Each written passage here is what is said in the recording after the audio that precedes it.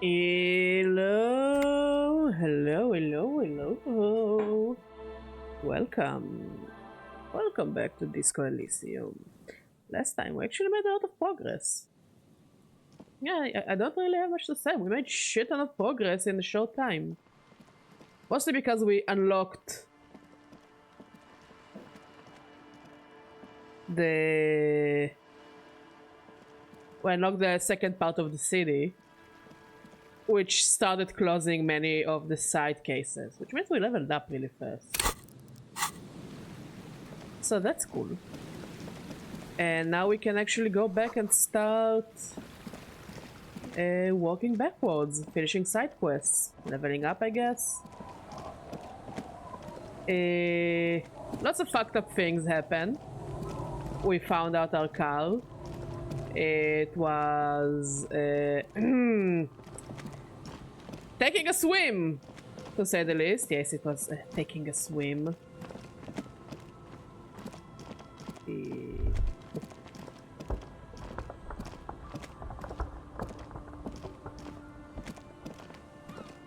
A familiar apparatus lies among the reeds.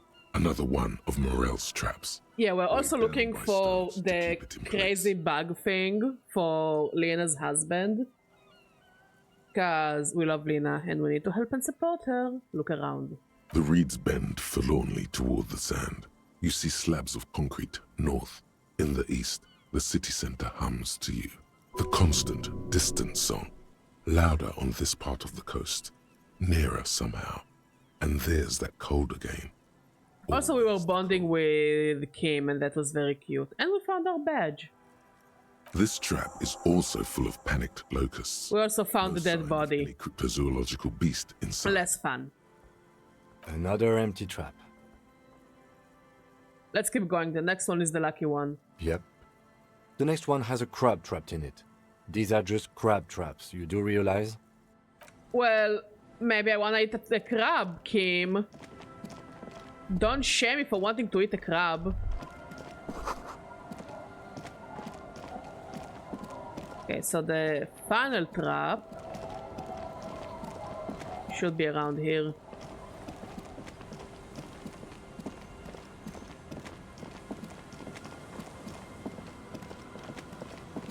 Is it here?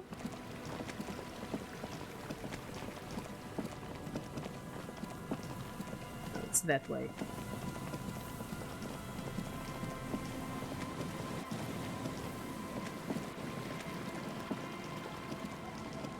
Like it was before the electric place.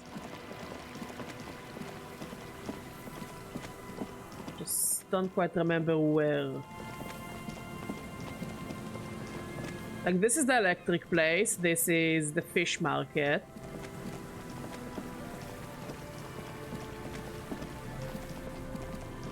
So it should be here. There we go.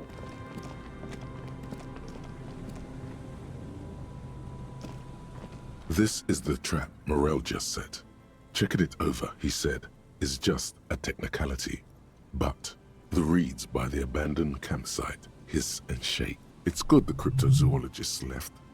This isn't a very cozy place to stay night after night. The later it gets, the colder. Remnants of the camp can I mean, I still don't be see seen in the locusts sand. moving in the trap. The fire that's gone out. You feel strange, somehow. Nothing but locusts in this trap as well. Definitely no cryptozoological monstrosity. Empty as all of them. One more of these and we're done. Bummer it wasn't in here. I'm just glad we haven't found some poor cat trapped in one of these. I cannot stress enough how much I like Kim. No, really, I cannot even start explaining how much I love him. Such a chill dude.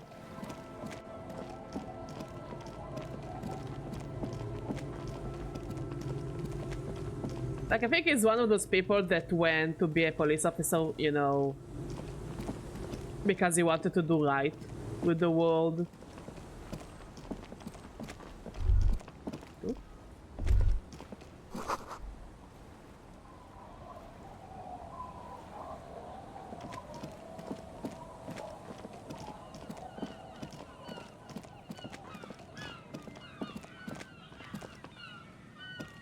Oh no, we checked the strap. Nothing has changed.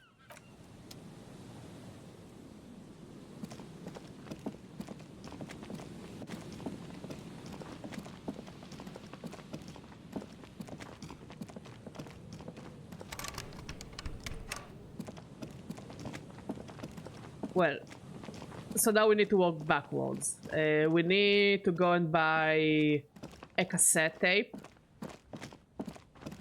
from the pawn shop. Let's remove our flashlight. It doesn't like the flashlight.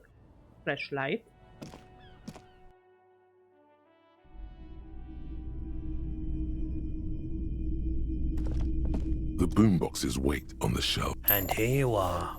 Quality sound. All the old boom. Typical Martinez streetlights.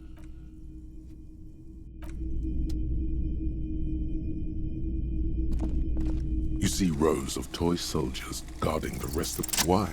What's this? A headless man riding a horse? A headless man wearing futuristic tracksuit trousers that say found. What is it? Oh, that's the Headless Phone Rider. Who? The Headless Phone Rider.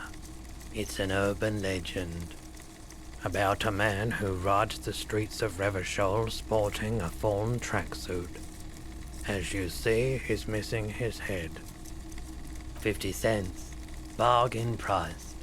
I'll throw in the tiny cap too. I think he's looking for it, or something. That part of the story has many interpretations. He lost his cap when he lost his head. Perhaps he's looking for the head. Did I mention that this figurine is supposed to be lucky? Always carry it with you. Sure.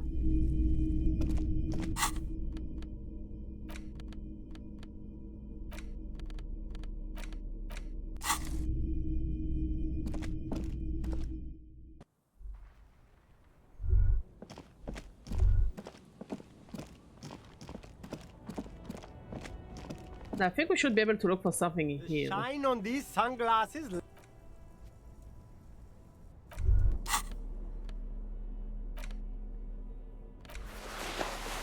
That's where conceptualization clothing.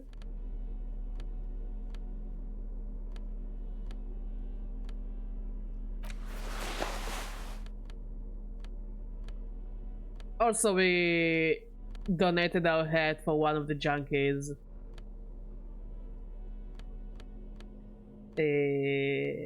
Which is a bit of a shame, but you know. Sometimes it's necessary to get rid of stuff. By getting rid of stuff, we kind of threw her in jail. The shine on these sunglasses lasts a lifetime, officer.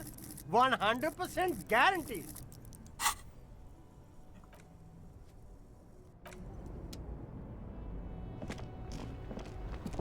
Okay, next, we didn't find the bull, which is kind of a shame. I do wanna go in here.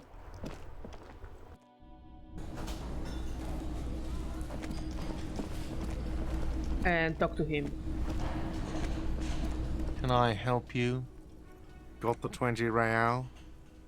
Good. You got the room for the night, but remember, you'll need another 20 real Yeah, I know. tomorrow. God, I found a new bird for the whirling. What is this thing? It's no big, I just thought it would look nice on the wall. I'm that kind of cop. What, the interior decorating kind? You know, I'm sorry. This is actually a nice bird. A competent piece of taxidermy. I can fix it to the plaque and have a new bird in the establishment, I guess? So, I don't know. Thank you. I'm gonna go with thank you. This was mostly about the fucking cardio. Massive cardio here. You'll live till 90, or you get a heart attack from running. Hey Jessicans, how you doing? I feel good about our work here today. It's all about the little things, like bringing people random stuffed animals. Absolutely, Kim knows what's up. If you want to make people happy, give them random stuffed animals.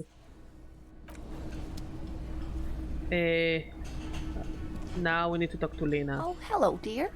There you are again. Wait, let's change our clothing to suggestion.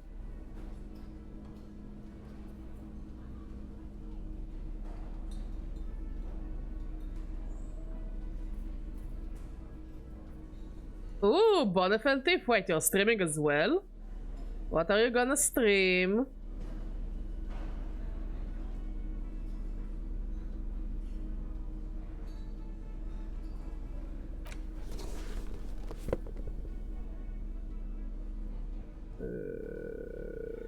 Okay, we will work with it. Oh, hello, dear. There you are again. You're an enthusiastic We don't have time for cryptozoology 101. Well, maybe we do, Let's Kim. get back to work, shall we? Let's see what you're streaming. Boom. Spying on the juicy kins.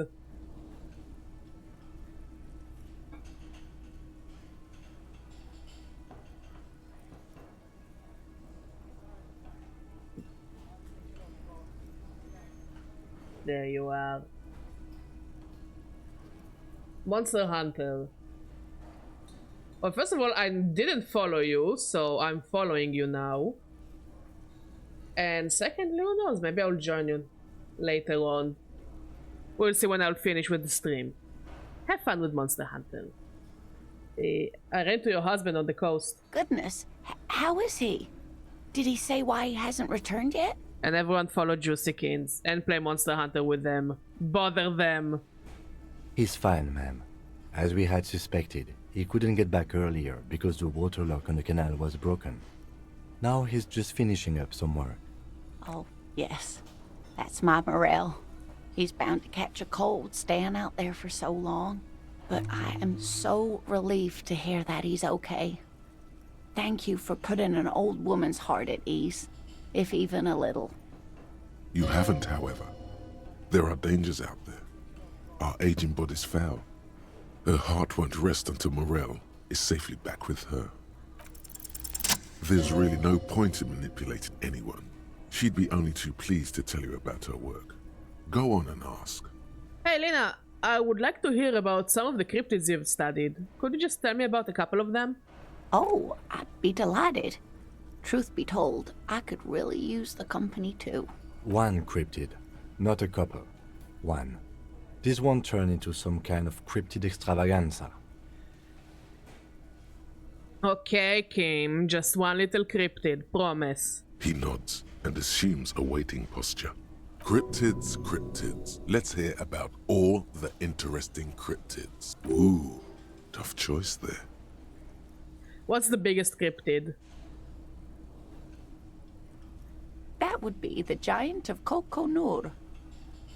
The giant lives in the most arid parts of the vast Kokonur Desert in South Samara, casting a strange light across the barren wastes. Wait, what do you mean, strange light? Mirage or psychogenous luminance. And just how big is it? No one knows for sure. It is like an awful mountain appearing from below the horizon and expanding to cover almost a third of your field of vision. Is it dangerous?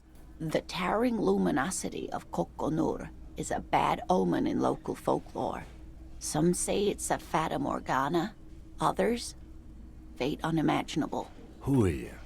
No animal can be that large. It's a mirage. That's what makes it so peculiar. A species surviving at the very limits of scientific law. The giant of Kokonur must be the largest animal the planet can support. There are limits, you see, to how large a metabolism an ecosystem can beget. Some say a gravity anomaly below the Kokonur Desert might allow the creature to grow to these gargantuan sizes. What's the tiniest cryptid? Hey, you promised you'd only ask about one cryptid.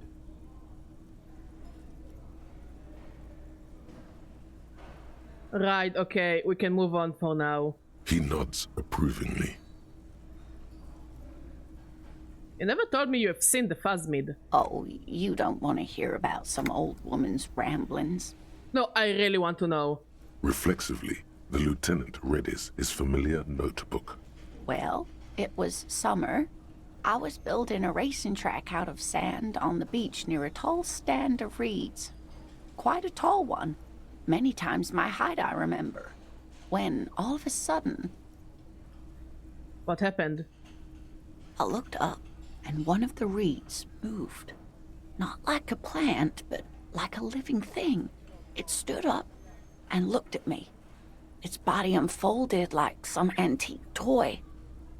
I'd never seen anything like it. The reeds turned into a creature. She had no fear, just surprise. I didn't know this can happen, so I reached my arm and touched the thing. It felt just like a stalk of reed, but it moved, swaying, towering above me. After a while, 20 seconds, a minute maybe, it left, went into the reeds. Did you follow it? I tried, but I was only a child. There was mud and high water. I couldn't see it anymore. I was just standing there knee-deep in mud, looking around me. Then what? I ran back home to my grandmother and asked her if reeds could walk, and told her they were looking at me. Of course, she just laughed at me, but I knew what I'd seen. For years, it was a story I told at parties when I wanted to impress boys. That sort of thing. Of course, most people just took it as a strange, amusing anecdote. So did I, honestly. But then I met Morel. We were on our first date when I told him my story. You should have seen his face. He said my descriptions matched the phasmid down to a T. Its white marble limbs, the way it moved. You were on a date? Our first. Yes. Aww. Its limbs are white? Not all of them, as far as I remember. Some of them. On the inside, like stalks of marble, if that makes sense. How big was it? It's hard to say how big things are when you're quite small yourself. To me, it seemed to be taller than I was then, but that's probably not the case. Maybe you imagined it, Lena. Of course. I've thought about it. But Morel says my report matches with the others. And I'm sure I hadn't heard of the phasmid as a child. Nor had my mother or my grandmother. So how did I know what to imagine? It was only when I started telling my story as a teenager that boys would tell me, Lena, you trying to tell us you saw the Insulindian phasmid out there in those reeds? Get out of here. They just give me a cider and ruffle my hair and tell me to stop dreaming. But I saw it. Kim, what do you think of this? I thought it was a wonderful story, man. Thank you for sharing this with me. You're welcome, sweetie. I do appreciate the chance to relive it whenever I get one. It was just such an impossibly sunshiny day. So warm. That was sweet.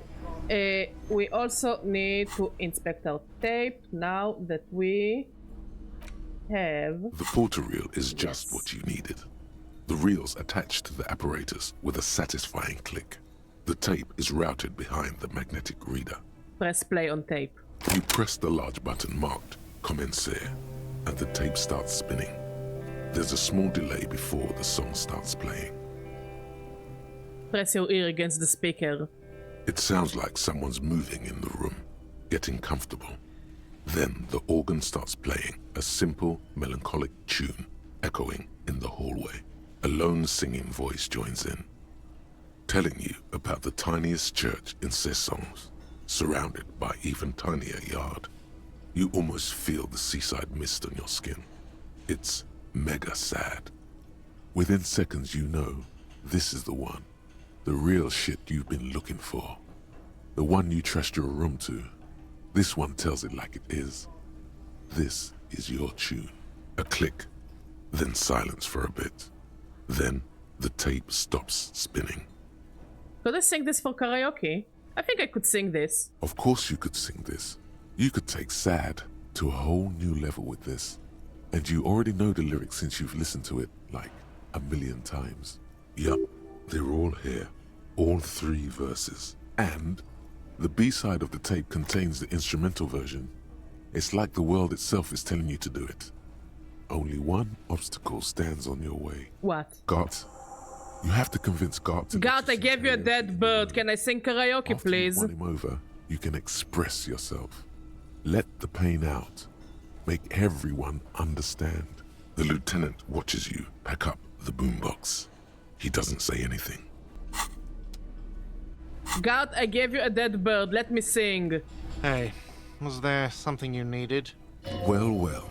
Bringing him that new bird sure made a difference in his attitude. Gart, I need to sing karaoke now. No, you don't. It's not happening. He tries not to look at you. It's dangerous to acknowledge the karaoke man. Why do you even have the PA system if no one's going to use it? It's for the... It's for no one. It's a prop. I'm not letting anyone use it after the great karaoke catastrophe of 44. Is that like the bite of 87? What happened in 44? A lot of people got killed because some arsehole wanted to sing karaoke. You got me interested. It's not a prop, it's for your clients. I know it's used. Okay, yes, it's for some clients. I'm a real client, I've paid my bills, and I have the right to use the karaoke machine. Ha! Well, we don't have any tapes. They all got stolen. It's alright, I have my own song with me. The man in the vest and the I violet win! shirt stares at the tape you've just given him. He begins to frown. Hard. Fine, fine.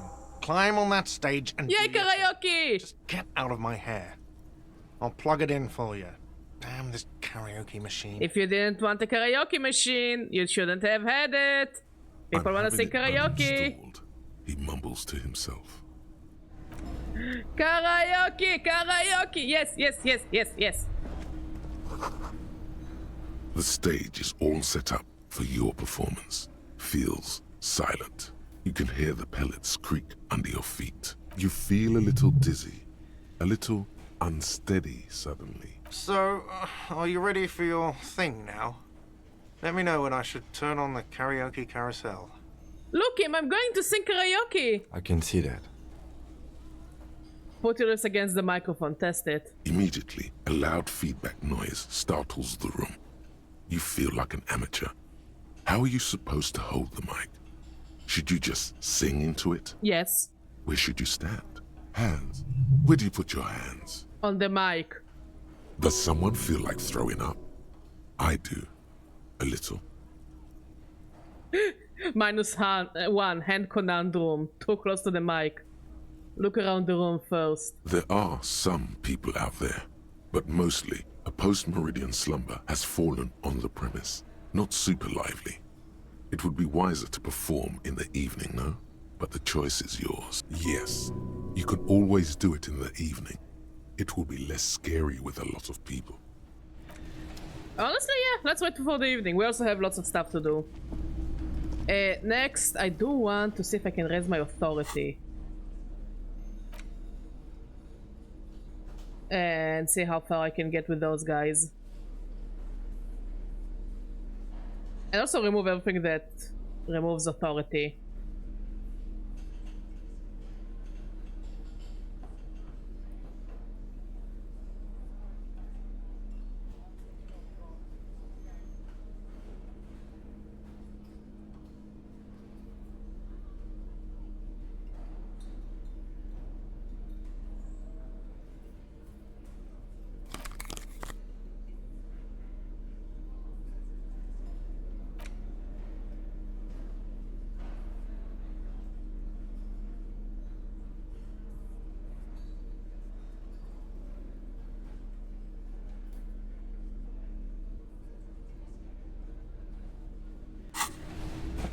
Let's talk to him and see if we can... It's you again. What is it? Let's see if we can actually make any progress with this plotline. No. Next. Okay, we can go and sell our bottles. Because we got a lot of bottles in that other place.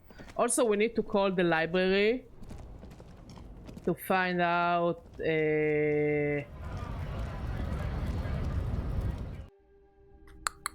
what's the deal with the guy who we found dead. The tear machine stands. Your bottles Oh, it's not that much at all. I think the bottle thing is not worth it.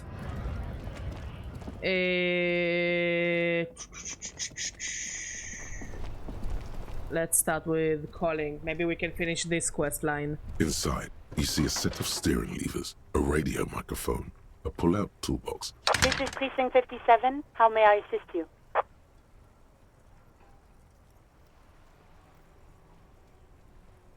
Connect me to the Jamrock Public Library. I'm afraid they're closed. It says here that the library is open from 10 a.m. to 6 p.m. We should try again during business hours. Okay. Anything else, Detective? I need to report a dead body on the Martinez Boardwalk. One moment. Can you please describe the body? Age, sex, cause of death? An unidentified middle-aged man, height 170 to 175 centimeters, dark hair, medium build, looks like he slipped, fell through a hole in the boardwalk and hit his head against the metal bench. We suspect he might have been inebriated when he fell. There were bottles all around him, and traces of vomit on his shirt. Any signs of violence? No, seems like it was an accident. No field autopsy necessary. You can hear her quickly typing in the background. What about his belongings? Did you examine his clothes? He was wearing boots, trousers, and old leather jacket with a bright blue lining. I found a library card from his pockets. Any information on the library card? It's from Central Jamrock Public Library. It belongs to someone named Billy Magin. Good. You have a lead. Do you and Lieutenant Kitsuragi want to take the case, or should I assign it to someone else? We're taking the case. I have assigned the case to Lieutenant Kitsuragi. Oh, it makes me feel like I'm a real police officer, real detective. We'll send someone to take the body to the morgue. That's all for now. Thank you for reporting in. Is there anything else I can do for you? 57. In the cabin, you see... Okay, so we need tomorrow as in the next day, call and... Okay, the woman is not here. But also it is getting late. Also the guy's not here. Let's see if anything interesting happened here while we were gone. No, that guy's still dead. Kate's still an asshole. Let's try to raise empathy and talk to the girl.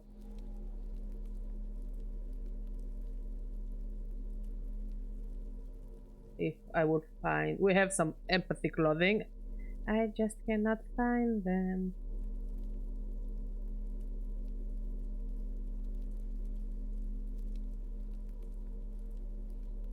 Empathy shoes.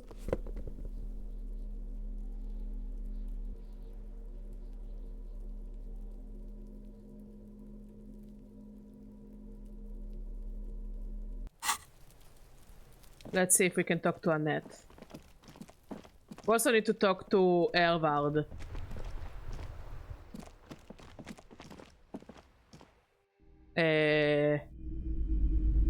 See if we can have any link with that plotline. Hi, Ace Detective. Are you here for more books? It's suggestion, not... Okay.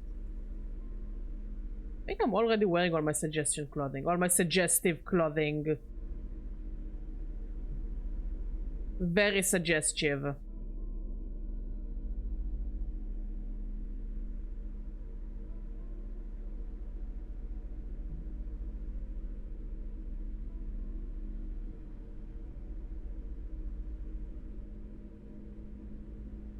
Like, we're sure we don't have anything. Yeah, that will lower our suggestion. Hi, Ace Detective. Are you here for more books? You have absolutely no idea. Familiar? How? You must have forgotten something you heard again. Suggestion. Let's try to level it up.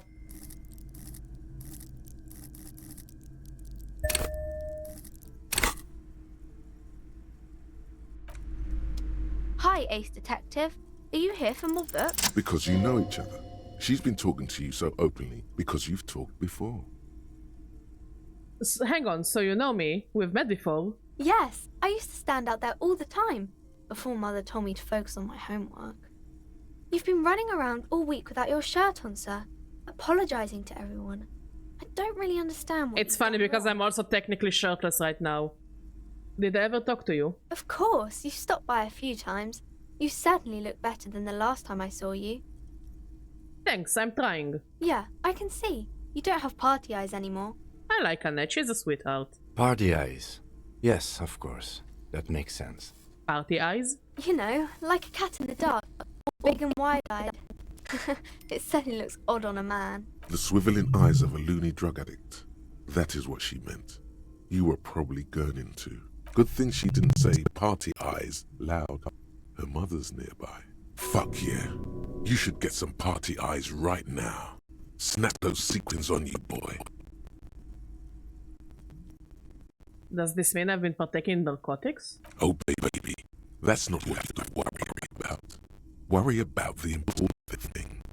So why didn't you tell me you knew me to begin with? I didn't know I had to do that. Thanks, I've learned something about myself today. I'm glad I could help you, sir. Okay, this conversation wasn't very productive. But hey, conversation is a conversation, I guess. Let's take the flashlight again. And let's see if we can open that computer.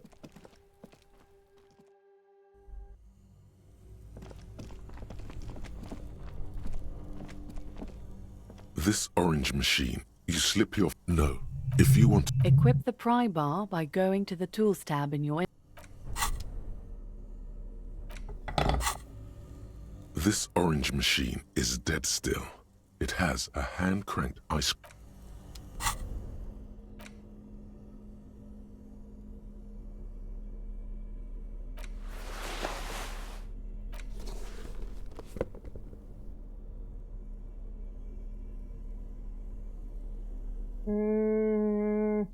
Anything else? Help me with physical instruments.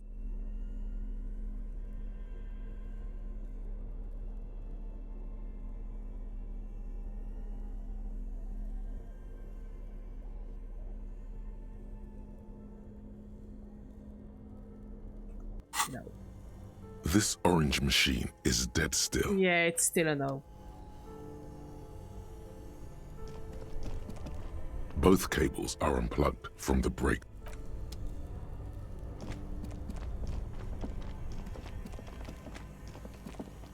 But yeah, we do want to go and try our luck with the computer.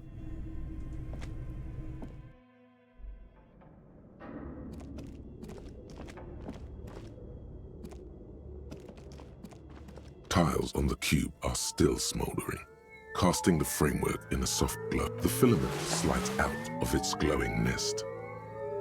Nothing happened. Something's missing. There's no tape in the player. Like a smooth draw, the speaker comes to life. Good afternoon. Please repeat. Is this the production schedule? Good. Please, good. Really? She just used the same password?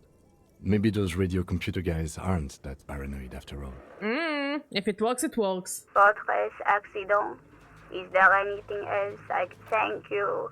Okay, next we press With print. a quiet determination, the printer starts printing. It's a project report written by the lead producer, Andrew Andy Schott, about Whirl Untethered, a radio game developed by Studio Fortress Accident.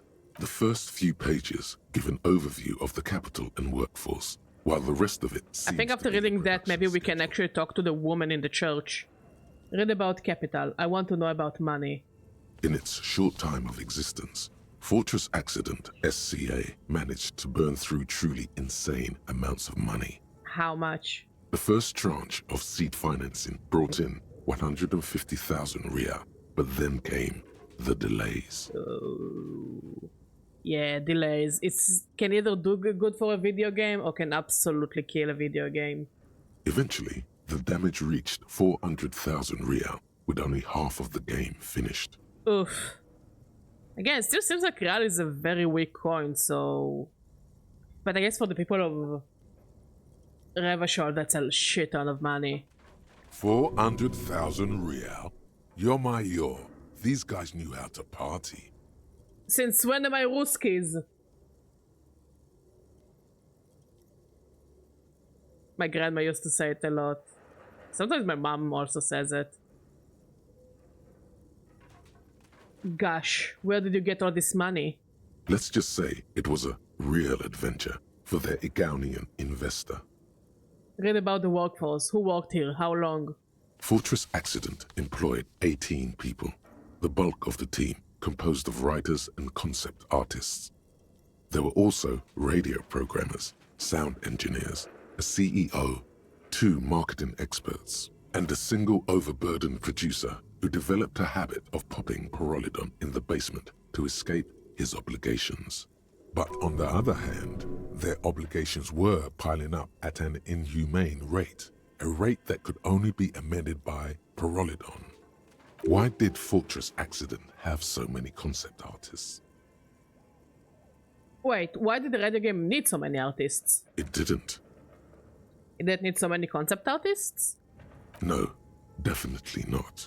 A few more producers could have come in handy though, especially when dealing with writers, some of whom routinely skip to work because of mental health issues and extremely unprofessional sleep schedules. One of them even managed to steal some valuable company property before skipping town for good. I think we read about what they stole or took, I think. This came through production schedule, whatever it is. The production schedule depicts their glorious descent into bankruptcy. Right, what happened? It was impossible not to fail. The project was too large, and no amount of money could satiate the ever-expanding ambitions of the development team. They tried to make a 4 million real game with 400,000 in their bank account. So they were a bit too ambitious. I mean, 4 million, bit of ambitious. They thought they could bridge the gap with pure willpower and imagination. They couldn't. Oh, so they were done in by their own ambition. No.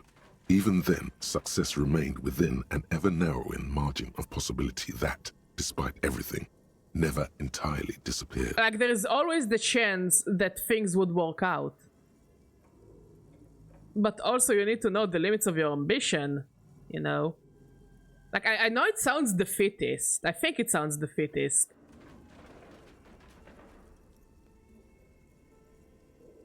But it seems like it's their first project and they put too much into it. And this is why the cost kept going on and on and on and on, and their team was too big for what they could afford. Yes. It is my first time playing through the game. Loving it so far. That is until they discovered the Valley of the Heads. The what? At the 11th hour, the lead designer, Jimsk-born Suliswaf Jalisa, decided that what Wirral Untethered needed was a secret mystical location at the extreme edge of the map. Okay, like in Fallout, I guess. This place was to be the Valley of the Heads, where the heads of all the headless constructs could be found. I'm going through most of the dialogue, you know, whatever I can go through. Each head would have been voiced on air by a professional actor. But you don't have the money for a professional actor. Okay. This is some insane shit. Who were those people? The world had never seen their kind before, and might never again. How many heads were there? So many. The last count, there were approximately 10,000 heads for 10,000 headless men, all of which could be endlessly recombined. See, this is why I'm saying it's a bit too ambitious. Oh yeah, I'm totally doing that. No, yeah, I'm totally doing that, like, all the small stuff before. Like, we just got access to the other side of the city, through the bridge. And it's closing so many small stuff, so I'm going for them first. I think I didn't touch the dead body until, like, I think the middle of the second day. Because I was too busy doing side stuff. Also, I beat up the racist guy, so that was fun. How many combinations could you make out of that? Do you really want to know? There seems to be a calculation here, but it may take a while. Yeah, how bad could it be?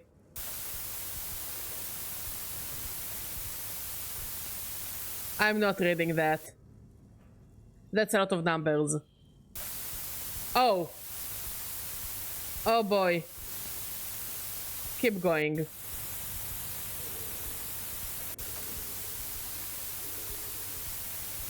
The lieutenant taps his foot impatiently, his arms folded tight against his chest. Jikim, just because I like numbers doesn't mean you need to be rude about it. He's dying for a cigarette. Come to think of it, you are too. Share a ciggy?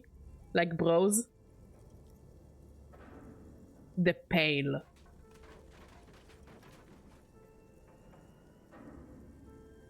I think my brain broke. The Pale, the Pale, the Pale. Oh. I don't... Did we encounter anything about the Pale? What have I done? Put in the Linkin Park meme.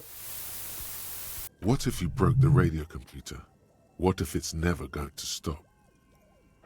Just let the numbers wash over you. Okay, so that's it. I mean, it's a few combinations. I don't know enough math to know. Oh, okay. So yeah, I don't know enough math to know what number it is. But I can say for sure that it's more than 2 combinations. And that's enough for me. Okay, so that's what did them in. Well, yeah, that and like, catastrophic. Wait, the Pale is the game they're working on with the racist wannabe elves? That it's basically their version of Radio Skyrim? Well, that and this catastrophic data loss. The what now? On the nature of the data loss, there's ominously little information in the production log. It comes at the very end, where things get fuzzy and dark, where tables and numbers seem to vanish into an eerie nothingness, before the Igaunian investors pulled the plug. Oh. Okay. What is clear is that one day, an unidentified numeric anomaly occurred on the East Insulindian Lintel front. I appreciate it. Untethered project was being compiled. I'm just kind of brute forcing my way through the game, but I'm having fun. Especially since I fail all the silly options and it makes the game even funnier. And the anomaly caused all the data to get lost in the air. When the project was returned, it was completely blank. The team spent weeks on the phone with Lintel, the service provider. But despite their diagnostics, they could never produce a satisfactory explanation or pay for the loss. What? They lost the whole game and wouldn't even pay for it? Always read the terms of service. Yikes. And let's face it, they didn't have any money left for illegal action. I mean, only by reading the terms of service you can avoid from turning into the human centipede. Wasn't there a copy of the game backup? Thank you for the cheer, Die Landban.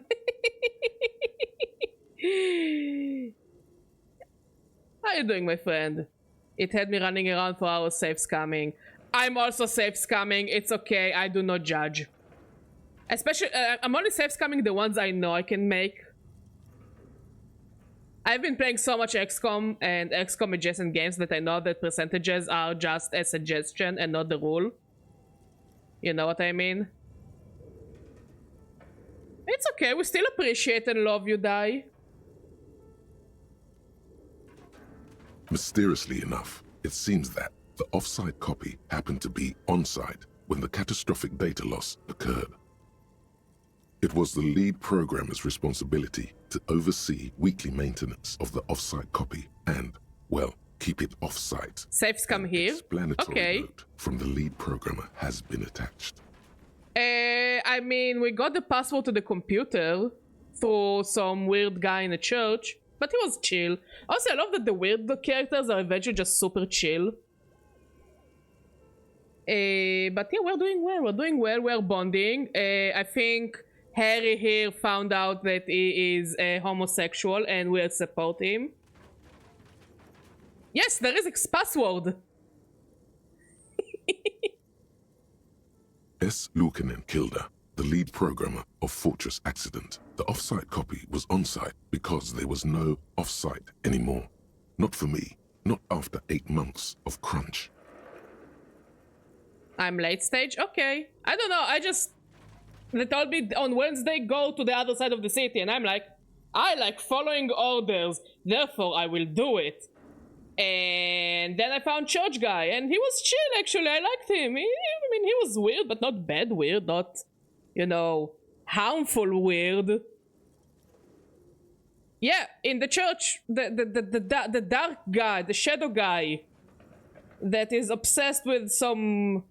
Yeah, the cool weird guy. He apparently heard the password from the woman working there. Yes. Like, I asked him about the password, and he said that he heard the password from the lady. No, Again, I tried to do the password on my own. I didn't, because I had no idea what the password was. On Wednesday, the third day, I went to the other side, the fish market, to the church, and I just asked the, you know, the dark guy, what was his name? Ceiling crawler? Ceiling jumper? Ceiling something? I asked him, hey, do you know the password to the computer over there? And he was like, yeah, sure, I think I know the password. I heard the woman saying it over and over again. And I was like, yeah, Gucci, thank you, ceiling guy.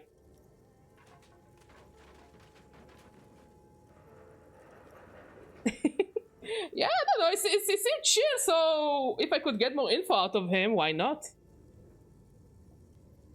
I didn't have a home anymore, so I started keeping it in the basement, in the ice bear refrigerator, near where I went to sleep. It was perfectly safe there. The temperature conditions were optimal.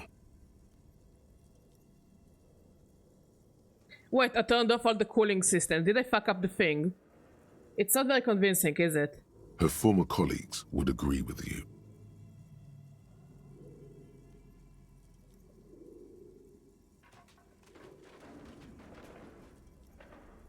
Yeah, I went to the silent spot. I was walking all around the church. You know, it's basically a point-and-click adventure game. The point is to go around and click on everything until something works. So, yeah, I went to the silent spot, and you know, I failed the save, but the guy wasn't very harmful and was kind of friendly, and I like him. Okay. She's right, actually. Again, I'm choosing the choices that I would actually choose, because I'm playing this game completely blind. So I'm just going for the choices that make sense to me. But who knows, maybe in the future I'll make a playthrough with a guide to get, you know, all the cool stuff that I probably missed. Is there something else from this lead programmer? The production schedule ends with a few random notes that seem to be added sometime later. Read the notes at the end. 4 months later, by an unknown author. I am the only one left, and it's gotten rather damp here. A few other businesses have gone under, too. Slipstream switched to making skis. From what I saw, the game only takes play, like... Cursing Martinez. It's 5 days long. Something's No? seriously wrong with this place. Martinez. All of it. Still haven't got an answer from Lintel about what happened. All I could get... I really like the shadows in this game. ...of the era on the East Insulindian front on that day. Since the computation happened on air, I reckoned it had to coincide with an actually existing location. I have compared the coordinates to a map of Revachol West. Turns out it's only 800 meters from here. The address is Saint-Brun 1147. I am going there to look this thing in the eye. Of course, sure.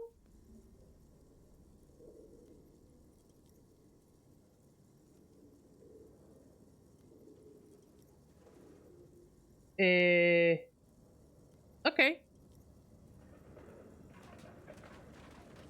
Well, take your time. You know, I think it's one of those games that you need to play over and over and over again to get, like, the full picture, no? Saint-Brun 1147? That's what the street sign next to the church said. Well, and we know the church woman is there. I will try to look for the book. and read it. Tear off the printout and throw it away. Tiles on the cube are still smoldering. Let's take the cube with us. Maybe we can give the cube to her.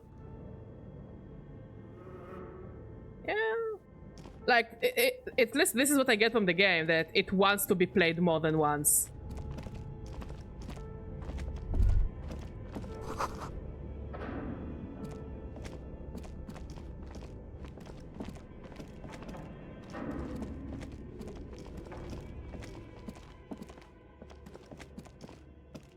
The barbell waits patiently on the floor, like a dog.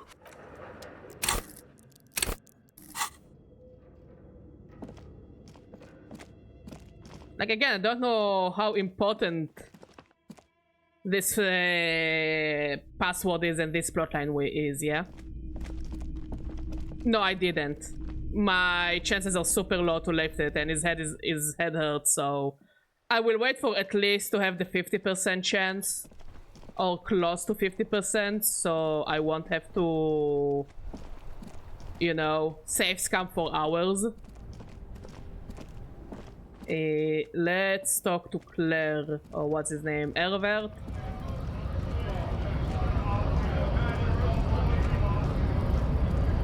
About Gary. Yeah, Evrart. Or what's his name? Yes, I did get. So this is what the die does. Yeah, I do have the die.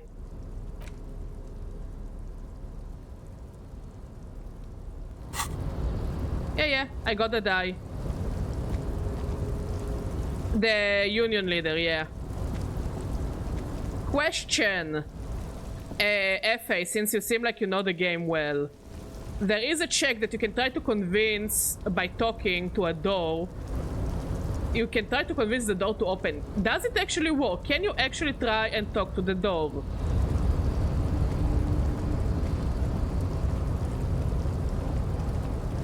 Like, can you actually convince the door to open? Before the cargo container. Its drawer has not lessened since you were last here. If anything, it seems to have grown. Do I have anything that raises rhetoric?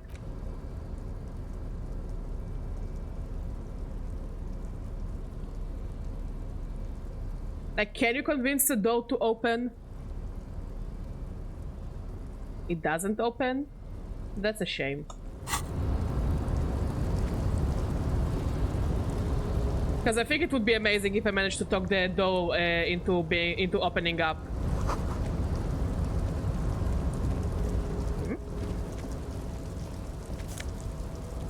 Half-light.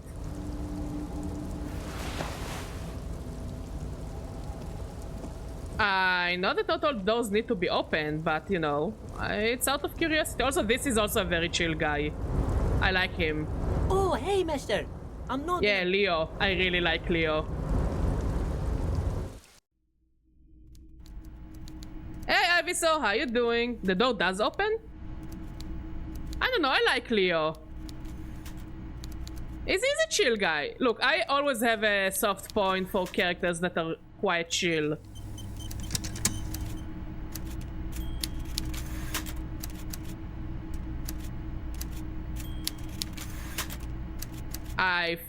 I don't know, I think I got a decent amount of stuff, no?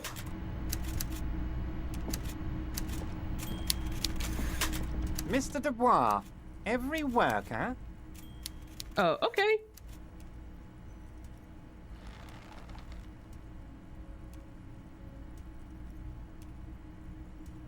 What language? What? Dayus? It's Hebrew.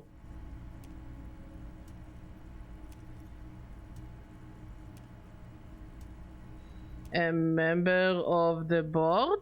That's right, Mr. Dubois.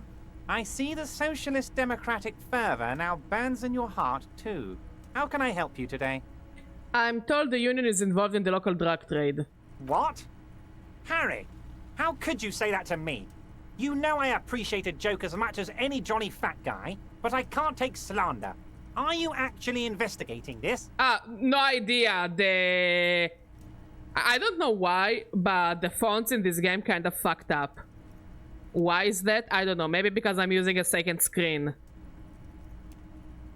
So your guess is as good as mine. I think it's just something guy that got fucked up, but you know, as long as it doesn't jumble the text in the game itself, I don't really care. I have it on the dyslexia mode. Yeah, I have dyslexic font. I'm also kind of visually impaired, so like, you know.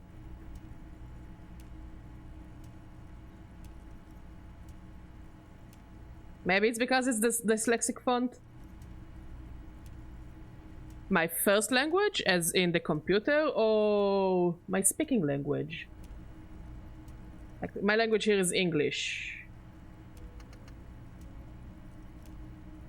And English. Double English.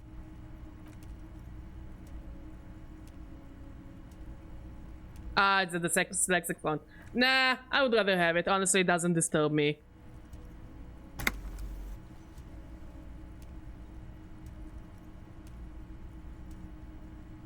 Oh, my speaking language first is Hebrew and Russian.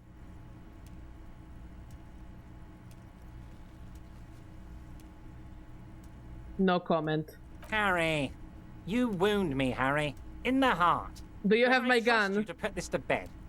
Do what you must, and let's change the subject, shall we? Thank you for your understanding. We will continue to do what we must. You too, Lieutenant. So he's basically aware of the drug trade. I like you, Yes, I am. but you never were my favorite. I'm a Harry guy. I'm Team Harry. Are you? None taken. Did we have anything else to do here, Harry? Ah, yes. Your side investigation. Thank you. You've got some spirit clearing up phony drug accusations alongside this murder. I'll talk to the mayor and see if I can get you the key to the city, Harry. Now let's talk real business. I'm in one of the better locations, I guess. Not Tel Aviv, yeah, because I fucking hate that city. But I'm in a decent location. I'm happy where I live. I'm very happy where I live. Not even a speck of anger in his voice. That's that then. I opened the door you asked me. Can we discuss the murder now? I'm very glad to Oh, hear I that. also hate Tel Aviv. I hate it with a passion. Every time I need to travel to that city, I want to fucking throw myself into the train. Oh my god, I hate that city so much. There is no way to sway this man in any direction. He is Tel Aviv haters unite. and unswayable. Just tell the truth.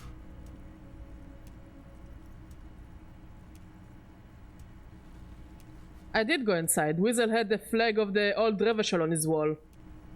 Exactly the kind of fascist memorabilia I was expecting. Yes! Weasel probably prays to it every night for the downfall of the Union. Now let's get down to brass tacks. It's time for men like me and you to figure out who's killed who and why. Real police work is gonna start happening now. I promise you, Harry, this is gonna be good. I've heard about the connection between the lynching and the strike. I would like to hear what you know about it. By now, I'm sure you figured out who the dead man was working for. Yes, I did. Wild Pines, sent to scare us. Another violent measure of the top hats against us flatcaps. I'm listening. Harry, this strike is the culmination of many, many mistakes made by the Wild Pines group. They tried to shut the strike down by sending in armed mercenaries. You mean our victim? A security contractor? Can you imagine that? Workers standing in peaceful protest, united in the spirit of fellowship, and they send hired killers to mow us down with machine gun fire? Which quote?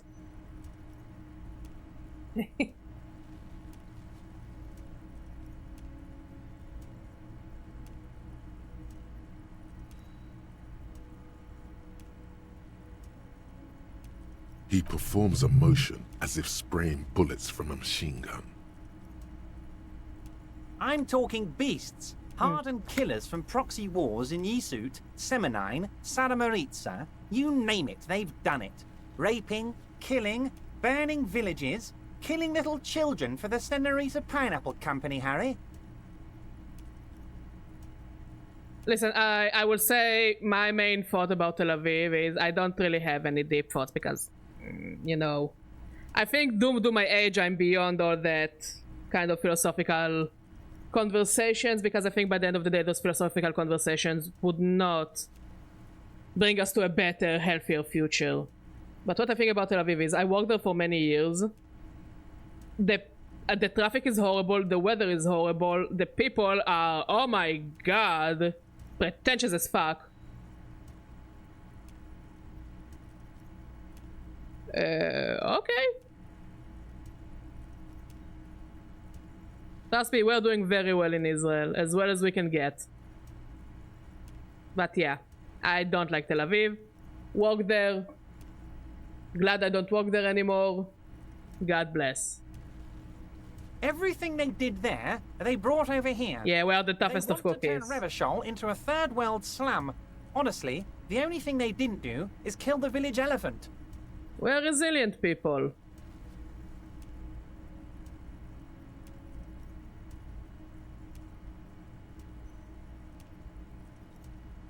Go on. Now, I haven't personally witnessed the brutalities out there. I have the luxury of staying in my container, you see. If I need to go somewhere, they just move my container.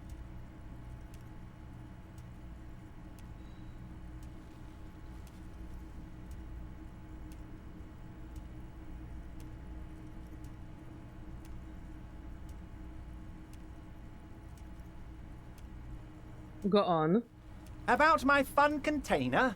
It's a hoot, Harry. Who knows? Maybe you'll be in here the next time they move it. It will be very fun, I promise. Nah, mate, some of those people are hateable. And trust me, I don't hate the country. The country's land, me and my container. It's the people who make the country. Killers the company hired, I think, and it's true to any country, like it or not. Commando types. One of them got downright suicidal, getting drunk, violent, a little rapey.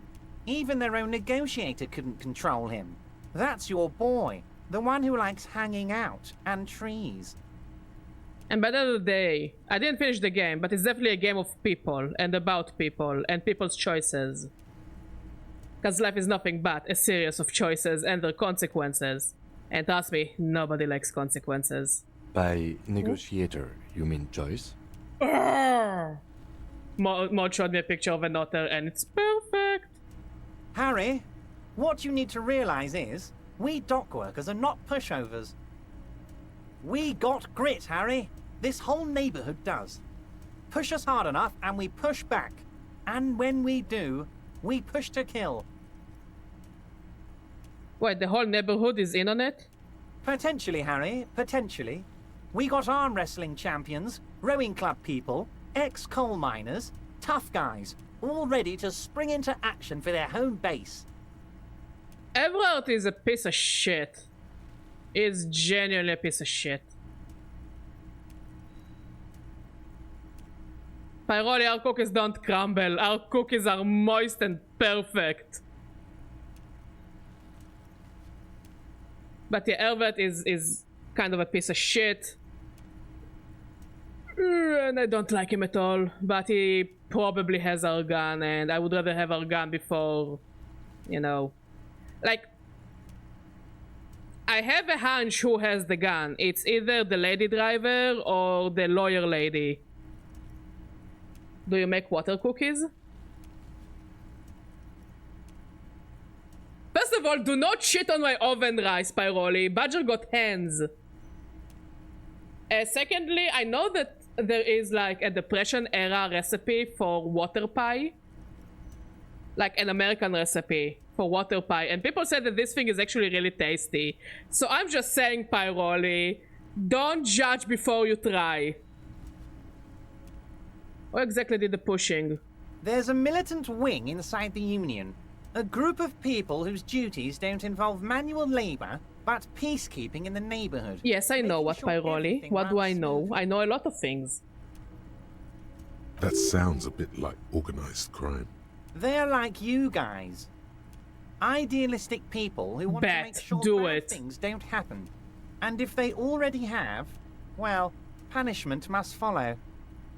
Again, That sounds like organized crime. It is organized crime, Mr. Logic. So these idealists killed our victim? One day Titus Hardy, leader of this peacekeeping faction, comes up to me and says, "Boss, socialist we do indeed have a drove us baguette. to take it upon ourselves to kill this beast that was burdening the land." He probably worded it differently, but that was the idea. Sure sounded to me like they killed him. I gave them 2 weeks paid leave and told them to lay low to avoid retaliation. Jimmy's mom, can I have a croissant? Aren't you worried we might arrest them for this? Yeah, my brain has rotted years ago. It's beyond saving. Oh, I'm not at all worried about that. These are not the kind of men who get arrested. They're Martinez boys, tough and gritty. I'd like to see the man who takes them in.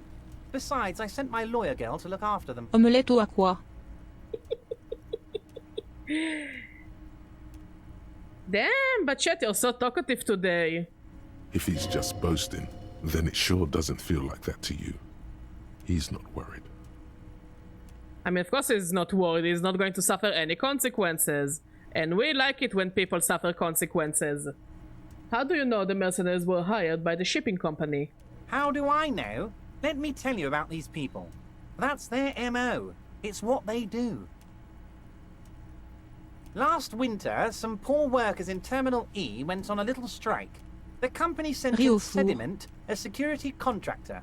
The strike was over the workers' right to wear protective footwear, Harry. Paroli, do I need to remind you that the only words in French I know are things you can find on a menu? These guys anything beyond that, it's above my... What, Harry? Even then, it's if we got the too much for me. company after a little rebranding. And I'm sure as hell not surprised to see an army of scabs under my gates. I thought you meant I have 4 Riz, which is more than most people. Yo, yo. Wink, wink. Wee, wee. What's up? Hon. Escargot.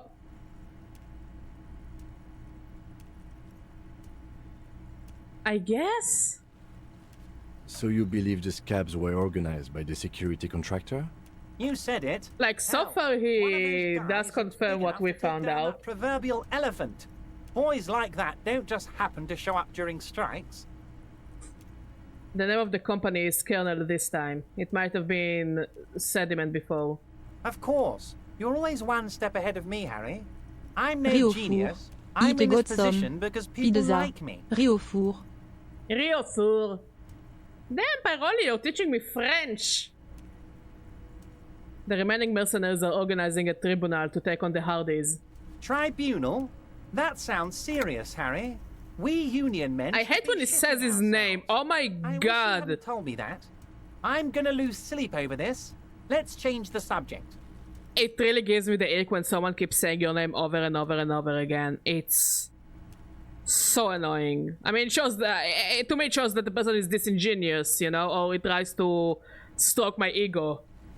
But it does the other effect. It makes me feel smaller. It doesn't stroke my ego. If you want to stroke my ego, you just need to say how amazing I am. How good my oven rice is, Pyroli. Well, it means you can teach me anything, Pyroli, and I will take it in face value.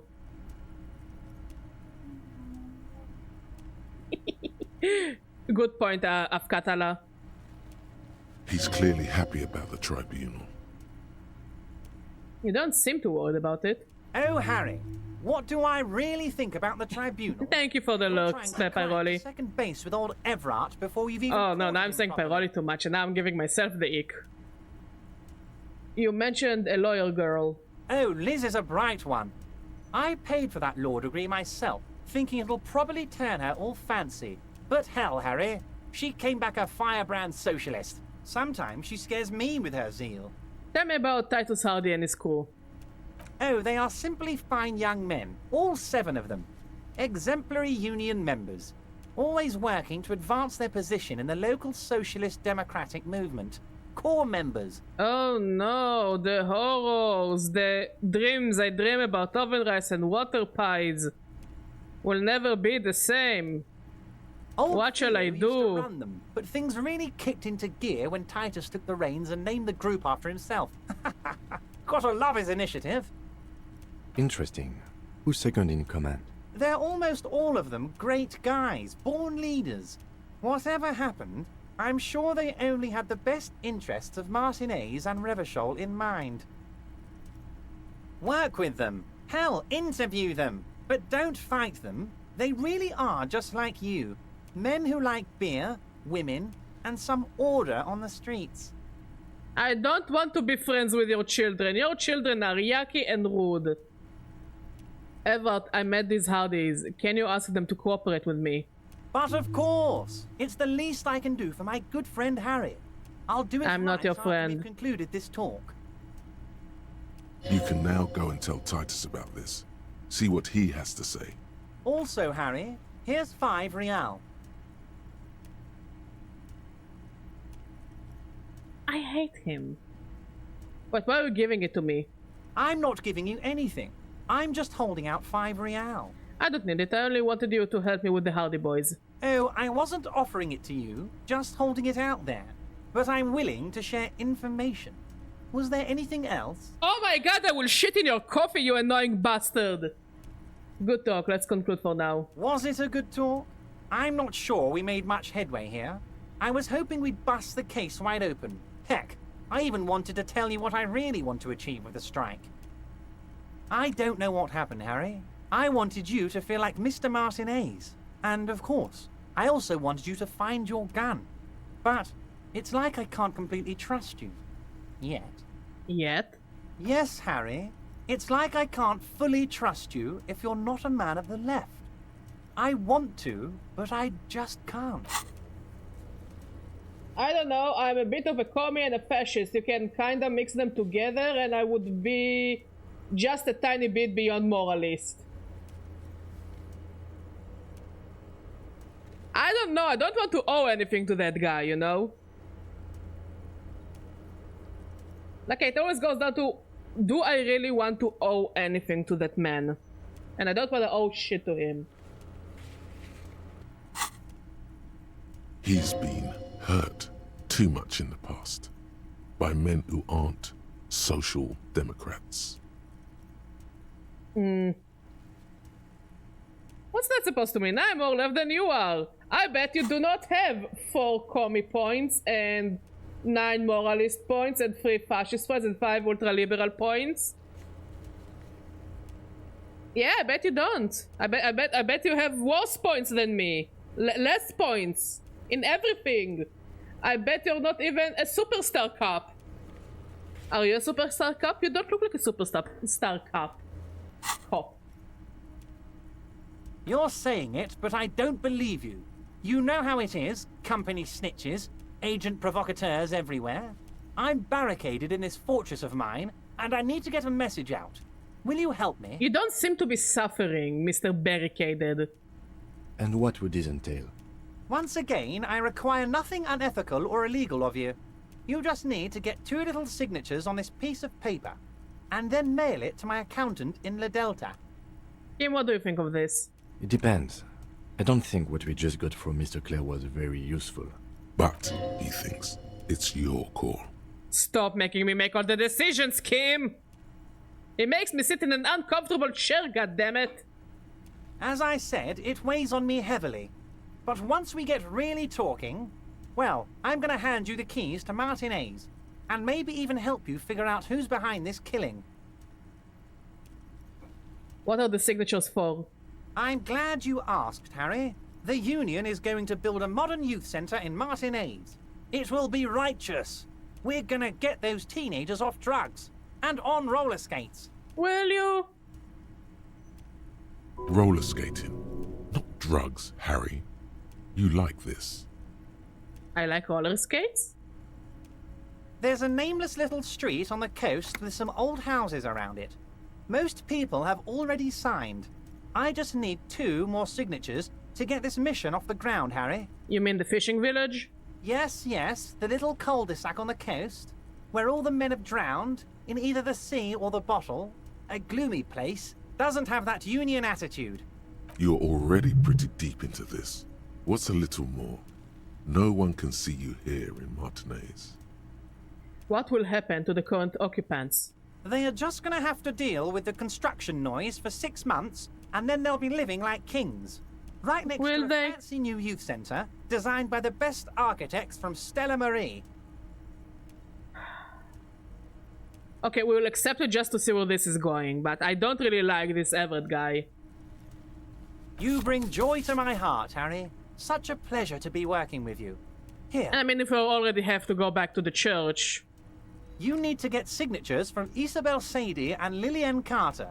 The cul-de-sac is right past the pawn shop and across the canal. I heard there was some trouble with the water lock, but it should be fixed now. Yes, I fixed it. Mail this to 13022 La Rocca in La Delta. Then I'll know you're a solid socialist. Could you help me get a dead body down from a tree? You might have noticed there's one hanging on a tree behind the hostel cafeteria. Oh my. Don't take this question personally, but why would I get involved in this matter? It's your people who killed him! At least get him off the tree! Mr. Clare, the man was hanged with a cargo belt. A steel-reinforced cargo belt. It's safe to assume the Union had something to do with the murder. Besides, getting the body down would benefit all of us. It's a stain on the neighborhood. Also, I studied the footprints at the crime scene. Walker boots. I can certainly see how having him up there might start affecting some real estate values. But of course, all joking aside, I am going to help you. Jean-Luc, the cop who bested you in physical combat is here, and he has a little dead body in a tree problem. Namely, he needs it to be taken down. Please extend him this courtesy. You can find Luke down at the gates, but you already knew that. Anyway, he's going to help you, now that he's back on his feet. Luke, who is Luke? I don't think I talked to a Luke. Did I talk to a Luke? Most certainly. By all means, Harry. What's on your mind? I did it, Evrart. I turned it off. What? The shady brew. You told me to make it even shadier. I didn't. It had alcohol in it. Now there is no alcohol. Did I? Well done then, Harry. I like not knowing about it, and I'm sure you made the right call. I spend the whole day delegating tasks, and it's a great relief to see people taking initiative. I don't even want to know what all of that means. Brew, shady, alcohol, turned off. I'm gonna let the world surprise me. What's in the container that's outside your office? My dear Harry, there are literally millions of containers in this harbour. I couldn't possibly remember what's in all of them. There is something special about it. It was attached to the Kvalsund crane. Harry, you smooth-talking son of a bitch. Time is a precious resource, and I don't have enough of it to count containers with you. I don't need you to count containers. I'm talking only about the one container. Smooth talking. Maybe that's the way to go about opening the container. Let's see if we can lie. At least try convincing it. No, you didn't. I know the mailman, Harry. I know everyone and everything that happens in this town, and I know there's no letter in that mailbox yet. Just like I know you'll get it done. By all means, Harry. See you soon. Okay, so no gun yet. Wait. Go back. Mr. Dubois, everyone... Yes, my best men are tracking it down. What's that, Harry? So it doesn't have my gun.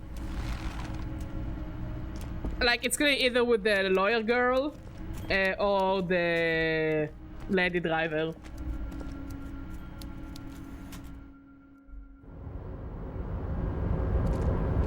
This is Leo, you're not Jean-Luc.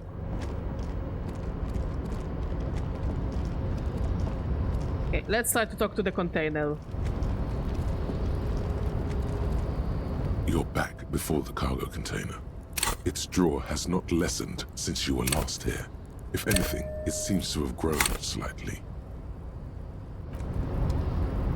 You're back before the cargo container. Why are you even trying to open a door with rhetoric? Because getting physical wasn't an option. Because what wasn't an option? Shut up, Kim! Using my body over my wits. Now is not the time to get philosophical, detective. You can do that after hours. Mate, we're in Disco Elysium. It's always time to get philosophical, I guess.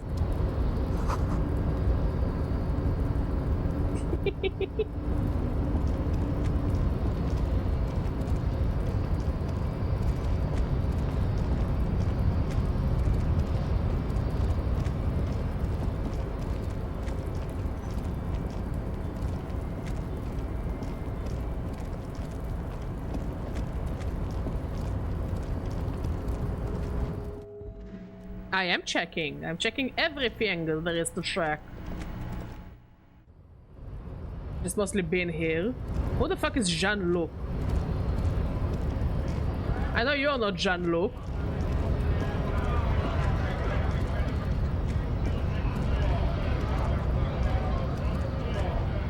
Right to work! No, you're not Jean-Luc.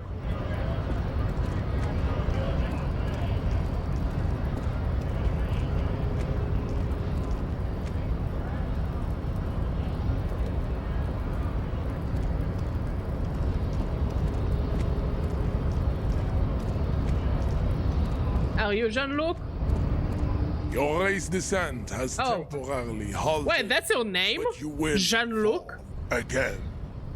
Ever told you to help us get the body down from the tree? So it was.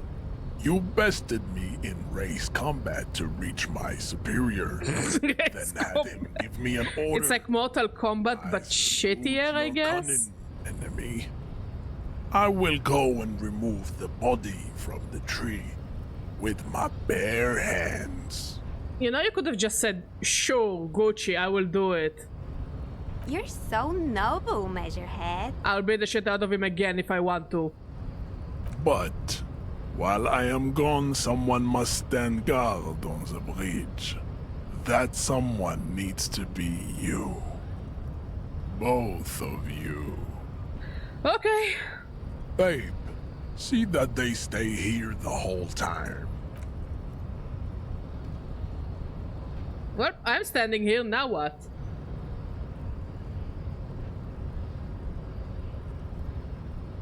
So, you come here often? You like flashlights? The woman's gaze follows Measurehead as he leaves. Did you know that I'm a disco homosexual? I don't think she's into it. So, you guys are like cops or something? Why are you with Measurehead? Look at him. His craniometric perfection. Are you cops or what? Pass. Apparently so. Cool. I like men with guns and power. I'm Katya, by the way. I don't have guns, but I did kick the shit out of your boyfriend. You hear that? That sound. He's breaking something. The tree, clearly. Yeah, Jean-Luc must be really tearing it up over there. I wish I could see it. I also wish I could see it. Look at you! RCM rent-a-cops! Guarding that bridge like Evrart's lapdogs! Is this where it's at now? The RCM is for sale! Bitch, you're a fucking mercenary and you're judging me? Spoken by a mercenary, pretending to be a worker. I'll walk with whoever I want.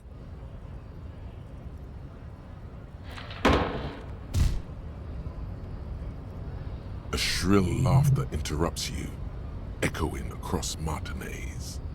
It's Kuno. Then, the man turns to look behind him at the behemoth appearing around the corner, approaching him, walking past him. Is it gonna beat the shit out of Kuno? Oh. Thank you, Mr. Tall Guy. You have a very interesting walk cycle, I must say. Do you like my flashlight game? The corpse has been removed from the tree. Stand down and congratulate yourself. You have sided with Ray's victory today. There has been no side choosing. We did what we had to do to keep order. And what you had to do was to become a union man. Shut up. I'm not on your side, but you're very convenient. You and your muscles.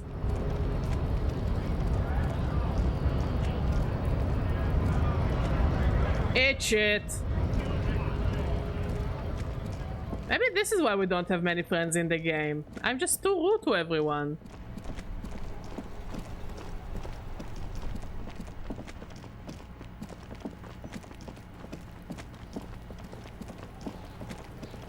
Well, it's down all right.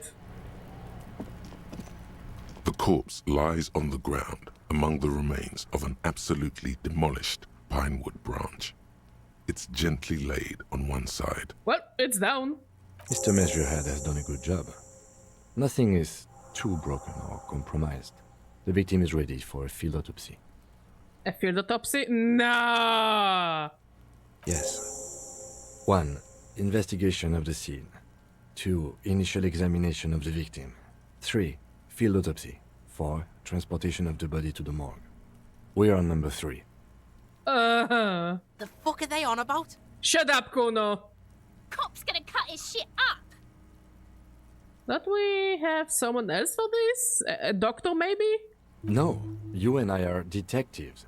The honorary rank of detective signifies our ability to handle the entire incident chain. From autopsy to cleanup, to social work, everything. Kim, are you sure we're being paid enough to deal with this? Wait, a honorary rank of detective? An honor and a burden attached to your rank once you've proven yourself able. Usually after 5 to 8 years of field work. Mine is lieutenant detective. Yeah, I feel like a detective, I guess. Let me just hit him with the crowbar and open him up. You are. Your station would not have assigned you on this case if you weren't. Now... The lieutenant adjusts his glasses and takes a deep breath. First, what exactly is a field autopsy? Come on, officer. You know what a field autopsy is. You've done 100 of them. I did? How long do we need to fake it till we make it? Is this the point where I stop? Let's get in there. There truly is a time for everything, even for yellow gardening gloves. However, they are lacking hygienically.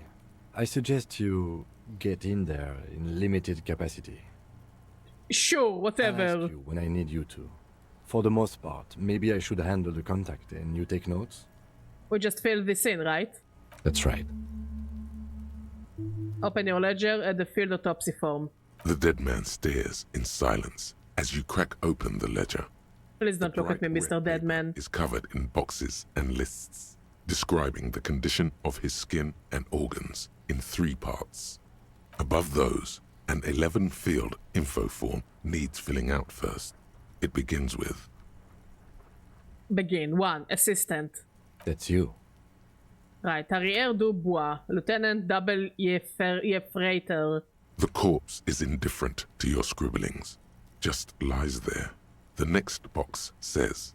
Coroner's case number. KK57-0803.0815. KK equals Kim Kitsuragi. 57 equals Precinct 57. Followed by his date, 0803, and time of arrival, 0815, on the scene. He's indexed the case after himself, not you. Shouldn't we file the coroner's case under me? Technically, I arrived at the scene before you. And what would that make the alphanumeric? HDB 41, 0803. Help me out with the time of day, anyone? Let's say 1300. A good time to start drinking. Good. Let's go with that. The lieutenant is quite surprised you managed to come up with an adequate case number. Yay! I'll take it as a compliment, Kim. Name. We've heard the nom de guerre. Lely. It's better than nothing. Write it down. Right, Lely, nom de guerre. What's next? Date of birth? Yes. NA. Age? Roughly 50. Right. Squiggly line 50. The corpse looks ageless, like meat on a hook. I don't remember asking you, corpse. You're supposed to be dead. Teeming with opportunistic microorganisms, letting out a foul-smelling diamine compound. Your eyes turn watery. Race. Mondial. Subgroup Occidental, as per your observation. Write it down. The pudgy mess looks neither mondial nor occidental. It doesn't even look human. The next line says, Sex. Fucky, fucky! Shut up! Male. Pigs can have sex? Shut up! nor does he look male, with his pregnant belly and indistinguishable face. Date of death. We're still going with March 4th, 51. What else? 9. Body identified by is non-applicable. 10. Case number is the same as the coroner's case. HDB 41 0803.1300 listens, motionless, with the cargo belt still around his neck. Only one box remains. Dude, do you want me to like remove it from around your neck or something? Like you keep talking about it. Are you like uncomfortable or something? Like say yes if you're uncomfortable. Take your time. This is fine to me. Evidence of treatment. None. At least not after the initial The fuck was examination. that light? What exactly is treatment anyway? Interfering with the body's position or wounds post-mortem. I agree. Lividity pointed to a lynching. Then again, the right lividity is easy to produce if you know what you're doing. Your central nervous system recognizes this gesture. It's the stations of the breath. Ecclesiastic, religious in nature, a holdout from pre-DeLorean burial rites. It takes him 2 seconds to perform. Then, somewhere in Jamrock North, a small wood shed behind Rosencrantz Row, Lieutenant Nick Feuerbach puts his hand to the chest of a small corpse, no larger than a monkey. It's raining outside, light drizzle. There is darkness in the shed. Elsewhere yet, an obese female sits in a wicker chair, her silhouette bull-like against the window. Outside, Grand Coudon. The day is turning dim for Sergeant Mac Dawson. Hand extended, he approaches, to make sure she is dead more than anything else. The building is tall, 7 stories wind-wrapped in solitude. Most of the apartments are unoccupied. This was a suicide. The other, an accident. The small one. And so, all across Jamrock, Coal City, GRIH, 42 deceased persons found today. 42 stations of breath. We should start the post-mortem. Turn the page. The corpse cannot feel Kim's hand on his chest. It no longer meaningfully interacts with its surroundings.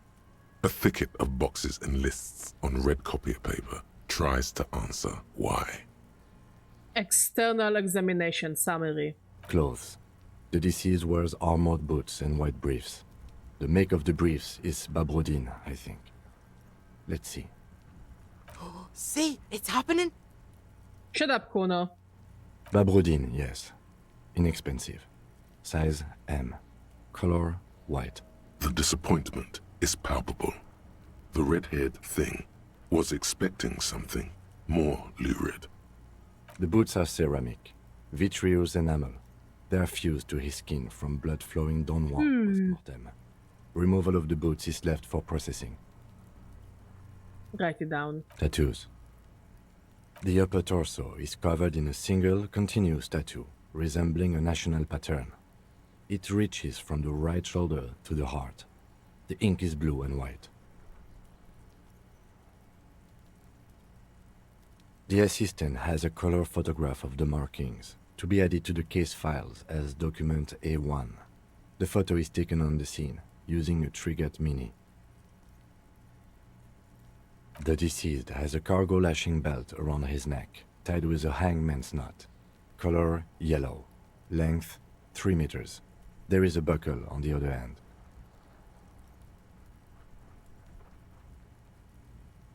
Well-nourished, athletically built, measuring 1.8 meters. Generally consistent with age, about 50. Preservation is good. Ambient temperature, below freezing. The spine is bent more than the lieutenant compensated for. This buster's actual height is about 1.85. And no, you could not take him straight on. I'm going to write 185 meters, Lieutenant. Of course, I undercompensated. Body hair is light brown. Distribution is consistent with the age. The deceased had male pattern baldness. Hair is combed back, short. So basically, I could defeat him with a plunger. Touch the corpse's hair before moving on. The hair under your latex fingers feels cold to touch, wet. Stroke his hair gently. The stench is suffocating. Strands of dark brown hair start sticking to the latex of the glove, like thread off a rag doll's head. There must be brilliantine in there. He's combed his hair back with oil. Keep petting him. More hair sticks to the glove. Hair off the rain-soaked head of a dead man. There are bumps and dips on the skull below. An alien landscape. For a fraction of a second you feel something. An irregularity. But then it's gone. Too minute to register in your mind. There, dead man. You were someone's child. It's all over now. What was that? A bump? What was what? Brilliantine. There's brilliantine in his hair. What is brilliantine?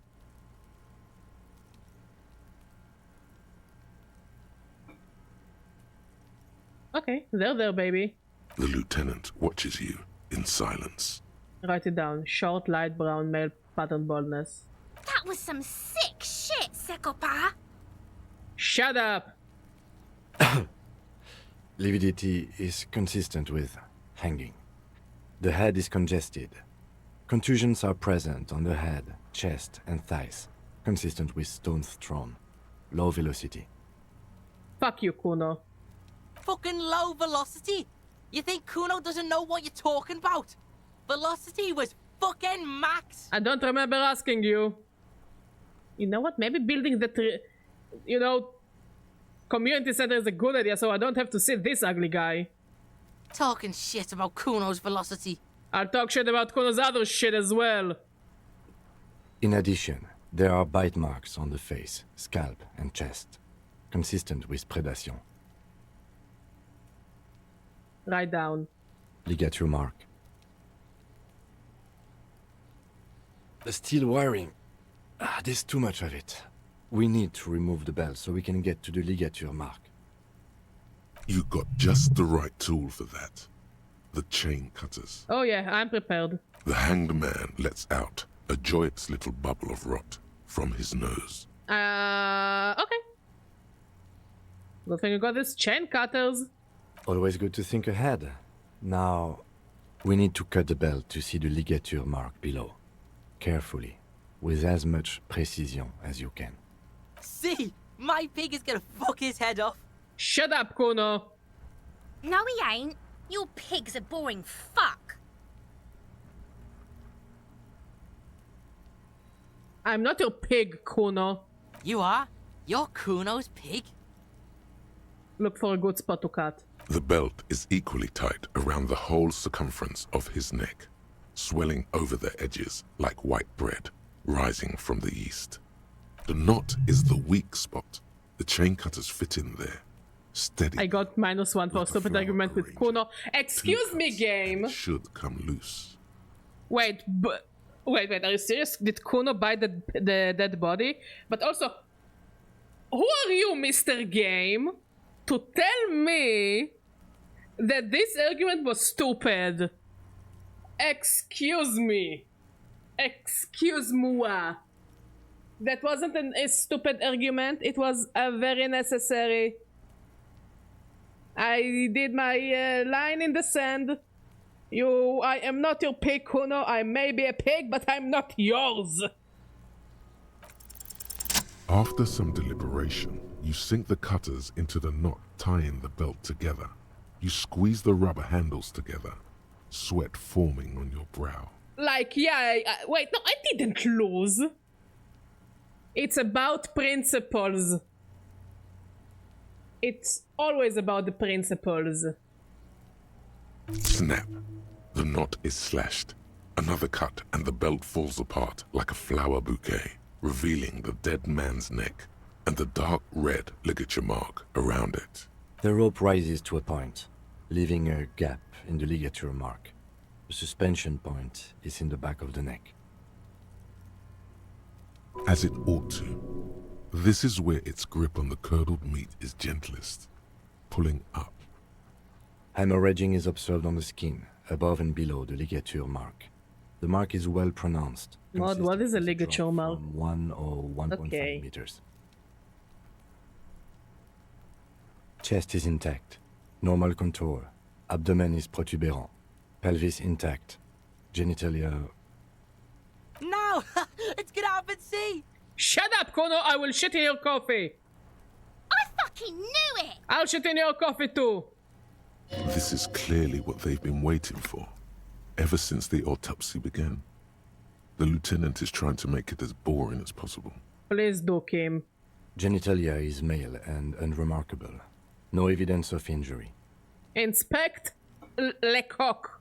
The dead man's penis is average-sized, congested from the downward collection of blood. The testicles are uneven in length, hanging underneath. The genitalia is greenish.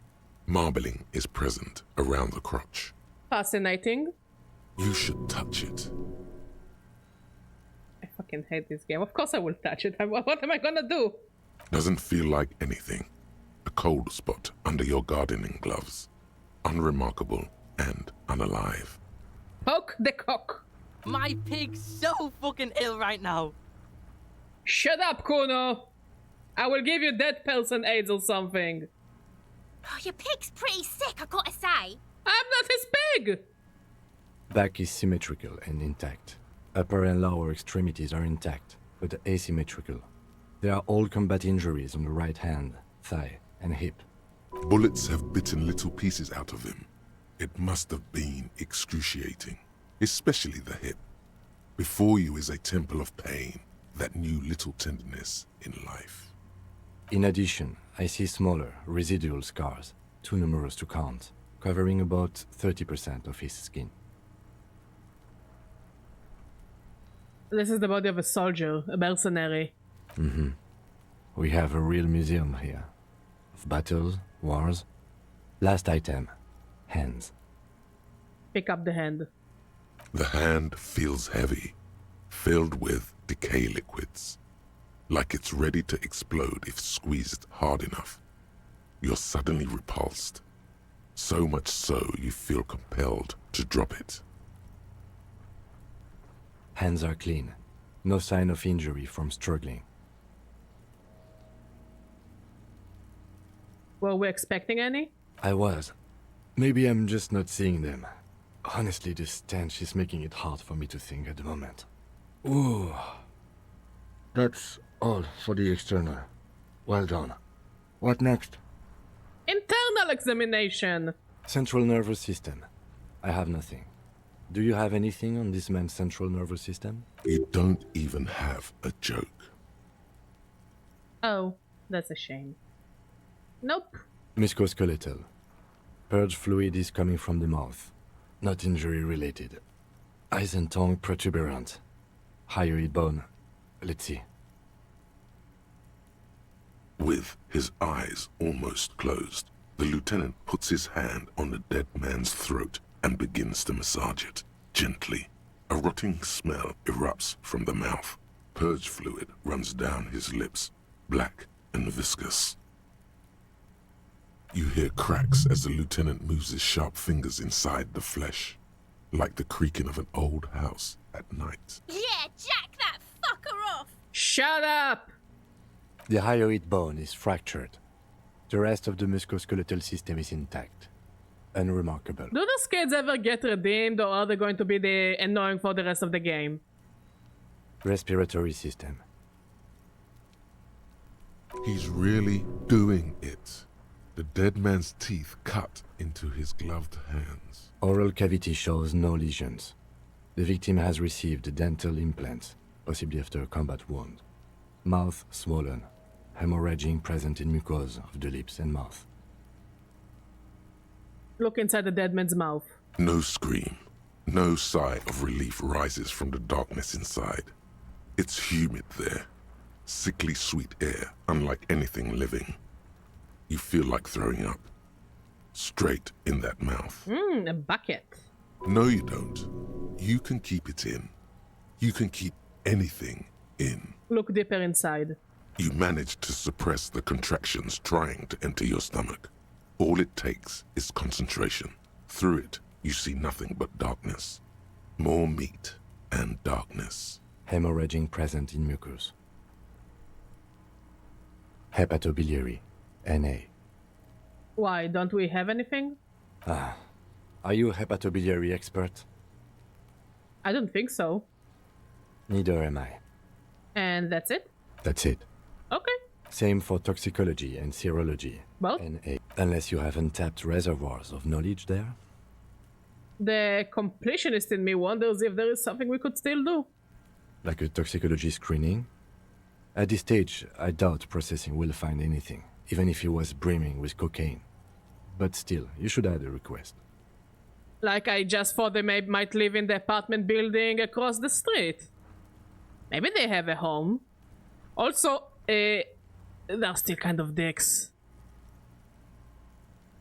They just don't really have anything to do besides going on the streets, doing drugs, and abusing a man's corpse, I guess. Brimming with cocaine. Right, and a toxicology requested. Cardiovascular. The body exhibits heavy lividity. Blood has gathered in the hands, feet, and neck. Hypostasis is visually consistent with the hanging. Gastrointestinal. This will do. Digested semi-solid food in stomach. Voila. Write it down, omit the voila. What's next on the list? Description of injuries. Let's see. We have bite marks, contusions on the head and chest, and a ligature mark encircling the neck. You'll need 3 fields. Leave a 4th one too. Be thorough if you want maximum results. Bite marks. Head, chest, and scalp bite mark injuries. Predation by birds has caused damage to the body. Odontologist does not need to be consulted. And your opinion, officer?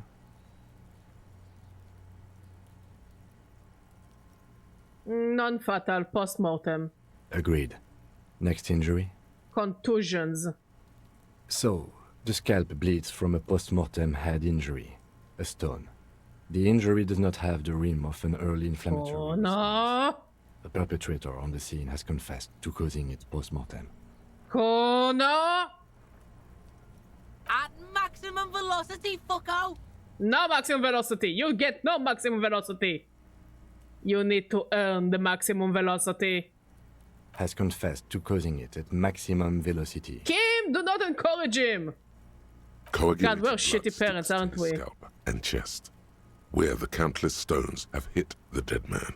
Beneath, the description of injury. 2 boxes. Non-fatal post-mortem. Right. Next. Ligature mark. A dark red abraded ligature mark encircling the neck, with a gap on the nape measuring, let's say, 7 centimeters. The hyoid bone is fractured, the cervical column intact. I see hemorrhaging on the skin, above and below the ligature mark. Depth of the mark, 1 centimeter. No signs of clawing on the neck. Below the note, 2 customary boxes wait to be ticked. The man's head jerks to the side. The ring around his neck is visible. Think for a moment. There's time. Don't rush. What was that about no clawing around the neck? You'd be clawing for your life. Non-fatal post-mortem. He is deep in thought, eyes fixed on the bright ring. Like, I think they did say, the Howdy Boys, that they hanged him on the tree after he died. I think they confessed to it, or at least someone who saw them confessed, like a witness confessed, that the body was hanged after death. Why do you say that? I'm serious, I don't think this was the injury that killed him. I'm pretty sure someone said that the body was hanged post-mortem. Okay. Why don't you think it was fatal? Why didn't he claw at his neck when they hanged him? And why did they not tie his hands? A big man like that is dangerous. Honestly, I'm not sure there weren't marks on his wrists. That part got blurry for me. The stench. But you are right. There should be signs of Again, I'm pretty sure someone confessed to it. For the time being.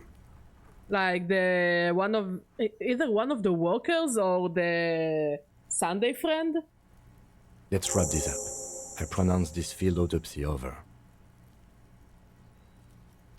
First, how did it go? It was an irregular field autopsy. We did not establish cause of death, which is supposed to be the goal of an autopsy. But, personally, I do not see this as a parameter for success. Like, the man could either die from the drugs he took, like he was on drugs and he was so stressed by the people beating the shit out of him that he just died of a heart attack. I think also this is why it was quiet. Like, you would think that if it were, like, as part of the lynching, and he was still alive, it would have been more loud, it would have caused the ruckus. And yet it didn't. So I think he may have been overly stressed by being attacked by those people and the drugs and the alcohol. He just got a heart attack. Which means the Hardy Boys did, while not necessarily killed him, definitely helped accelerate his death. We also requested a toxicological screening. That was thorough.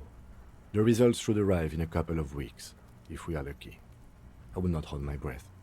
Again, I'm pretty sure that both the Hardy Boys and other people who saw him did say that he was on drugs and he was drunk as fuck. Then, given the state of decay here, I consider establishing the victim's ethnicity a minor success. What else? We were thorough with the list of injuries too. We described them all in detail. What is there to say? Given the circumstances, it was a professional field autopsy. Oh yeah, well done, Master Detective.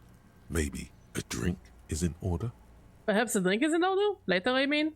Now, you see, that worries me. You will die if you drink. You know that, don't you? You are proving a useful detective. The organization would miss you. Would you miss me, Kim? Would you miss me? Would you miss yours truly? What now? I need a copy of that autopsy form. Then I will drive him to Faubourg. Rip out a copy of the autopsy pages. For processing. He's thinking, did I miss something? You tilt your head, also looking at the corpse.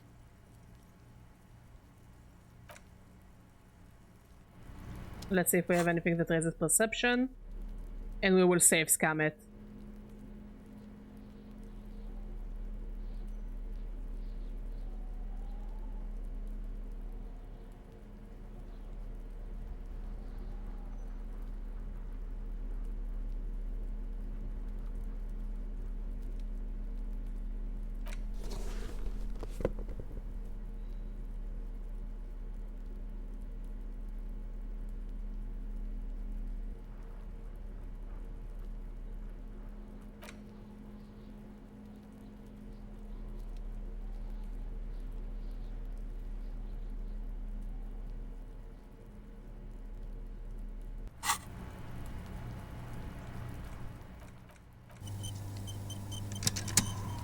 The man is decomposed. The lieutenant adjusts his glasses and takes a deep breath.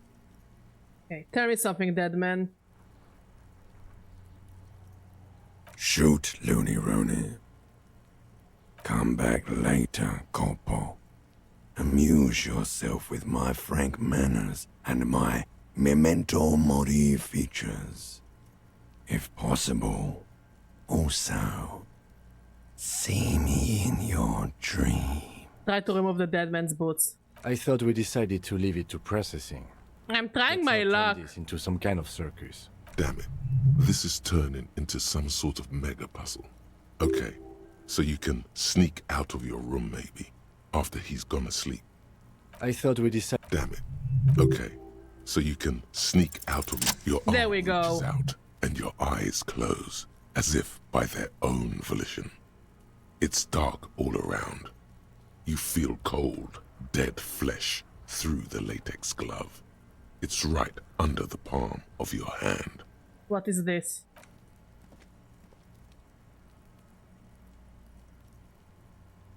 His face, his cheeks, his nose, his fat, swollen lips. Like a rubber spider, your gloved hand crawls on his features. Everything is silent, all around. Roll up his nostrils. They are swollen shut. You need to really push to get in. Push your fingers in his nose. Only the little one fits. The flesh changes shape as you bore in, searching for something in the cartilage. The fuck is he doing? Shut up, Kuno! The thing you're looking for, it's not there. Crawl out, spider. Put your fingers in his mouth.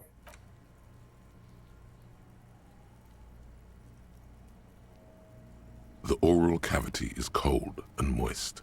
A ball-like tongue attaches itself to the base of the mouth, lolling around like a scallop. Open your eyes and look. A vision of black and dark red death, pried open by your hands and studded with teeth. Looks like he's laughing. Death fumes rising from his throat. And there, in the back of his mouth, above the bell of the uvula, right in the soft palate, you see a hole, barely visible to the human eye. It is swollen shut, almost vanished. No larger than 0.4 centimeters in radius, the edges appear darkened. Fuck yeah. Keep going. Kuno nods, too. He takes a step closer. Oh, you wanna help me, Kuno? Touch it with your fingers gently. A black trickle of liquid runs into his throat from the wound. Put your finger in. Your index fits right in there. A tight tunnel of flesh opens up. Tissue damage. Wide enough for 2 fingers. As you push both in, you reach through his mouth, right into his brainstem. The fuck is happening? Shh! I'm working. Ah, shit, see? Feel around first. The basal ganglia feels clumpy. What entered here has torn apart his reptilian complex. The funk soul brother at the back of his head has gone dark forever. Push deeper. Your yellow fingers slide into the remains of the limbic system. There is no resistance. It's gelatinous. The slug-like structures are damaged too. The tearing extends deep into both hemispheres. Like, it's clearly not a bullet, because I think we would have seen an entrance hole, but... What could have... A hook? Did something puncture his mouth with a hook? There's a cavity cut right between the hemispheres. The lieutenant answers with the sound of his pen on paper. Fucking cavity, see? Push deeper. Your fingers are all the way in now, reaching toward the inside of his skull. The cavity goes further, but the entry wound isn't wide enough for the rest of your hand to follow. All the muscles in your body harden. Time to enter him. Please don't use those words on a dead body, please. Push a hole through his mouth. The cartilage goes in with a crack, like some fruit. Just like that, your hand is in his head. Strange fluid streams down your wrist. Oh, the sound was horrible. You feel it with the tip of your finger. Ice cold serrated metal. Its edges cut right through the latex and into your finger. The pain is barely noticeable under the adrenaline rush. I feel a solid object right under the skull. Can you get to it?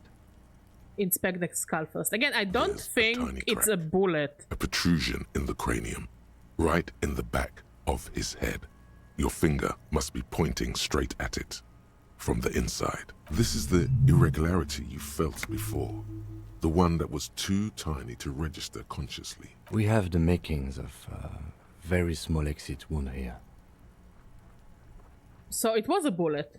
Forget about the fucking exit wound, Beano. The pig is wearing him like a fuck puppet.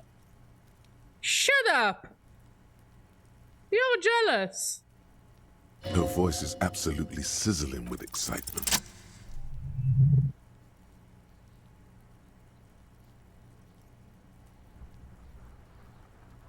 You pick the object between your index and middle finger. Feels sharp, like metal. You press your teeth together. Your jaw is clenched. All you need to do is just... I got it. My pig's fucking got it? Shut up, Kono, I'm not your pig! What? What is it? Slowly pull your finger out. The inside of the head feels cold and smooth, like a glove. Sweat dripping down your brow. Careful not to lose the prize between your fingers. With a plop, your hand emerges from the mouth. The garden glove is covered in blood right up to the wrist.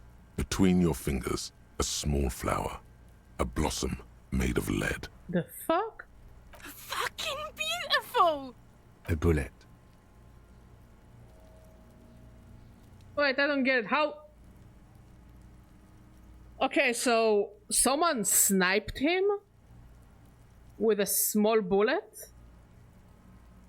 Drop it in.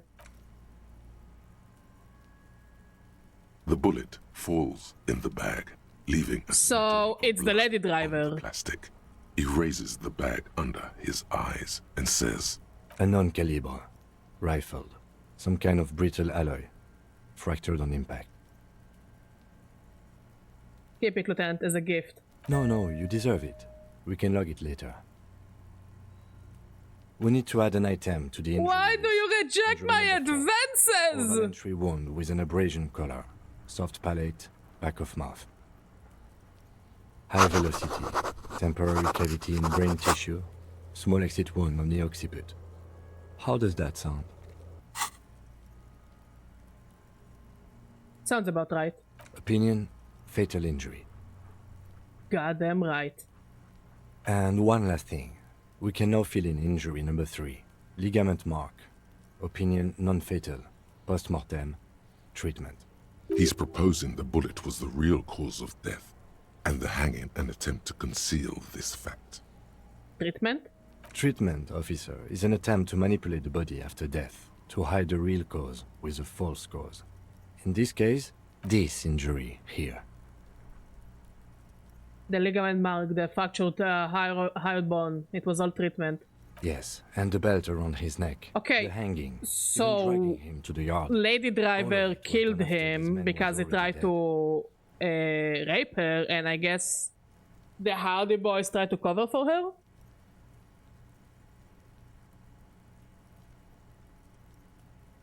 Aren't we jumping to conclusions? I've had this doubt since you showed me the tracks, officer. We could not account for why they carried him over. Why not march him? There was no satisfying explanation. Exactly!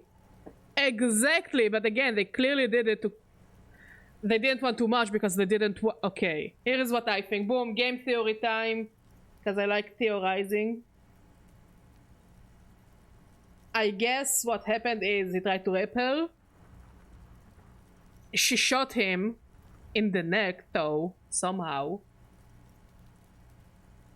The Hardy Boys wanted to cover for her so they wouldn't... their drug trafficking ring won't get caught. So they had to do it all quietly and hush-like. And not as a big spectacle to not put the spotlights on the lady driver. And if the guy... what was his name? The Home?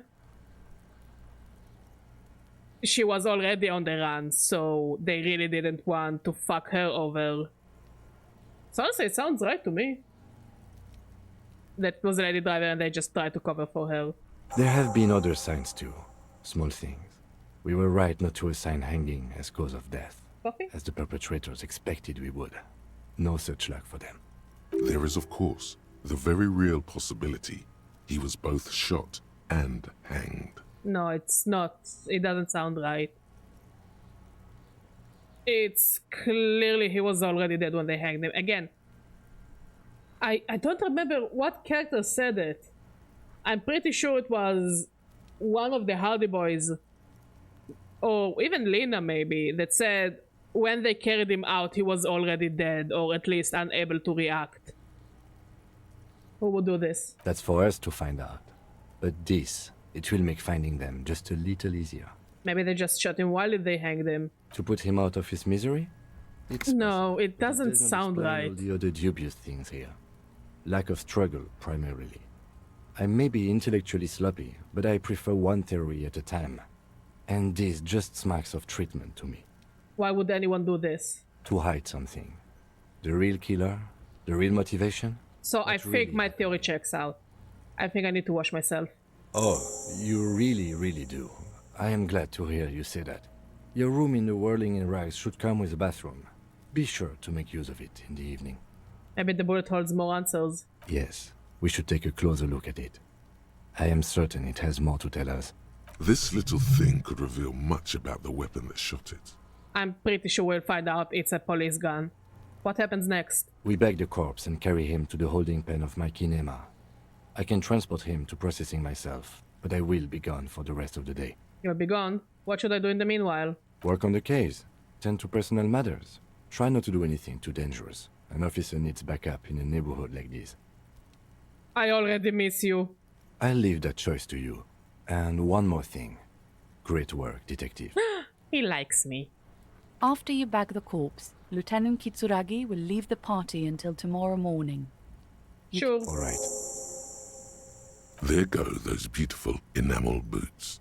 May they rest in processing. Oh well, in another lifetime. I will need a little help carrying him. You take the hands, I'll take the legs. Sure. Just bestie stuff.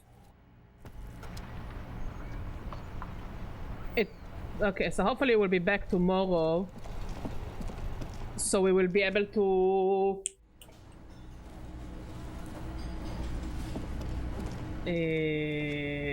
call the library. It's you again.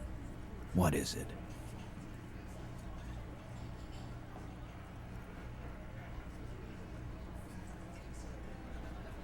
I just found a bullet in the hangman's head. A bullet, you say? That's mighty curious. Totally curious, if you hanged him, how did it get there? Well, there are so many bullets in the world, and so many heads. I guess it's only logical. At some point, one of them bullets had to end up in one of them heads. It's bound to happen again, you know? Just statistically speaking, of course. I'm gonna ask you again, why was this in the victim's head? Wow! He's got it in a real evidence bag and all! Shut up, Shanky. Why don't you go home and log it into evidence? These men have told you what happened. I think the hanging was a cover-up for the shooting. You know what I think? I think he was shot in the head as a kid, and his brain grew around the bullet. Around the bullet, man. That's a good one. Did you guys shoot him? Shit! I probably did shoot him. I was drunk last night. You guys know me when I'm drunk. They're absolutely covering for her. Yeah, Glenn likes to shoot his guns when he's drunk. Better hope he stays sober. I meant before he was hanged. Before? After? During? This is getting ridiculous. They told you what happened. Stop wasting your time. Don't worry, I'll figure this out sooner or later. Never been worried in my life, lawman. It's not like he blew it wide open, but there's a little crack in there, somewhere. Thank you, love. Also, what do you want to do about dinner? Something that you can take with you tomorrow with the chicken. Me and Ever talked. He promised he would cooperate. Oh, so you went and talked to my mommy. Yes, I did. Now she's making me play with you. Is that it, lawman? Yes, I talked to your mommy and I don't like her, but she told me you must let me play on the Xbox now. And what's gonna happen if we don't? You're gonna go and tell on us? Very mature, guys. Ever sent word, right? Yeah. I heard him. Now, fuck do you think I'm doing here? You'd have your ass handed to you if it wasn't for the boss man's word. Let me state this very clearly, capo. Hello, officer. I'm Titus Hardy, and these are my boys. Hardy boys. How may we assist you? As you look around this room full of sweaty men, swearing, drinking, spitting out tobacco. Does this look familiar? Where have I seen this before? You believe the place was called Precinct 41. It was also filled with, almost exclusively, men. Sitting on desks, talking shit and wasting time. I get it, Titus. You guys really are the authority around here. Huh? You must be. You're just like real cops, drinking beer and sitting around with your dicks in your hand. You got a problem with beer now? Not quite there yet. Push on. No, I got drunk. So drunk. I drove my car into the sea. I don't give a shit either, just like you guys. Speak for yourself, buddy.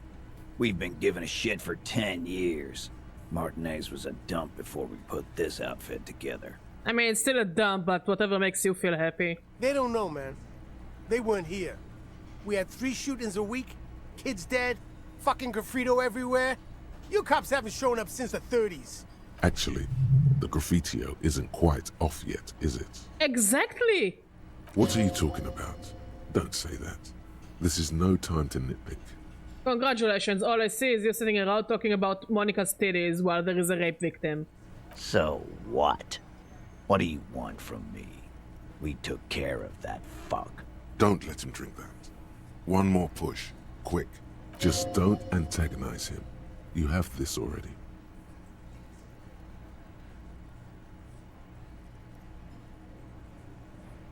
Someone's been raped, she needs counseling, we need to talk to her. Titus? She stops mid-sentence. That's it. You got him. He's going to give it up, but on his terms. You want to talk to her, cop? Fine. I'm gonna let you talk to her, but you treat her with respect. Hey, I'm not gonna be rude. If you don't, if you question her, harass her, a freight train of pain, buddy. What is her name? Glacia. I'm on due. She's staying here at the Whirling in Rags. A real It's the lady friend. blonde. That's Amonju with an O-U. Shit. The girl. The girl upstairs? That can't be her. Remember what you said to her? You told her you... I didn't! Oh wait, no, I did. Glacia? Yeah. Blonde. Tall. 2 rooms over from yours. Miss Orania Disco Dancer. Sure. Why not?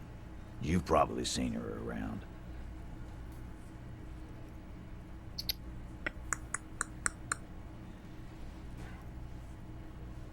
I cannot run away from it.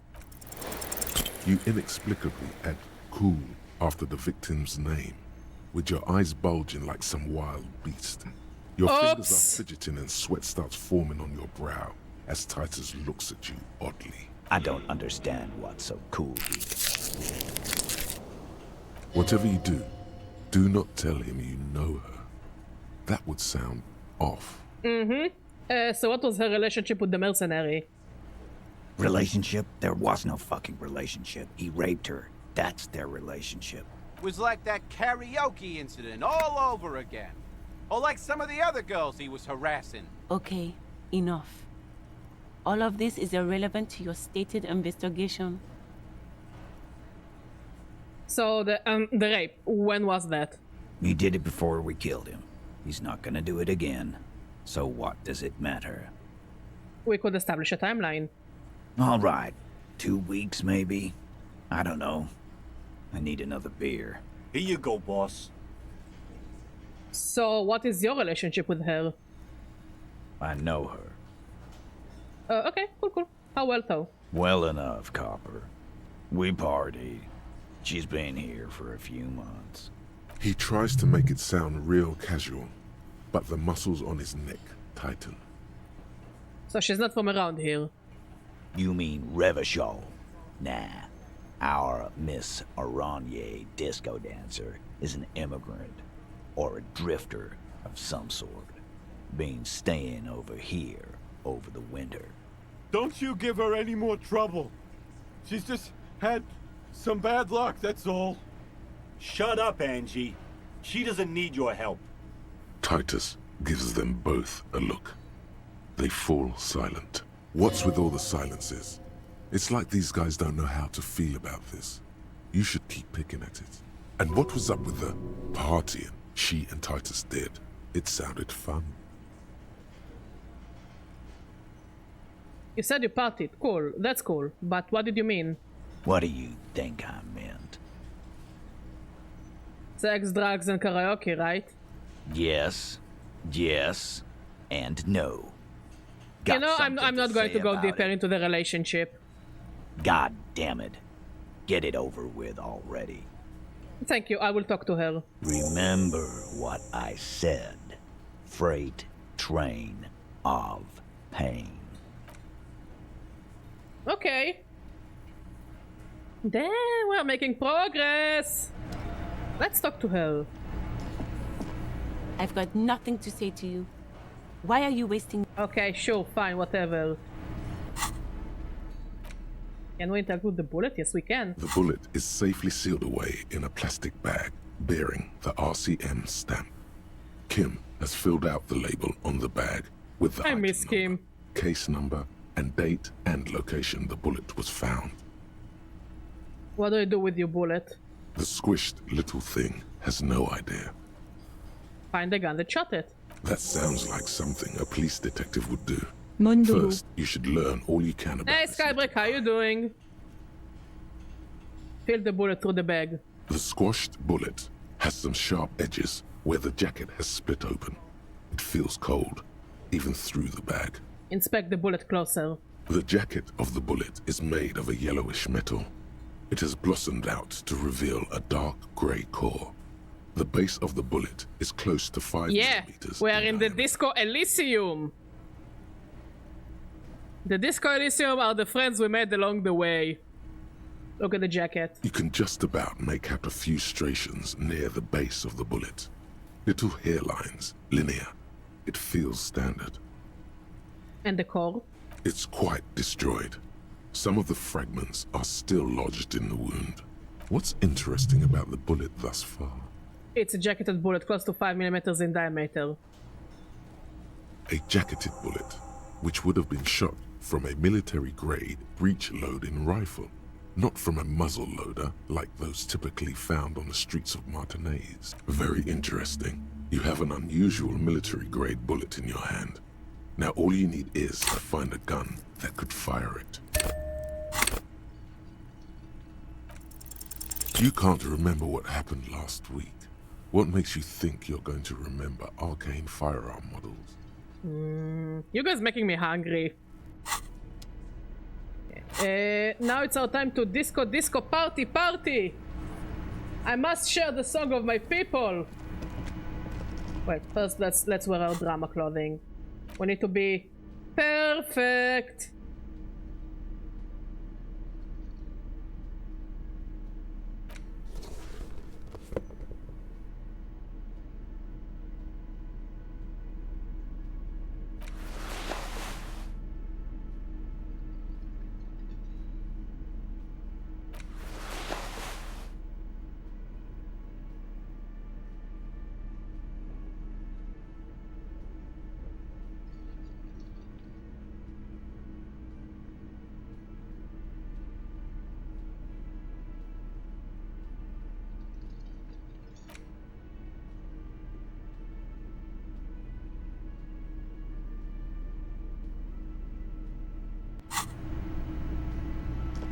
Disco party. I am mod. Set up for your performance. Feels silent.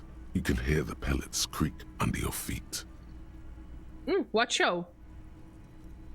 You feel a little dizzy. Do tell. A little Skybreak. unsteady suddenly. So, are you ready for your thing now? Let me know when I should turn on the karaoke carousel.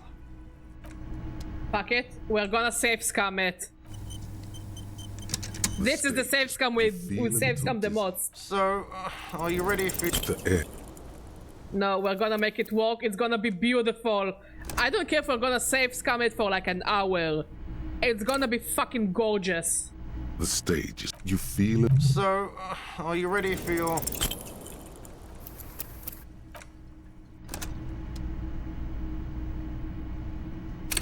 Never heard about it. What is it about? You feel a little. So, are you ready for your... The air is thick with. I am gonna make it work. Okay, no. You know what? Fuck it. Whatever happens, happens. I will play the game as intended for this part. Are you ready for your... The air is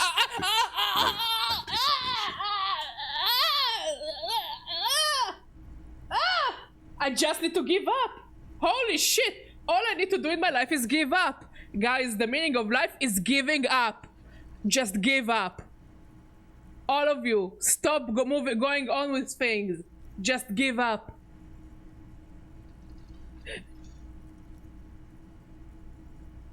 Someone dims the lights as the music starts. Okay, that sounds interesting. I might look into it, Skybreak, if it's really good, as you say. I look gorgeous in this shirt. I look like... I look like... Okay. I don't know if any of you have like kids or like kids in the family, but it looks like when the kids dress up in all the weird clothing they can find in the house. And they go to the adults that are having a very deep conversation about politics and how much they hate everything. And the kid is like... The kids are like, Mommy, Daddy, yes, we have a show. We made a theater show for you. And they do the most cringe shit ever, and you just need to go on with it to not break the kids' hearts. And every second you just wanna die on the inside. So yeah, it's the same vibe. Toward the Seven Sisters. Toward those pale cliffs there. I would often stay there. In that tiny yard there. I have been so glad here. It genuinely looks like a 5-year-old. To the past here. But now... Everybody get out your lighters. You are all alone. None of this matters. No, none of this matters. Exactly, none of this matters. Just give up. I think I channeled my inner Harry. Just give up.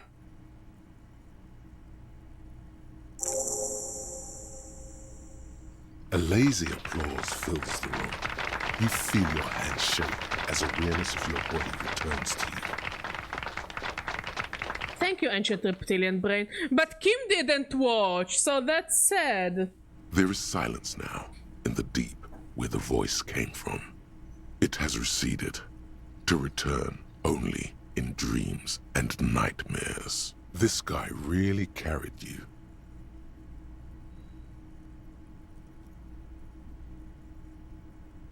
I would like to dedicate this song to my partner Kim, even though he's not here right now. Because I fucking love Kim, he's the best! Good, good.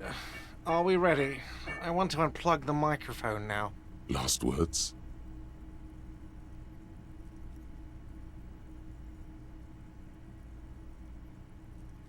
Thank you, Martinez.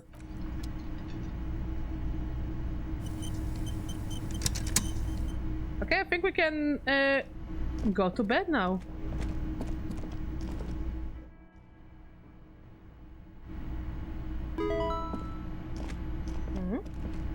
Thank you for the follow, of Katal. I really appreciate you. There's still a dent in the vinyl where you punched it before. This little depression is all you could inflict on the door. You swallow, like you swallowed the last time. Whatever bitter emotion was swimming to the surface then, and now, subsides, submerges, sinks back into you. Knock. White morning. It was morning all along. You should have seen it coming. It was right behind her. Yeah, we're all vibing. We just need to give up. Who is it? Tired. Control. Somewhere, not far from here. The lieutenant is preparing her file. Clausia Amandu, he writes. You realize the detective should be here for what comes next. It could prove dangerous to go in alone. Honestly, yeah, let's wait for Kim. We need to do it with our boy Kim. He missed my song! Oh yes. This is not the cleanest bathtub in the world. We're vibing, we're bowling, we're just having the bestest of times. And I appreciate you all, guys. Ah, that soap scum smell. It smells like life, at least compared to you. Run yourself a bath. The bathtub slowly fills with water. Bless you, Mod. Andres, close your eyes and submerge. The water oh yeah, disco party. A few beer cans are bobbing up and down. Bless you, along Mod. your flanks, like sad duckies. You pause to think before letting your head go under. Hold it right there.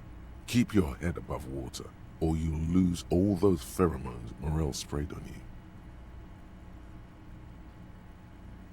Keep your head above water just in case. The lukewarm water is comforting, like amniotic fluid. Take the beer cans out. Now you are alone with your thoughts in the tub. But it's easier than being alone with your thoughts outside the tub. Honestly, having deep thoughts in the tub is the best place to have deep thoughts. Showers, tubs, whatever, any body of water. Fucking, I love going to the sea and having deep thoughts in the sea. Also, the sea is the best place to have deep thoughts. With a cold beer, you know. Wait, Mod, you said you took a few days off. You wanna go to the beach early in the morning, maybe share a cold beer? What do you think? Like go super early before it's too hot. Just assorted sensations. None of them acute enough to focus on. Imagine something. You see the corpse. You can still smell the cadaver on you. It's going to take more than one bath to get rid of that stench. Then, houses along a narrow street. A video rental. Darkness on the planet's curvature. Linger in the tub a little. Your fingers grow pale and are covered with tiny whirls as the water cools. What are you doing? You're not some fat fish in a fucking aquarium. Time to get moving. Get out. The waterline recedes as you stand. You are cold now. Your clothes stick to your still moist skin. I think we can call it a night. And we're into day 4. Cold from the... It's not easy, but your bones are so tired from what feel like weeks of work on the case. You have to try. After what feels like hours, you feel you might be sleeping. Thoughts, baby. A million little lights in the dark. You're one fine instrument, brother. All those faces and all those names. All that laughter and screaming and scheming around. Every corner and every street. Recorded in you. Forever. On ferrotape. Spinning in eternity. On and on it goes. For untold hours. At the disco where you first asked her to dance. Rising. Rising. Above the dark curvature. The great wingspan of sleep. Studded with stars. Behold, there are millions of them down there. The first time. The last time. The smoke in her mouth. The plotted flowers. The faces turning, changing. It's the world, Harry boy. And you're made of it. Every day you're out there, you make more of yourself from it. I'm afraid you can't be unmade now. You can never forget this shit.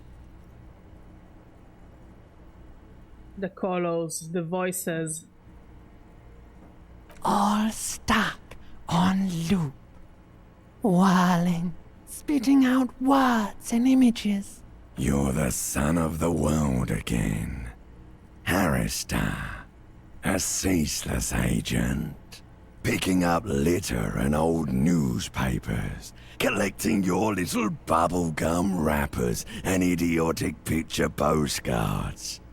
Meaningless keepsakes. Reading your awful letters and recalling things, aren't you? The endless names of the world. An address book you are. The map of a city. But what if I want to be the agent of nothing? It's too late. You're not made of nothing anymore. You're something now, Harry. I tried to drown you in the black water, but you re-emerged, kicking and screaming, running. And for what? For the working class. What, for who, them? Okay. For the money, baby. For them? Okay. For the greater good. Probably more. Solving your little crossword puzzles. Doing your tasks. Crossing names off lists. Trying to become some sort of world detector. It won't make it okay.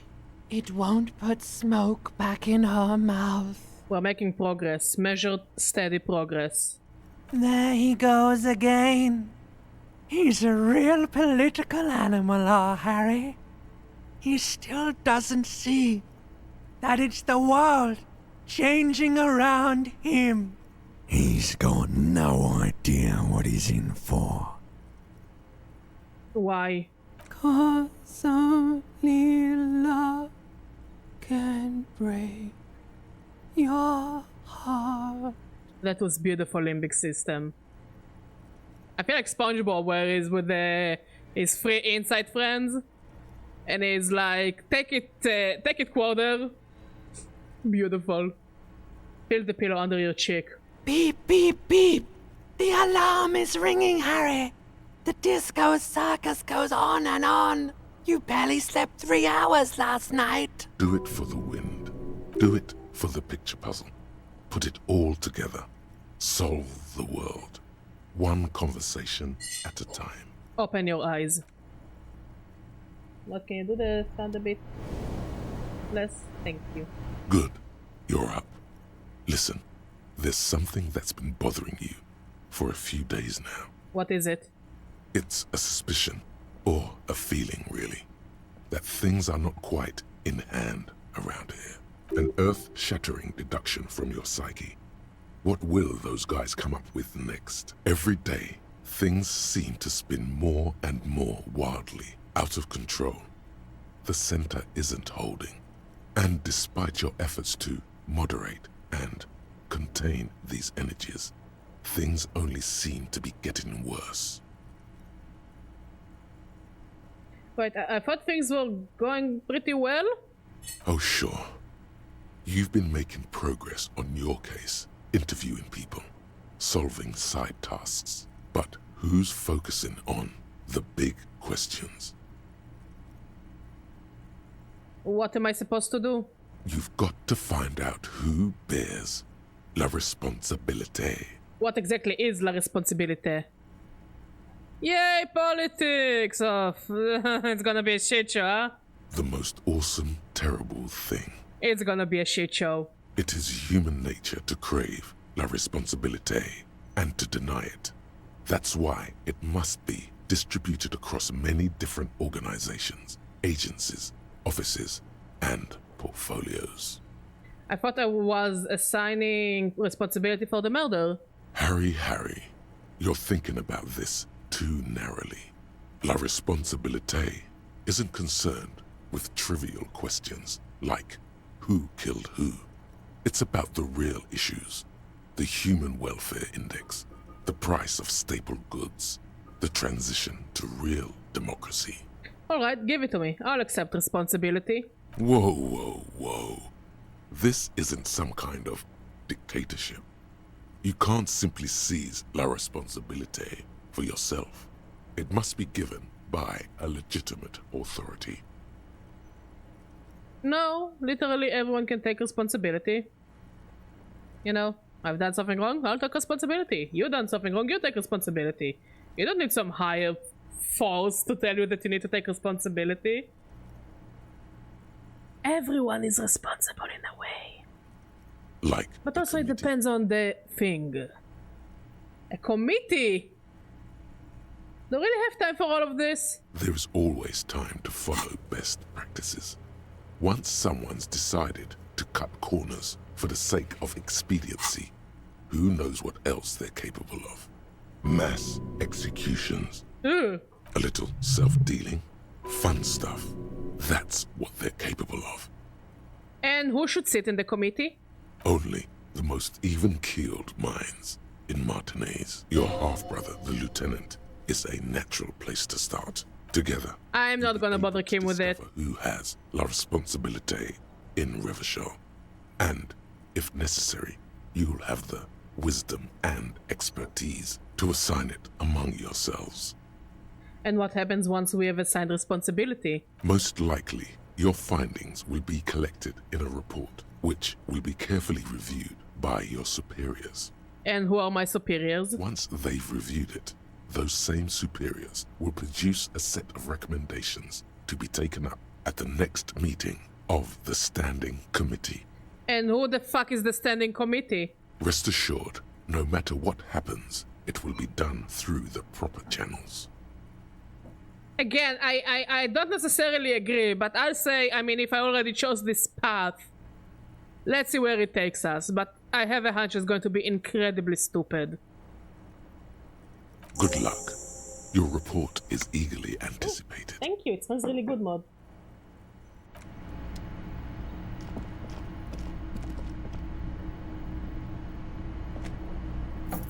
Let's get Kim and try to talk to the lady.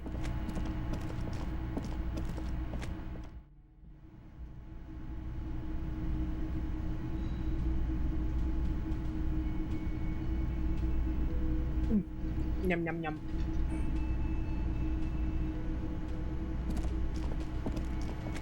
Yes? Kim, we need to talk about responsibility. I'm glad to hear it, Detective. I was wondering when we'd get to this very subject. Good, we're on the same page then. If you ask me, it's high time for you to put the bottle away. Sober up, get back to basics. That would be my advice. Are you giving me an intervention? No, fuck intervention. We have more important things to deal with.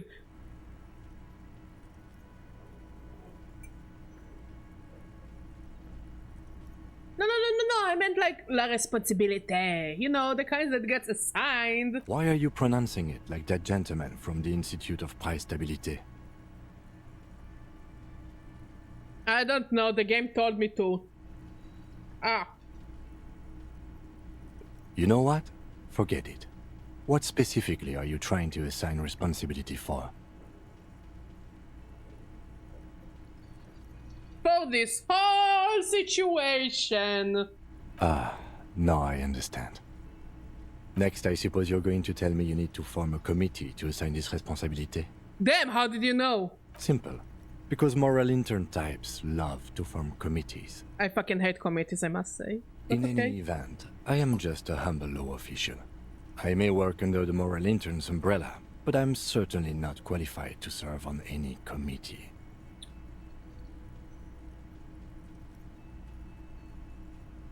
I don't know, I know one committee you can be in. Commit to these nuts. Mod is giving me a face. How much do you rate it? Mod gives me a thumbs up. You know who might be, though? That Mr. Villeroy, the gentleman you met in the young man's apartment. But we won't see him again. If I were trying to get in touch with the Coalition, I would start by seeking him out. But first you might need to speak with his young companion.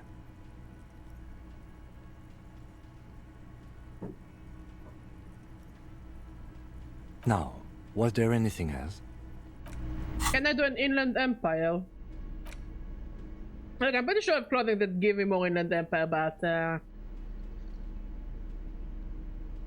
nothing that will probably manage to convince him that we are on something really cool.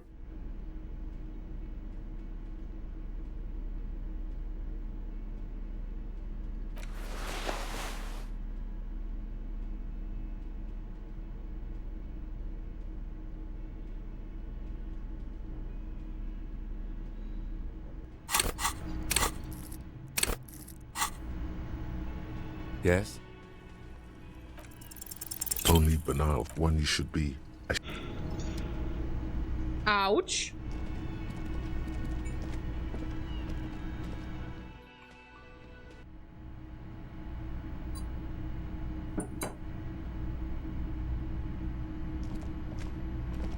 The door is closed. There's still a dent in. Who is it? This is the police. Can we come in? Come on up. The door is open. I'm drying my hair. Sounds like it's coming from upstairs somewhere. You could snoop around before going up. Which I will, and I will try to pillage for money. Hey, I'm a cop. I didn't say I'm not corrupt.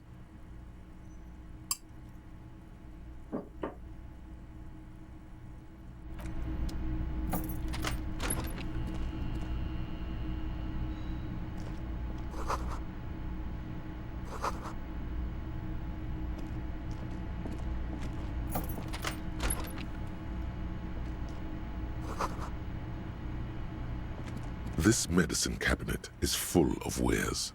Sheets of pills, haphazardly stacked, one on top of the other. There's also a toothbrush somewhere in there. Look at the toothbrush. It's been used quite a lot, but not for scrubbing blood off towels, or anything else interesting, it seems. Look at the medication. Pharmaceuticals line the shelves, sheet upon sheet of pill bottle next to pill bottle. Acetylic acid, APAP, eye drops, blood thinners. There's quite a collection in here. Anything of note? Search the bottles. Pill bottles rattle like bones as you search the cabinet. Paracetamol, histoparidol, something in a foreign language you can't read. Behind them, an unusually shaped nasal spray. Its label reads, Necra. Necra. Sounds like the thing that you give to people who are overdosing, no? An opioid receptor antagonist. It's used for diamorphine overdoses. Hey, I was right! Boom! I'm a police officer! I should be a detective. I'm good at this shit. You could say he's on the lookout. Search the pill sheets. Among some foreign, probably Messinian or Gotvaldian, marked red blister packs you find. What do you find? This is going to take a little know-how. A bright orange bottle with Preptide stamped on it, in sunny, happy letters. Jackpot, baby. That's the stuff you're looking for. Your palms begin to sweat just holding that little plastic container. What's so exciting about this orange bottle? It's speed, man. Just what you were looking for. They call it dextroamphetamine and talk about psychological disorders. But what we're seeing here is some scientifically advanced trucker speed. Lieutenant, I also see a brand called Preptide. Preptide, a euphemism for pharmaceutical amphetamine. Prescription speed. The fuck are you waiting for? Let's get super fucking preppy. Take it in secret. Silently, the bottle slides into your palm. Then, as you turn, into your pocket. Feels so sleek and beautiful. You got it. Here comes the afterburner. Time to become a super detective again, Harry. Not if I'll take it, but I'll keep it for now.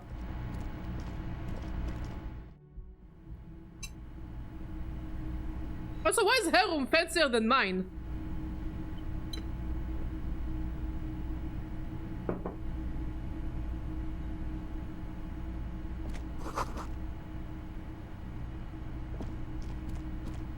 This window is pristine on the inside, unlike the one next to it. Light from the desk lamp reflects off the glass in an untarnished golden halo. And your fingers across the surface of the glass. Smooth as ice. There are spots of mud and rain on the outside, even smudges. But the surface of the window is clear from the inside. No chips, no hairline fractures. Following your lead, the lieutenant leans in closer to inspect the surface. The window was recently replaced. Looks like it, yes.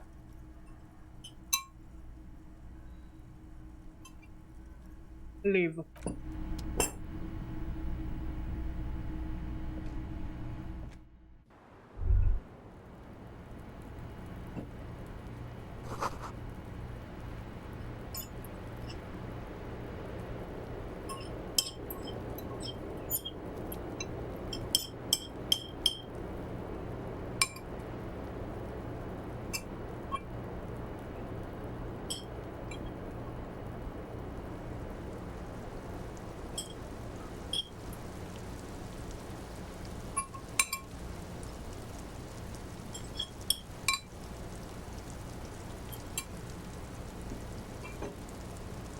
Okay. Can we steal something? There's a door there as well. Just as you look at the flowers, a gust of wind raises them from the roof, picking them up in the air. The wind brushes them off the roof. They're gone. Well, that's depressing.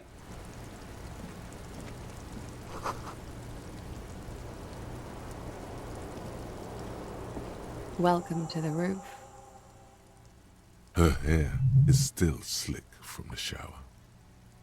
Below her silvery jumpsuit, an athletic young body, built long and lean. I'm sorry for the mess down there. The cleaning lady hasn't come by in days. I'm beginning to wonder if she ever will. Nice view you've got here. It's much nicer now. Thank you for that, officers. Truly. You mentioned the cleaning lady. I think I need one. Oh, yes. Legends of room number 1 have made their way around the building. They say a portal to hell has opened in there. Disco Infernum. They also say that's why the cleaning lady quit. Because of the infernum. Oh. Oh! I'm Kim Kitsuragi. I'm a detective from Precinct 57. I see you've already met my colleague. Do you like how I'm dressed? I call it peak fashion. Have I ever? This is the world's most lamentable cup. I'm sorry. I'm the sorry cup. It's okay. It's absolutely okay to be that. What is this about, officers? Miss, we are investigating the murder of the man down there. The people who put him there have asked us to talk to you. Huh. I see. Be careful. Ask something else first. When you go there, use words like, I hear you have been through something difficult. Thank you, suggestion. No need to dilly-dally. She's tough. Thanks, Coach, but I think I will dilly-dally this time. You sound like a namby-pamby. Oh, shut up! What is your name, is, for the record? Clausier Amondou. And where are you from? Vredefort, Republic of Oranje. What is Oranje? A bad memory, officer. A bad memory of what? Of lilacs and lightning. Parks, glass. Duraluminium. Vredefort is a conference city. It's always autumn there. And night. At least it was for me. Wait, but we know that the assassins, both of them are from Oranje. And we know that it was 2 men and a woman. One man is dead, the other man is playing as a scab. We had never found a woman. Now, I'm not saying that she is the third assassin. Most likely not. She's clearly the lady driver. But I don't think we actually encountered the woman that could be the assassin. What's so bad about that? Nothing. If you're no longer there. How old are you? I'm 28. What do you do, miss? What is your specialization? You think it's the old woman? Why? Something stupid. What's that? Orange's Okay. lit. I mean, I understand because I don't think they will introduce a new character out of the blue at this point. Again, it's day 4 out of, I think, 5 days. Oranje is lit? Orange's literature. It's what I studied at the university. What is Oranje's literature about? Fear of failure, fear of death, how it sucks. I don't think the to be programmer Oranese. is the assassin. All national It seems like she's literatures native, or at least lived in only Revachon too long to be changes. the assassin. Oranje's lit. What do you do with it? Nothing. I do nothing. How do you make money then? Money is very important. Cool. I've made more money by just being than I have with Oranje's lit. Being what? Many things. A roller skating instructor, a secretary, Miss Oranje 37. Miss Aranye, now there is something you should linger. I think a grain of rice entered the wrong throat. Also, did you put yourself for tomorrow? Did you put your wallet in the fridge?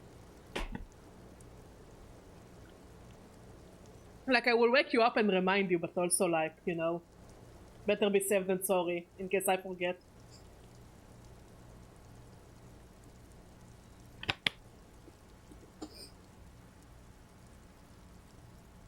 Like, I have the hunch, okay, that she is both the lady driver and the assassin, and they had an in-group fight, all the 3 of them. Wouldn't it be inappropriate to linger? All things considered, very. Now linger. What is Miss Oranje 37? It's a beauty pageant, held in the year of our century 37, in Oranje. She was 14 at the time. What is a beauty pageant? It's a competition for stupid girls. Men look at them and choose the most beautiful. What is beauty? When you have the fewest deviations from the norm. I've been told it's a type of mediocrity that I possess. So you were the most beautiful? Yes. And for that, I got a crown and a sash, and a scepter, and a scholarship to study Oranje's lit. You were 14? Indeed. Her voice is indifferent to the number. I don't think I've ever been 14. I don't think I've ever heard anything less relevant to any investigation. Ouch! Come on, detective. He's the most repentant law official in the land. I don't mind. Could we take a look at your passport? I'm afraid you can't, officer. Why is that?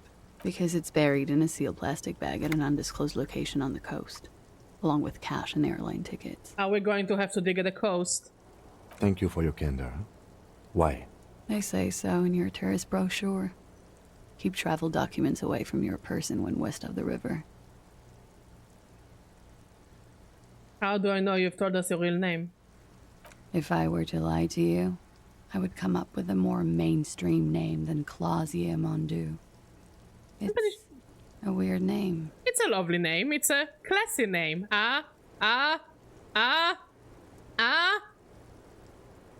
I'm pretty sure I have the legal right to demand your passport, miss. Look, officers, I like this place, but I don't want to be stuck wandering the city like a ghost after being robbed of my travel documents.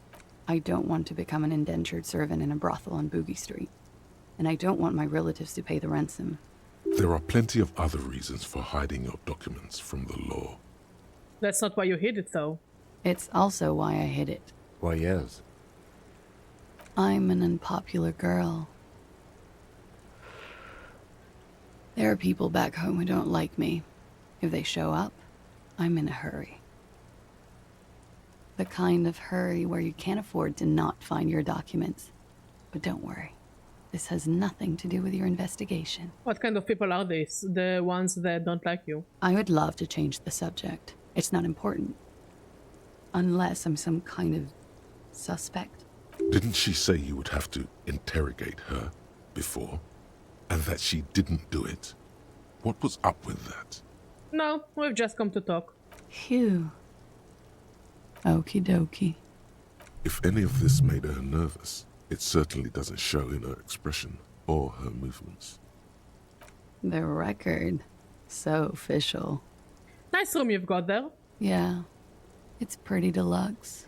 What are you doing here in the whirling in rags? I'm wintering. How long have you been staying here? About 4 months. I came in November. Why here? Here in the Whirling, here in Martinez, or here in Ravachol? Here in Ravachol. I always wanted to see the only city in the world in the worst time of the year. It's a tourist thing.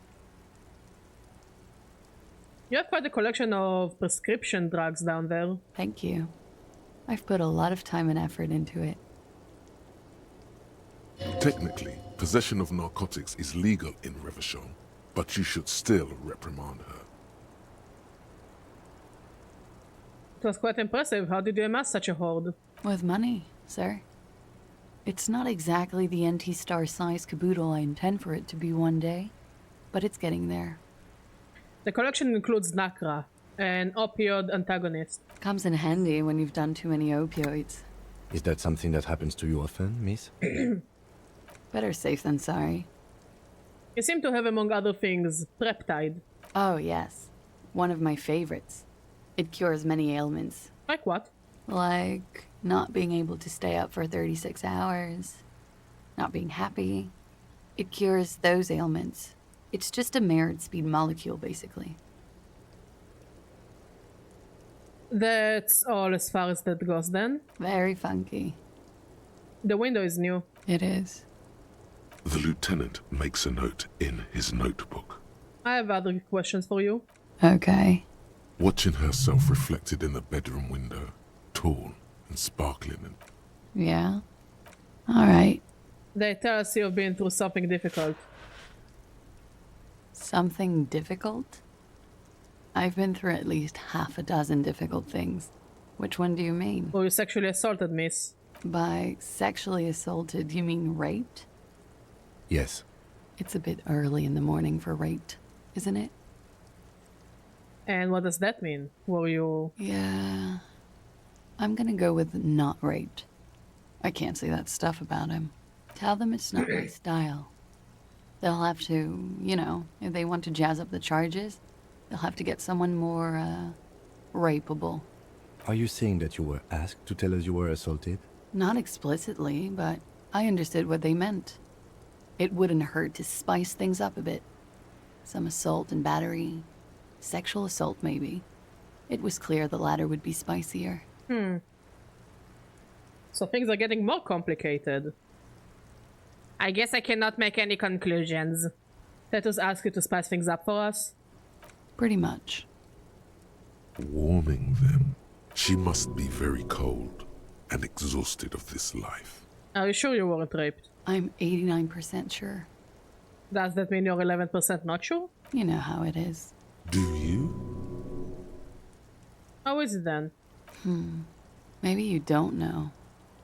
There are numerous cigarette burns on those silvery scales. Easy to see now that you're closer. In conclusion, officer, I'm gonna go with a mild to medium not raped here.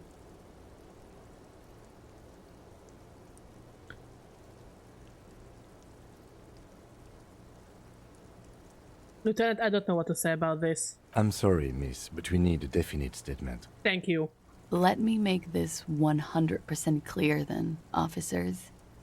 I was not sexually assaulted. Would I be this flippant if I had been?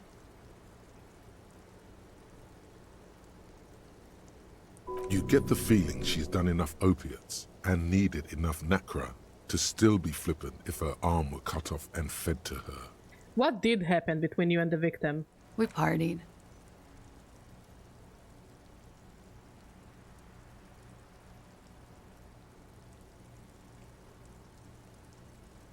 Wait. Partied? Where have I heard this before? A lot of partying going on. She partied with Titus. From Titus. About her and Titus's relationship. That's where you heard it. You mean like a birthday party? Yes.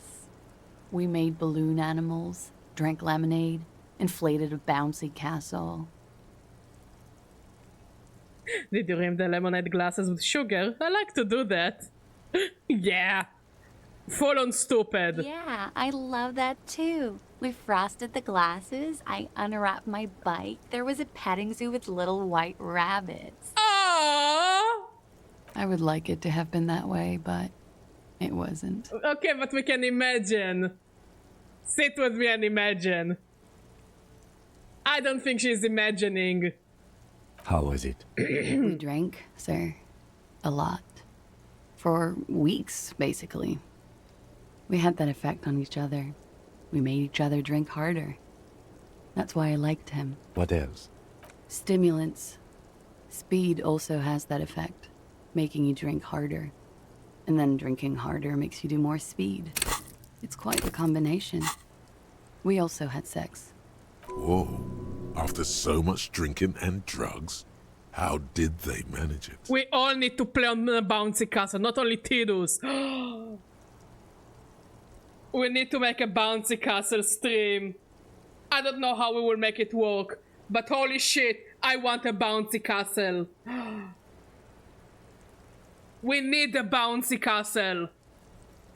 Everyone is invited to the bouncy castle. Understood. Mm-hmm. Must have been hard for you seeing him there. Oh, yes. I've had a great view. From the roof, out of the bathroom window, in my dreams. A bitter cringe.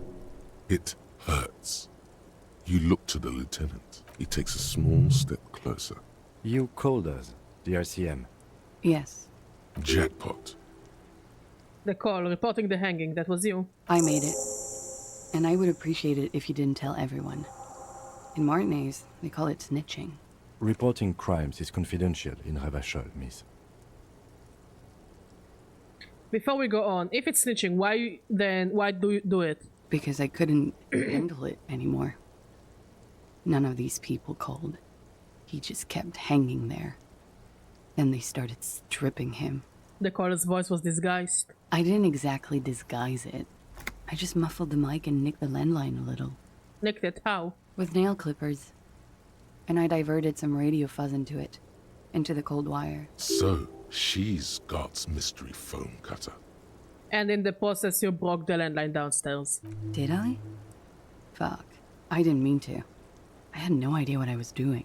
Let's see if we can pay for the repairs and not involve Classy in it. Still, that's pretty clever tampering. Simple and clever. Crossing the lines like that. Seems like you had some idea. That was nifty. Thanks. Why go through all the trouble?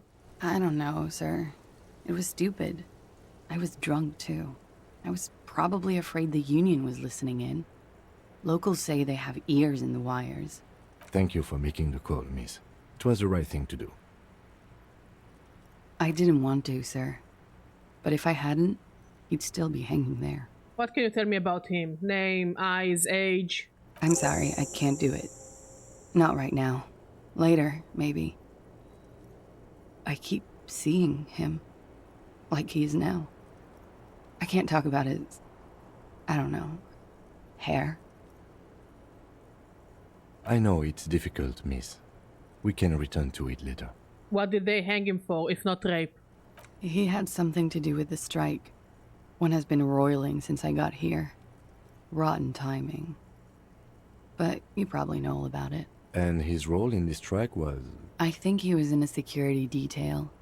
He was ex-military, worked for Wild Pines, and against the Union. We didn't discuss work much, if you know what I mean. But I understood it was dangerous. And they lynched him for it? She nods. Why was there a bullet in his head? Bullet? They shot him too? So she didn't shoot. It is the lawyer. The lawyer has the gun. The lawyer has the gun. They said a woman bought it. If it's not her, and it's clearly not the old lady. Nor Lena, no, it's clearly the lawyer. She has the gun. Or she bought the gun and passed it to Titus. They stripped his clothes and they shot him? You mean after they hanged him? So the bullet wasn't the cause of death. I'm confused. Sorry. So am I. Were you aware that he had also been shot, miss? Things are starting to go a little over my head here. I thought he was hanged. I was not present when they did it. I don't know what happened. I just know what they told me. And Sylvie, the bartender. First of all, we need to talk to Sylvie. Maybe Sylvie bought the gun, actually. But also, I don't think Sylvie was... No, it is the lawyer lady. We know Sylvie left because something happened. We thought it might be the sexual harassment by guard, but it could be because of the Hardy Boys. We know a woman bought the gun. We know that Sunday friend and other people heard a woman's voice in the night. I think it might be the lawyer. Unless there is another woman we're missing. I mean, it could be the kid.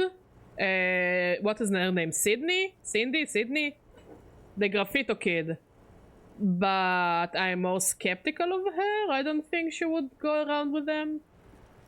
This is beginning to get confusing. Or am I jumping to conclusions again? Like that. Where was she last Sunday night? Where were you when this happened? Cowering. I was cowering downstairs with Sylvie.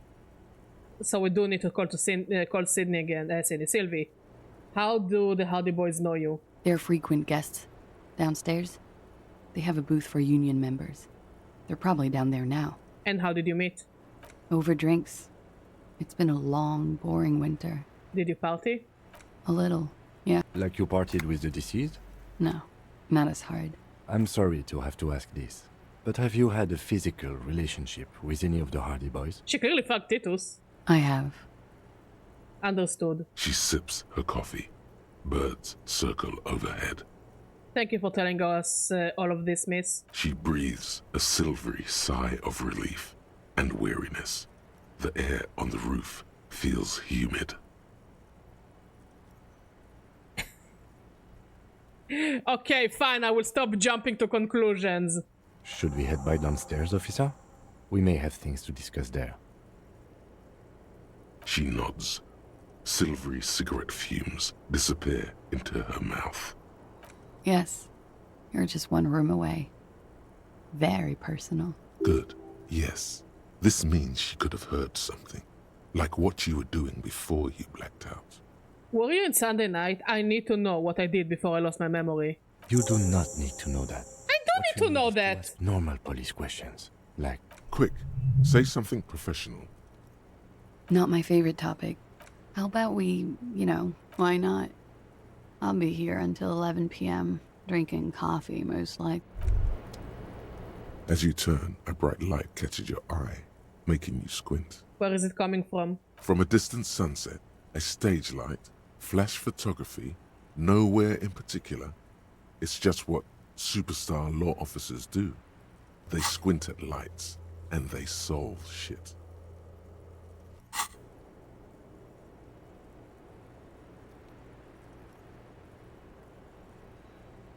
Yeah, that's me. I've been establishing my superstardom hard lately. Yeah, you have. You're a big dick cop. Dick Mullen. Salam Rocky Bayi. Badass on-the-edge disco cop.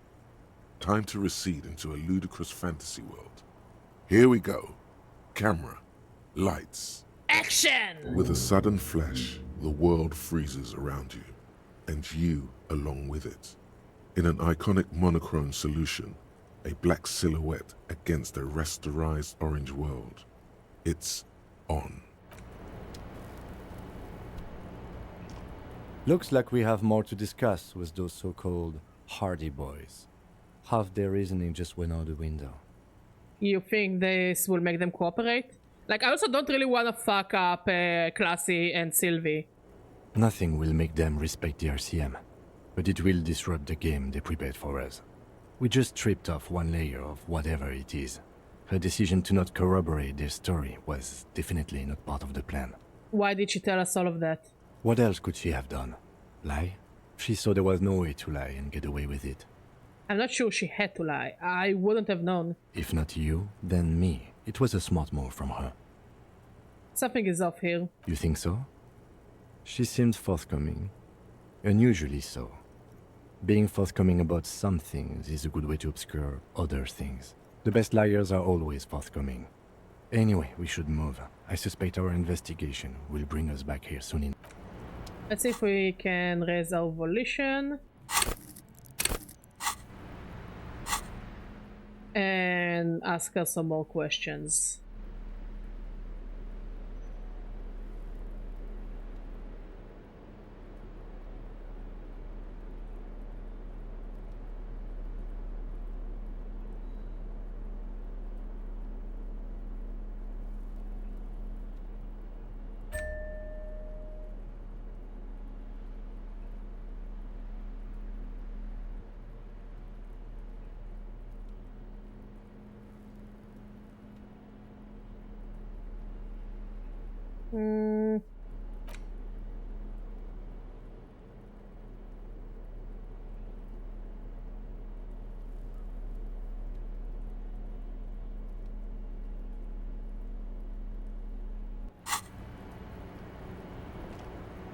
Hello, officer. What brings you up here again? She looks back. Don't worry. We will see. You are advised. There are muscles on long white bones that line her limbs, just below the silver jumpsuit. Miss Aranye Disco Dancer. You want to put your hand on her back and feel it arch. Avert your A eyes. strange moment. Can we go through this door? The same small, heavy door. No lock in sight. Push. It's barred from the inside. You hear the bar rattle in the brackets. Sounds like it's heavy, too. What does this lead to? I don't know, Lieutenant Evrart. It is not the first closed door we found in this building. There is also your mysterious blue kitchen door. Do you think it's important? I don't know. The further we get, the more this building seems to be tied to the case. Below, the hostel cafeteria creaks and groans under your added weight. A skeleton of composite support beams and cantilevers. Tap on the foot of your roof, on the roof with your foot. A dull thump. Somewhere inside, a wind brace rattles from the imperceptible motion of the building. The vigilantes, the cadaver, and a number of people connected to the case are in or around this building. This door is part of it. It's not unimportant. Oh, it's gonna hurt. Ooh! You kick it, gung-ho style. Entering the premises style. But the door fails to respect the force. All you hear is the bar rattling inside, laughing at you. All right, let's trash the place. Let's not. Your foot is ready to explode and punish this object. Disrespecting the force? Bang. The door receives a thorough disciplining. Its pain and groveling is much to your liking. Suck on that, door. Yeah, fuck you, though.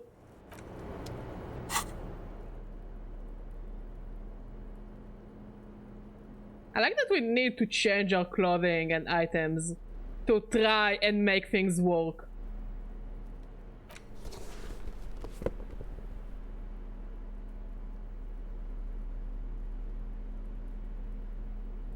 Like, I wish I could, like...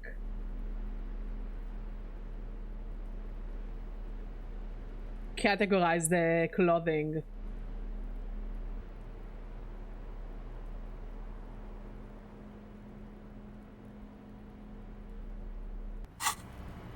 The same small.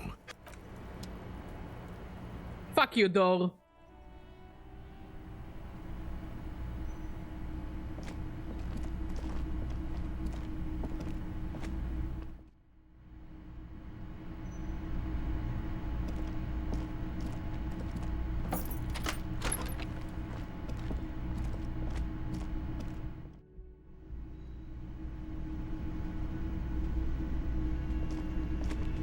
Okay, we can talk to him about the line.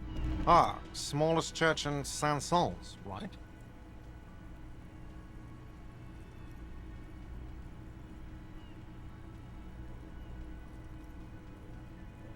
Yeah, the church is actually my love. Things are really bad with it.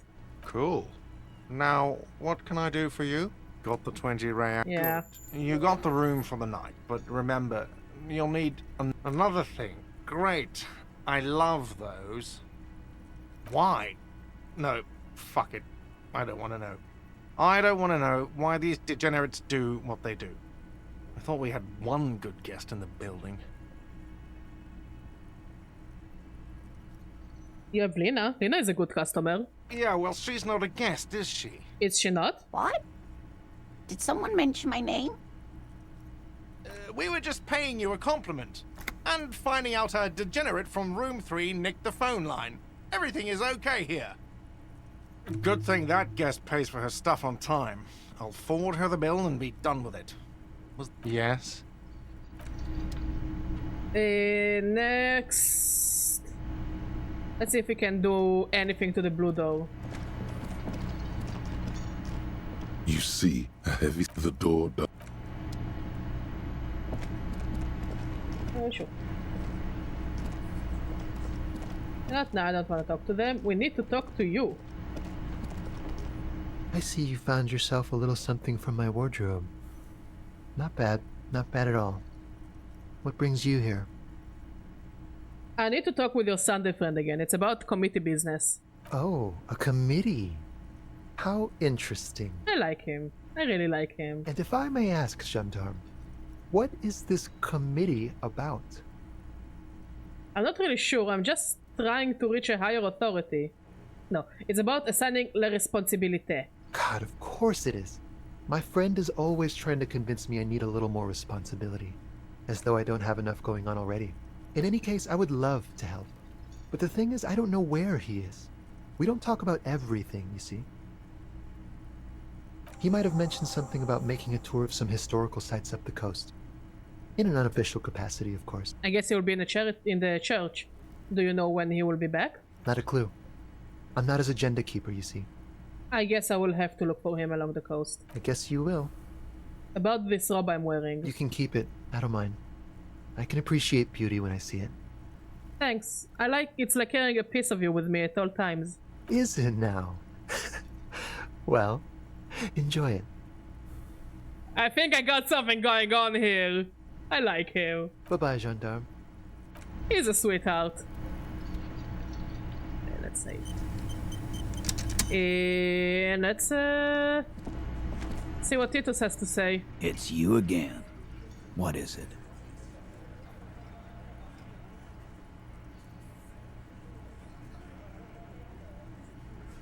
Let's go over the rape victim again. Again? Seriously, man. Fine. Yeah. Whatever. Lassie said she wasn't raped. Fuck! I knew that fucking whore couldn't be trusted. For the record, Titus Hardy did not explicitly specify the victim as a whore, nor did he say anything about trusting her. For the record, he just did. Oh, shut up and stay out of this, Liz. He raped her. He was out of his fucking mind. You have no idea. She's just in denial, asshole. You don't understand the traumatic experience.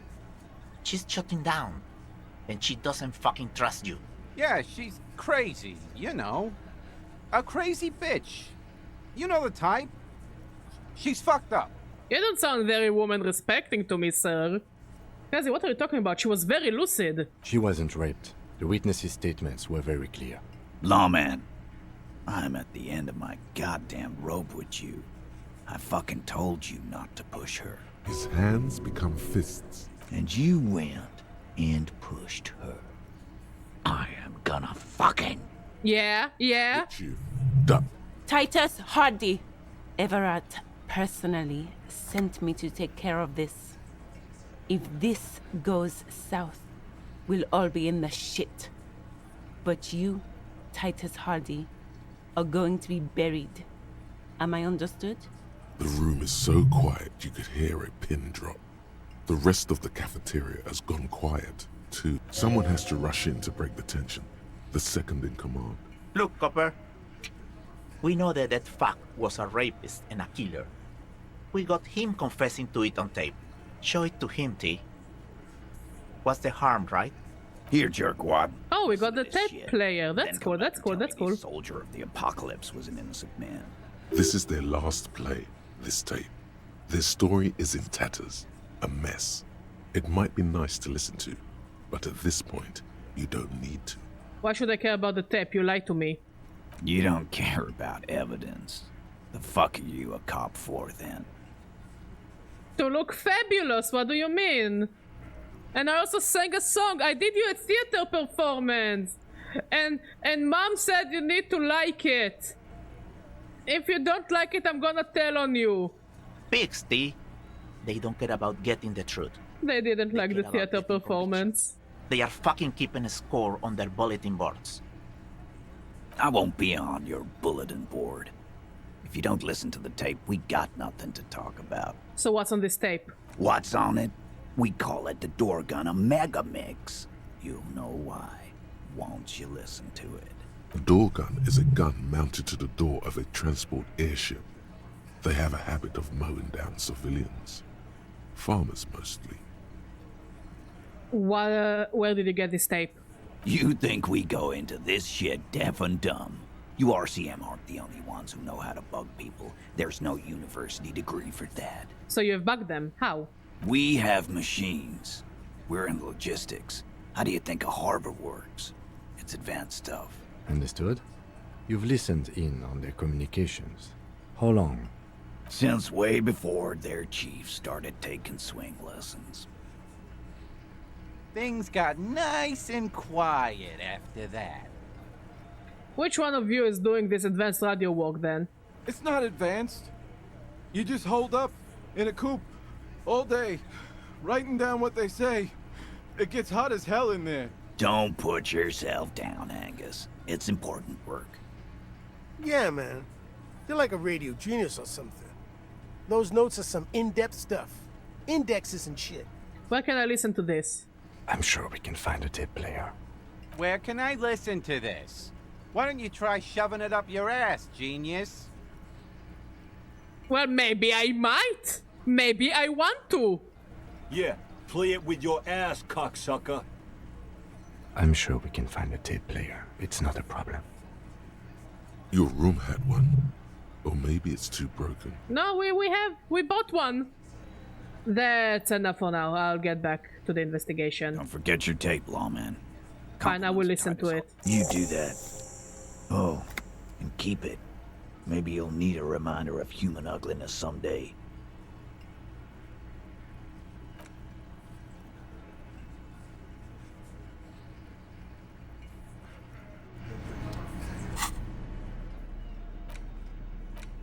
The porter reel is just what you needed. The reels attach to the apparatus with a satisfying click. The tape is routed behind the magnetic reader. Play the tape. You push command set, and the tape starts spinning. Violent static and machine sounds fill the air. This isn't Revachol. This is a fucking village. I can almost see the elephants. The harbor. That's the son of a Kvalson crane. Why do you know that? He's right. Why do I know that? When this shit is done, I'm gonna tear that place up. Soldier of the Apocalypse style. Kill shit. Dogs and chickens too. Gonna run a room, Cordy. A real nice room. I don't give a shit. I'm fucking done. I'm done mentally. I'll fucking do them all in. Rape that disco cunt on the counter. You know, the dance a whore upstairs. Do it Kohoi style. Never did get that taste out of my mouth. The lieutenant presses the button marked Arete on your porter reel. The tape stops spinning. What was that at the very end? Silence? End of recording. What do you think? It seemed authentic enough. Probably recorded off the shortwave, then edited to seem more incriminating. He sounded like he was on patrol around the harbor walls. I agree, he also sounded inebriated. Still. Who is this Corti? Corti could be short for Cortenar, One of the other mercenaries, the one he was talking to. Probably the mountain at the harbor gates. Mr. Right to Work. What's Kohoi? A village on the Samaran Isola, in South Safre. Grad committed war crimes there, the kind of thing he talks about. You think he was there? Who knows? Maybe the tattoos would have an answer. Or maybe Kohoi is just merc talk for atrocity, slaughter. Okay then, what now? I think we've got a few more questions for Class here, don't you? This seems to contradict her testimony. At least to some degree. Okay, let's go and talk to Classy then.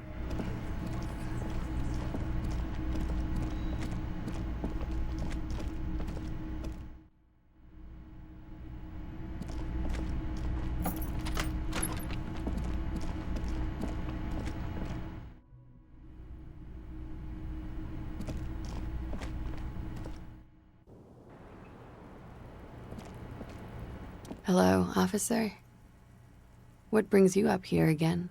That is how they gave us a recording where the deceased states his intention to commit rape. She puts her coffee cup down with a soft ring as the porcelain meets the metal table. Did he? I never said he was a good man, or that he had good intentions. Only that he was never bad to me. On this step, he specifically identifies you as the target. Where did they get this recording exactly? It's intercepted radio chatter of the deceased, recorded via a de-encryption station. It's authentic enough.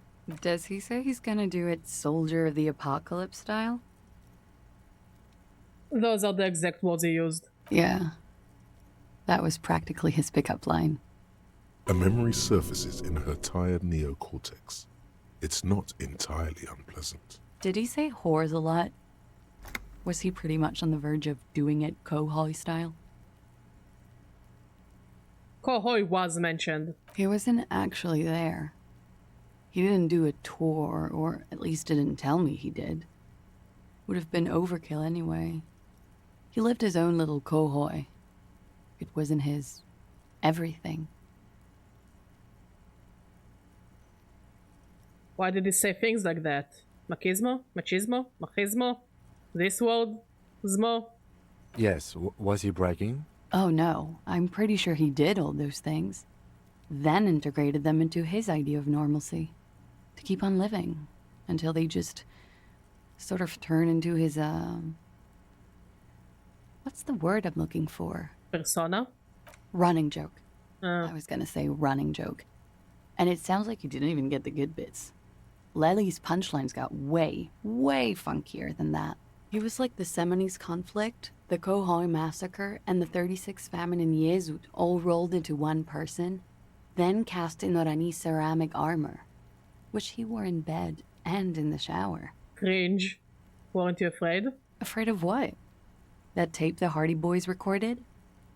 Your mother probably never told you this, but girls are evil. Oh yeah, we are evil when needed. Had I the physical robustness and social support, I'd be in Kohoi.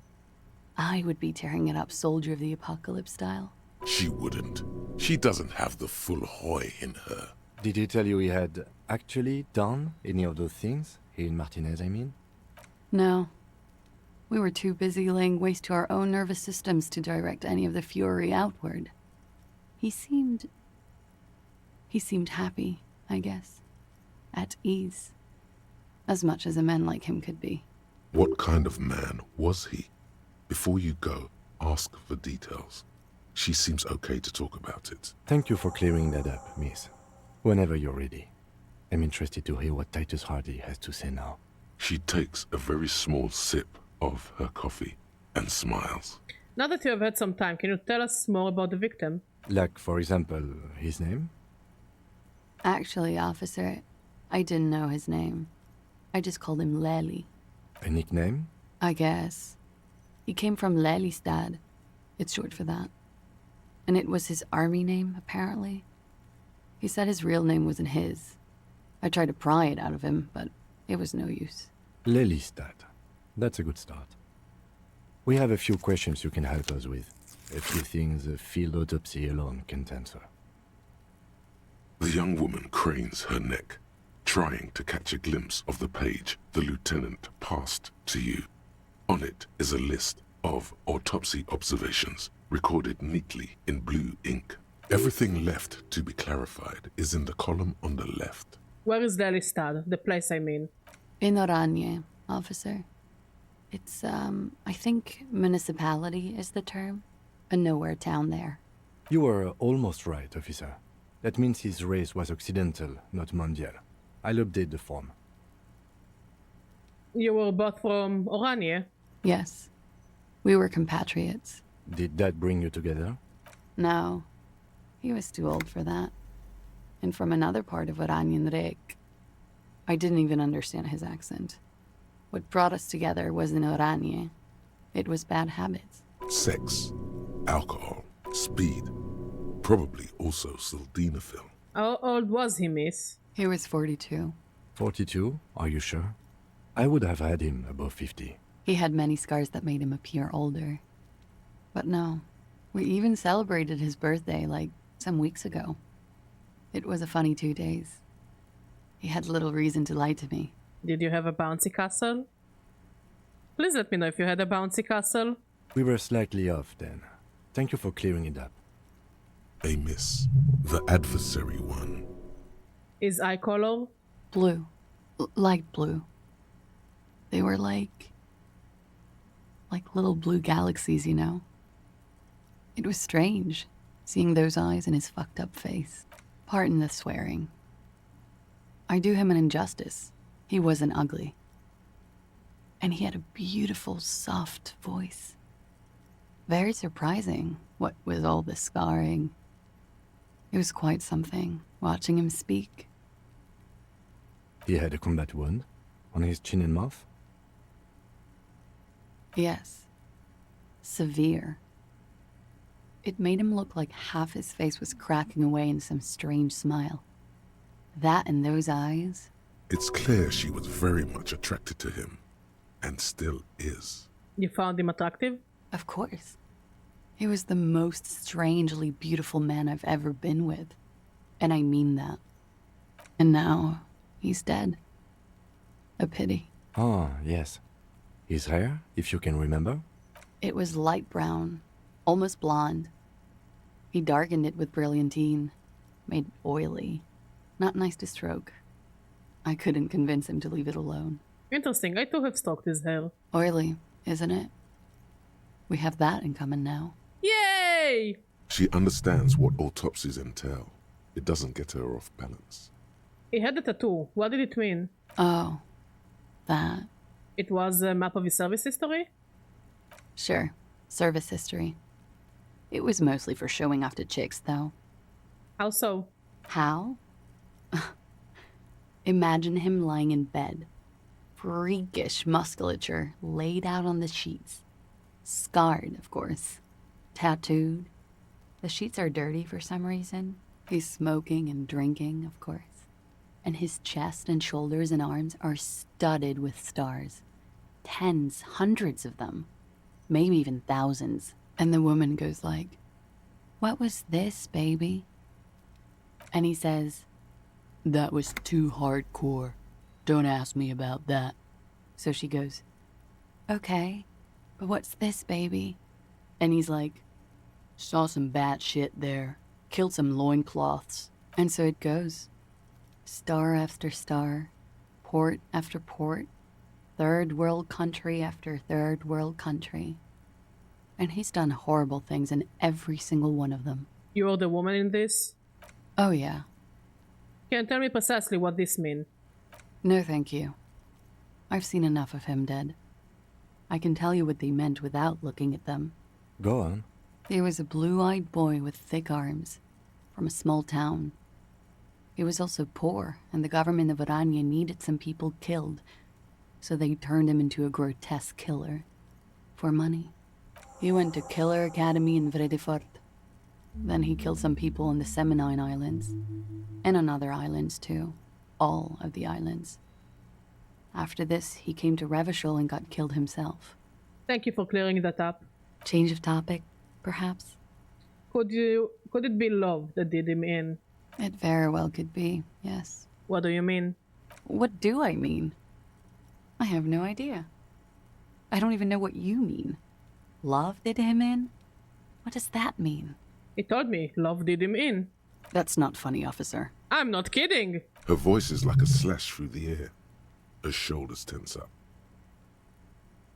Something miraculous is coming, he told me. The lieutenant blinks. His expression does not change. All right, let's see where this is going. From way out in the northwest, he told me. Cool. We ordered a toxicology report. Any idea what will show us? A real rainbow splattering of pharmaceuticals, I bet. Barbiturates, amphetamine, sildenafil. Hear that? Sildenafil. Just like you suspected. You have a great nose for this stuff. What is sildenafil? It's for maintaining an erection.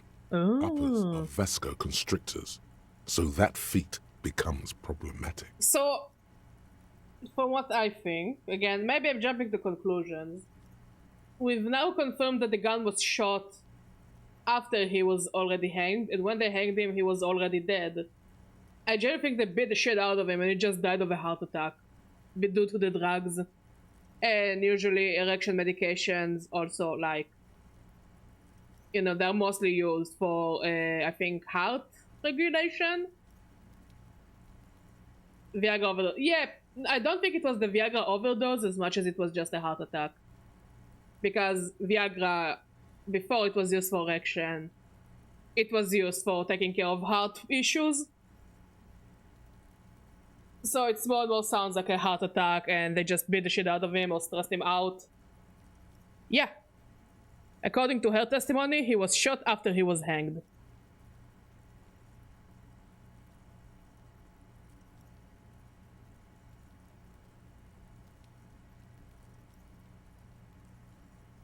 Maybe. That's also a good point, Mod. No, it seems like she didn't know that somebody shot at him at all. No, it seems like she didn't shoot him at all. So I don't think so.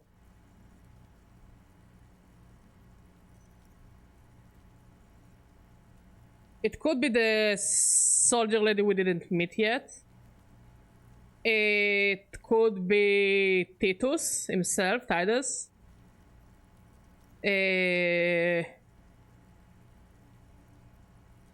Like, it's clearly not Kim, because Kim shot from the...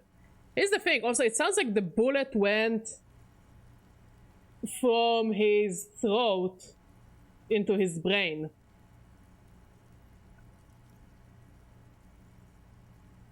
No, the programmer is just a programmer. I mean, we didn't really get more information out of her. But it seems like all the programmers of this game are natives. So it doesn't seem like she is from Orania. As far as we know. So I don't want to jump to conclusions. I'm more suspecting that I mean, at first I suspected that she might be the soldier lady, but seems like I am wrong about that. So we just didn't meet that character yet. Okay, and why do I know this? Because you're a scientist, of course. I am a scientist! How much does the toxicology report cost the police of Revachol? I can do it for half of that. Save you some money, make some myself. It's quite expensive, miss. But we'll manage without your help for now. I think we're finished with this line of questioning. All right. Coolly, gracefully, she pours herself more coffee.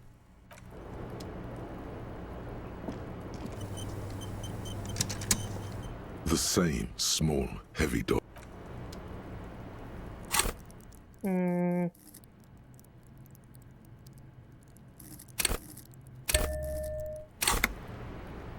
The same small, heavy door. No lock. There we go.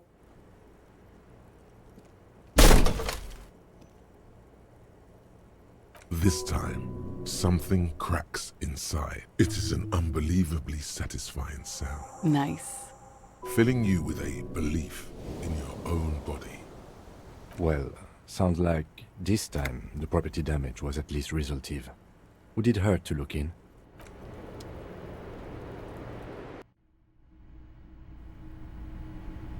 Is that a pinball machine?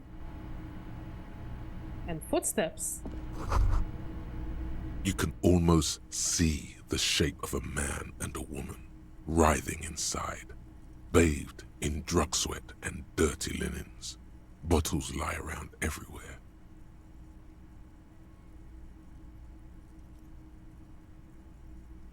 I think I can see into Class's bedroom from here. You can barely see through. Better not to jump to sensationalist conclusions here. No, I'm not a creep. The footprints on the floor, however, definitely suspicious. Did Titus come here and just shot him while they were fucking? Boring footprints. I want to jump to sensationalist conclusions. What are those people doing in there? You lean closer to the peephole instinctively. I bet they're doing something quite unnatural there. Everyone is a bit of a creep, I guess. If your mesolimbic reward pathway were to venture a guess, one of the bottles is probably being put somewhere it doesn't belong.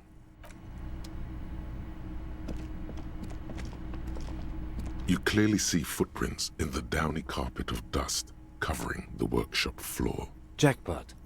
These, unlike everything else here, are new. Someone's been here within the last week or two. Titus. 3 weeks maximum from the dust coverage. It could easily have been 1 week too. You know, officer, this isn't bad at all. It was a good idea to see where that door leads. Commendable work bringing us to this place. He likes us. Okay, what does this mean? It means someone snuck through what seems like a secret route, behind our rape victim's room, in the recent weeks. This may prove to be significant. Let's have a closer look then. Large prints, most likely made by boots. The size is hard to determine. Sole could be bigger than vamp. The soles have left a pattern, uniform, horizontal lines. One person has been here. They've gone back and forth. The tips point both ways. The prints look like one person went back and forth. Between that and that. This print doesn't look like the odd-soiled print we saw at the hanging game. The size looks about the same, actually. They're not the same shoe, but they could be the same person. This doesn't seem like the worker's boots from the hanging, does it? No. These little horizontal lines are different. They look custom-made to me. Or some kind of foreign print. Hard to say. Or maybe one of the soldiers. Everything around you is quiet. The prints crisscross the workshop floor.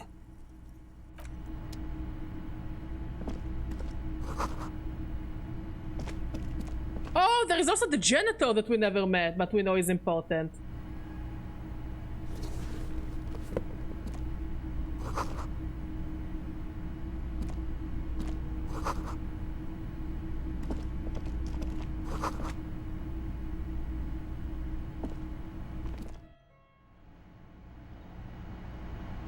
And we're on the other side of the blue door.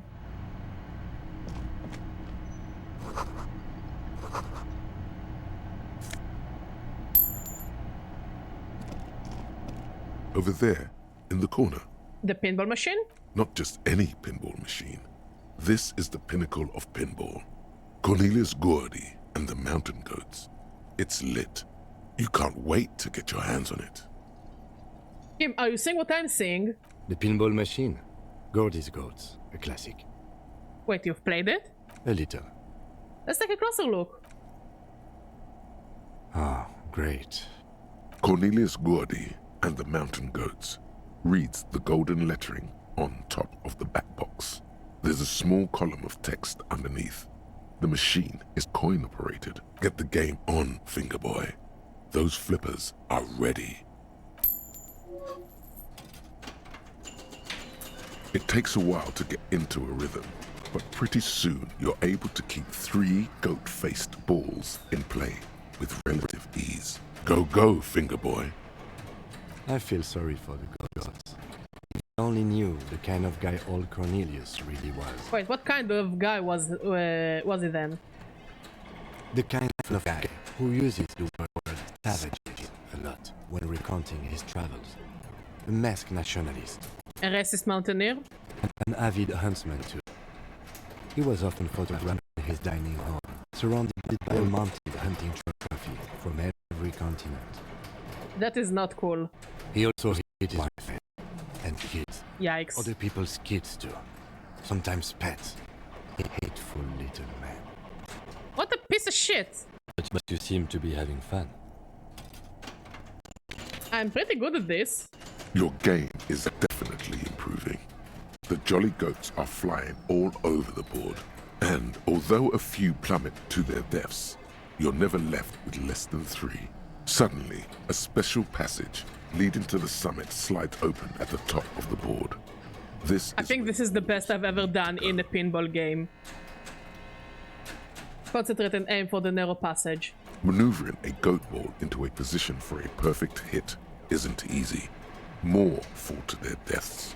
But finally, the opportunity presents itself. One of them gets through. Tiny hammer shatters something inside the machine. Something glass. The words "pale rupture" light up on the speaker panel, and the machine starts filling with a thick, milky fog. Something's happening. Congratulations. This is where the game ends. It's a cheap way of getting more money out of the players. A stupid, nihilistic finale. There's so much fog, you can barely see anything. Some is actually leaking out of the machine. Oh, the machine is going on fire! Your goats start slipping, disappearing into the milky nothingness. This can be navigated. The balls leave almost imperceptible disruptions in the fog. Use them to calculate where they hit next. You're down to your last goat, going mostly by sound. Eyes are useless at this point, but that goat is something special. 5 times you snatch him back from the jaws of death. Kim, it can be done, just watch. I am. I've seen it before. Played it too. You will eventually make a mistake and then it's all over. Wow, Kim! A bit of optimism won't kill you. Only the tension in his posture betrays his interest. I'm bad at ball games? Why am I bad at ball games? It's like the game heard me that I'm shit at pinball. With automation-like precision, you keep the final goat ball in play, reacting to the tiny... Didn't I say that the percentages here are basically XCOM percentages? The fog is clear. It's the same garbage. I can't hit a 90% shot, but I can hit the 3% shot with a crit. How does it work? Fuck if I know. Numbers are fake, math is fake, percentages are fake. Remember the old man? Which one of them? Are we talking about René and Gaston? Or are we talking about the drunk man sitting by the library? By the bookshop?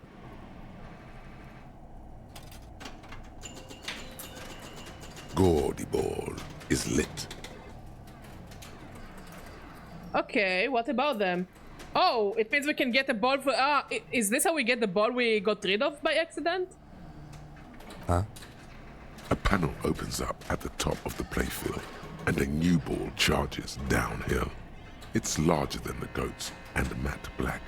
Cornelius spell the white letters running across the equator. So violent is its descent, it immediately knocks the last... So I'm bad at ball games because I got rid of the ball. Then proceeds to bounce all across the board as if carried by some demonic otherworldly inertia. High score, announce the speakers, and the whole machine lights up. Okay. Then the flippers retract. I think now I'm good at ball games. Opening for the gaudy ball to join the goats backstage. Cornelius vanishes, and the machine powers off. That's amazing. I think I won, Kim. You didn't just win. No one I know has ever beaten Gordy's goats. That is a monumental achievement, Detective. Who is the king of pinball, Kim? Congratulations, Your Highness. That was really impressive. We fist bumped at each other. Oh, I love them. I love them so much. The machine needs a good service before anyone else can even attempt it again. It's time to move on. Yes. Good times. Once again, the machine becomes one with the dust and the darkness. That was amazing.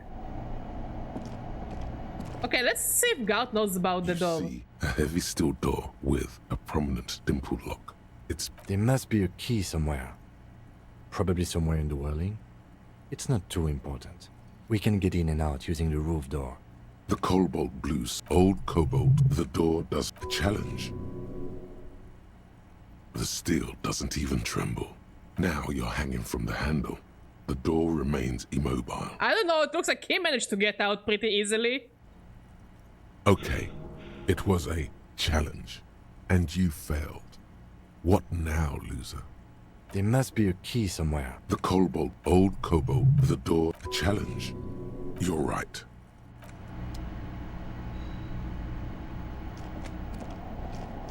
This small elevator is dimly lit by smells of nougat and sweat. Your head brushes up against the ceiling. There is a control panel to your right, and just enough room for 2 people to fit in. The maintenance card under the control panel reads, "This elevator must have been used to transport pinball machines to and from the upstairs workshop." Look at the elevator controls. There are large rectangular buttons, monter, descend, and an international call for emergency assistance. That third one appears to be broken. It says the last maintenance was in 88. That it does. I say, let's brave it. This elevator was last maintained in the future? No, it was maintained in 88 of the previous century. Oh, so it's not a message from the future. No, I think the bureaucrats just forgot about this backroom elevator after the revolution. That was mostly pinball machines riding this elevator. Seems so, although it's pretty quaint for a freight elevator. Okay, so we need to find a key. So this is where they brought 40 pinball machines to fix them up, a long time ago. Everything is covered with dust now. The lieutenant looks around the dusty, crowded room, inspecting the tools on the shelf. Looks like they gave up on fixing the pinball machines at some point. At some point, 20 years ago, 15 maybe, before pinball went out of vogue. This used to be a pinball workshop. Looks like it. I'm guessing Martinez North 22 used to be a pinball arcade before it became a hostel. There are machines left over. A creak. Some dust falls off a shelf. Downstairs in the hall, next to the main door. One of them even works. I've seen one of the Hardys bang away at it. Remember the dice maker?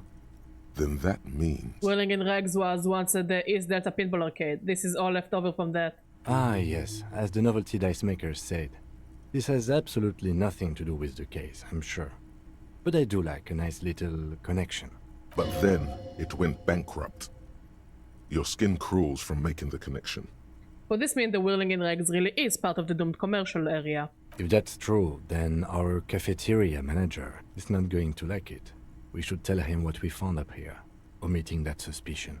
He does not appear to be the kind of man who likes his establishment to be part of a neighborhood ghost story about bankruptcy. Stupid superstition. But still, Who knows, maybe he has the key. interesting to see what the cafeteria manager thinks of this. And then we can come here at night. We know that she sits here until 11 p.m. Maybe we can, like, I don't want to creepily spy on her, but we can definitely see what is going on in the room later. Like, something tells me it will be important later to come here at night.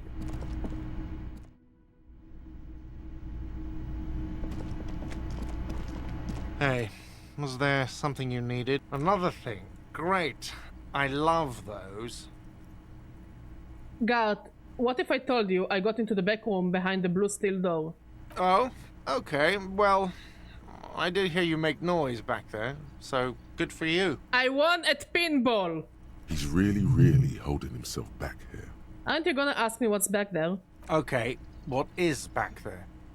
Pinball machines, a pinball workshop. Ha! I knew it. I've always wondered where those machines by the door came from. And they told me there was some kind of pinball thing here too. I knew it. Were there any back there? In working order, I mean. What? Do you want to play? Because I might be up for a game. No, I was just wondering if you found pinball machines there.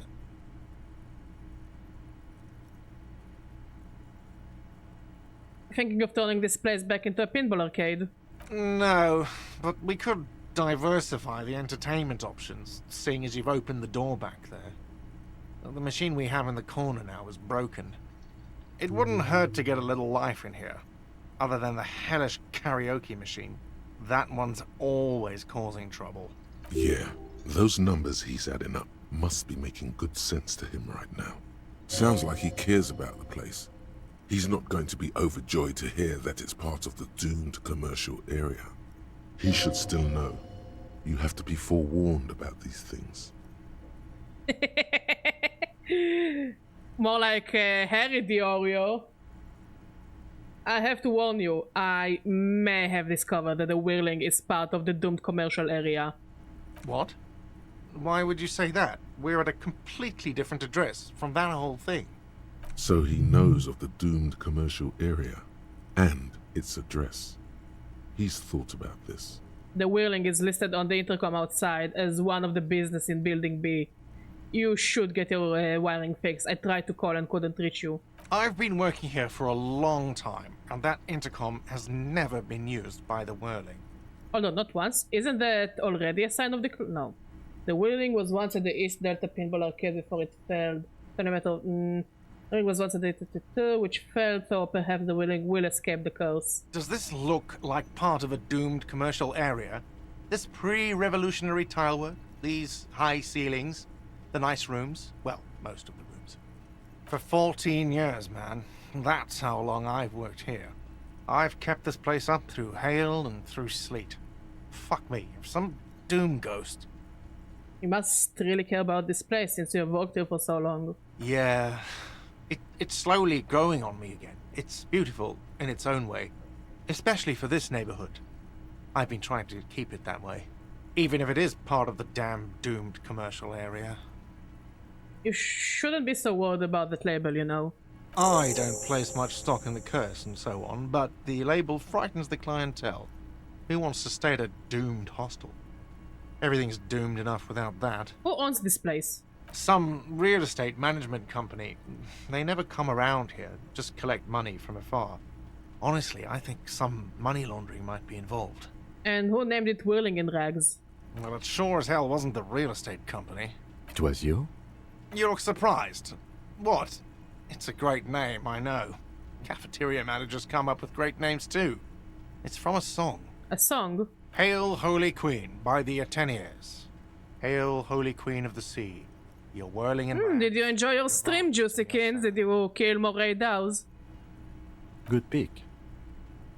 Well, good luck to you with this place then. Luck has got nothing to do with it. I need to think about where I'm going to place those pinballs. I have a feeling they're going to help. So, if you didn't have anything else to tell me about my establishment, can we, wrap it up? There is a peephole in the wall. What wall? Look, it's the time of the year to kill Raidaus. I think I have most of the sets, but I think it's more to get ready for tomorrow. Because tomorrow they start with the timed quest of Raidau. Like, I don't know if I will stream tomorrow, but I will definitely grind to do the time quest. Upstairs in the secret back room, right next to Class's bedroom. I found it when I found the pinball machines. I'll have it fixed at once. Thank you for letting me know. I assure you, the whirling does not abide spying on its guests. The color has drained from his face. What a shame to fix such a good peephole. Alright, you've been notified. Thank you. I'll patch it up personally. Was there something else about the establishment? Yes. Okay, next. Let's see if we can talk to him again. It's you again. What is it?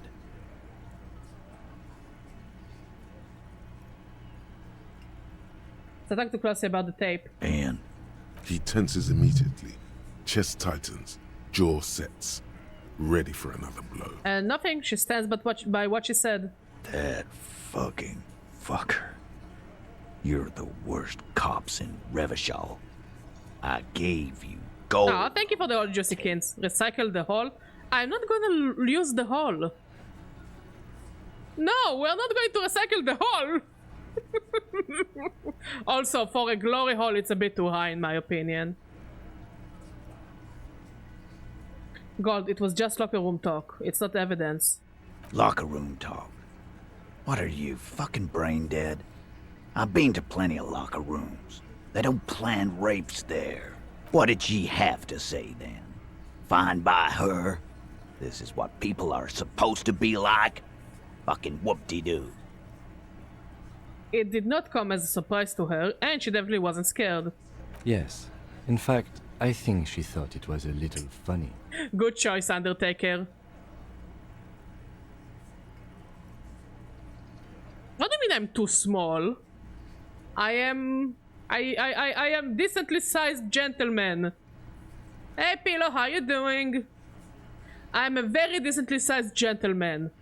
It's just that the glory hole is like up there and my things are down here. Like, you see, it's like, it's not long enough. I don't think it can be long enough to get there. What's the weirdest thing I was ever called? Mate, I'm Jewish. I've been called everything under the book.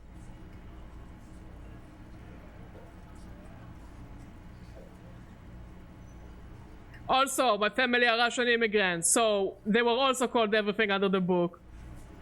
Weird. Weird. People would butcher the shit out of my name when I was in school. Like, I'm not gonna say my name here, but my name was butchered. And it's not like my name is hard. It's like hard to pronounce. It's a very easy name to pronounce, you know? Not a common name, but not difficult to pronounce. But it was butchered in the most annoying ways possible.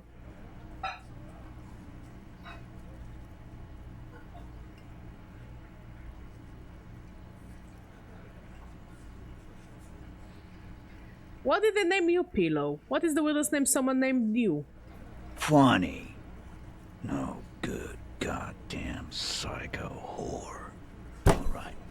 All fucking righty then. I guess it's good then. That fucking... Please try to control yourself in the presence of visitors, Titus. This is just perfect. Just fucking perfect. Any thoughts on this, lawmen? Women are crazy. Irrational. That's what you're thinking, right? Also, your fists are itching for a bump. Well, maybe that guy was stupid, Undertaker.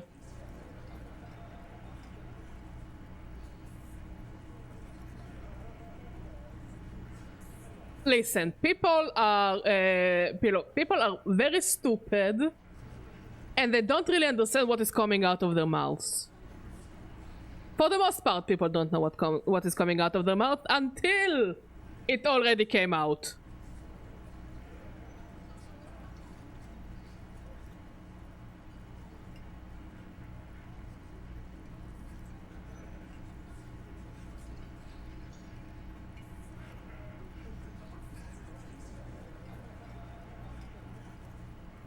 Like, my first memory, one of my first memories when I was a kid, was in kindergarten. I think the first thing someone ever named me was in kindergarten. It was another kid and he just called me a fat Russian whore. And it's like, I'm like free. I don't know what fat Russian or whore meant. But yeah, that happened.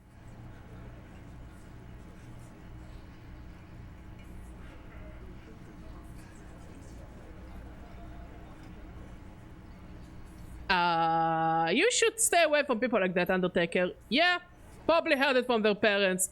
Again, it was the 90s. It means there was quite a big Russian aliyah. As in, lots of Russian immigrants came.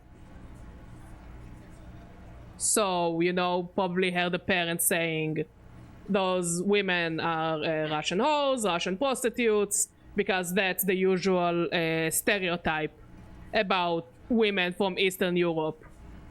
Not only here, by the way, but in many places. So I was like, I don't know what Russian is. And I don't know what whore means. And I don't know what fat means. Like, I was a kid. I just know that I didn't like it at all. Oh yeah, well, society is completely fucked. Remember what I said about stop talking about philosophy so much and actually start dealing with the consequences of people's actions, because nobody really wants to take care of the consequences of anyone's actions? Yeah, that. Still, keep away from them, Undertaker. Again, the kid heard it from their parents for sure, you know. There is a limit to how much I can blame a child for saying those words, but, you know, as a kid it hurts, but it's clearly the parents were talking about it, and they heard it from the parents.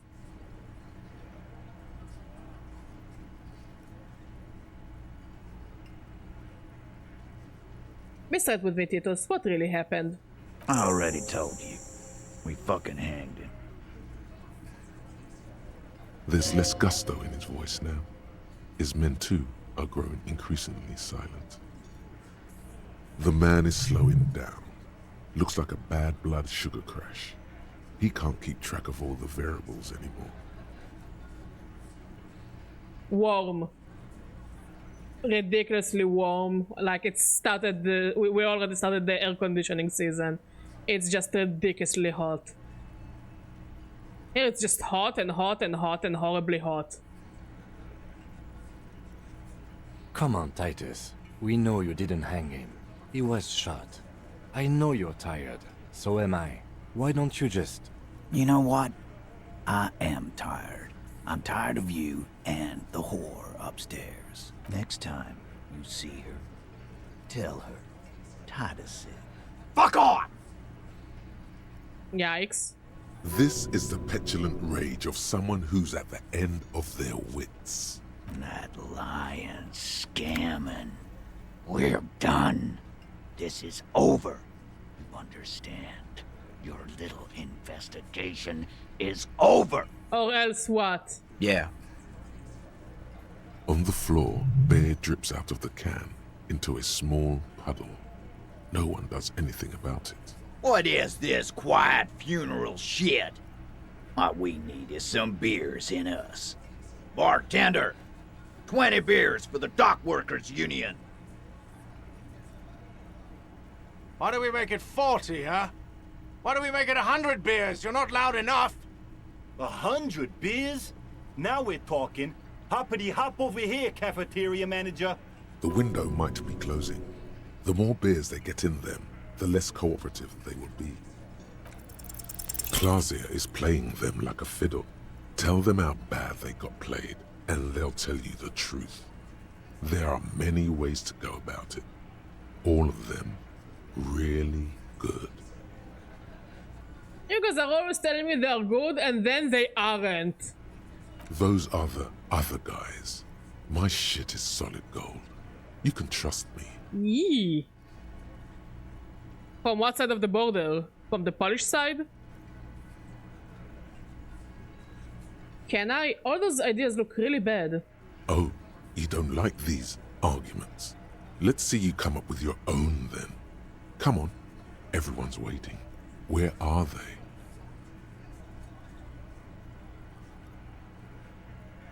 Okay, man, it's clear you're being played like a fiddle. No, we fucking ain't, asshole. No one's fiddling anyone in here.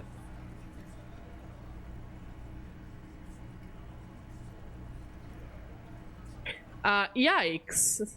I guess it didn't end up well for him? No, Glenn. I want to hear this. Who do you think is fucking fiddling me?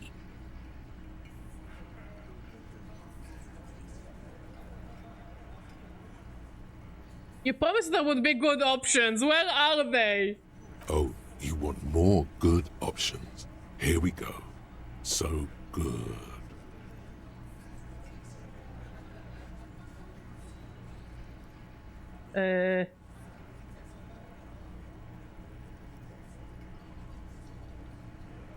Good lord, what is happening to me? Yeah, what is happening to you? Help! help! You on narcotics? Not yet. No. My partner is a spiritual man. He was a minister before joining the RCM. Many of us were. I was?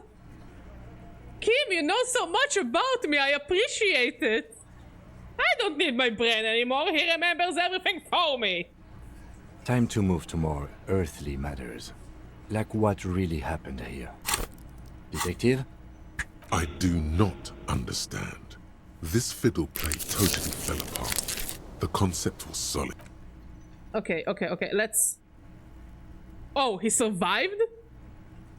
That's amazing. Okay, I need things for rhetoric.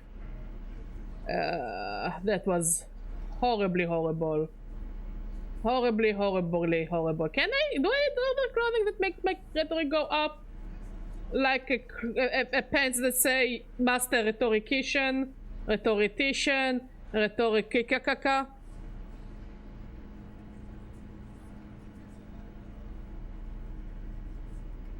But why did he steal the jacket to begin with? We do have the Rhetorics t-shirt.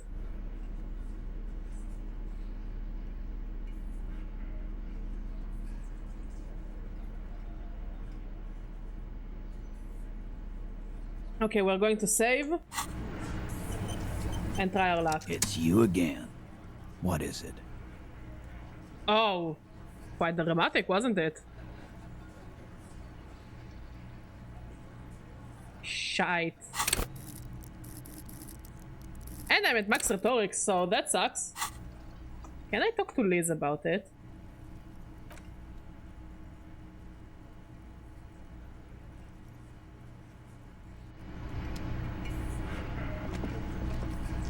I've got nothing to say to you. Why are you wasting your time? What you want is of no... Okay, she's not helping.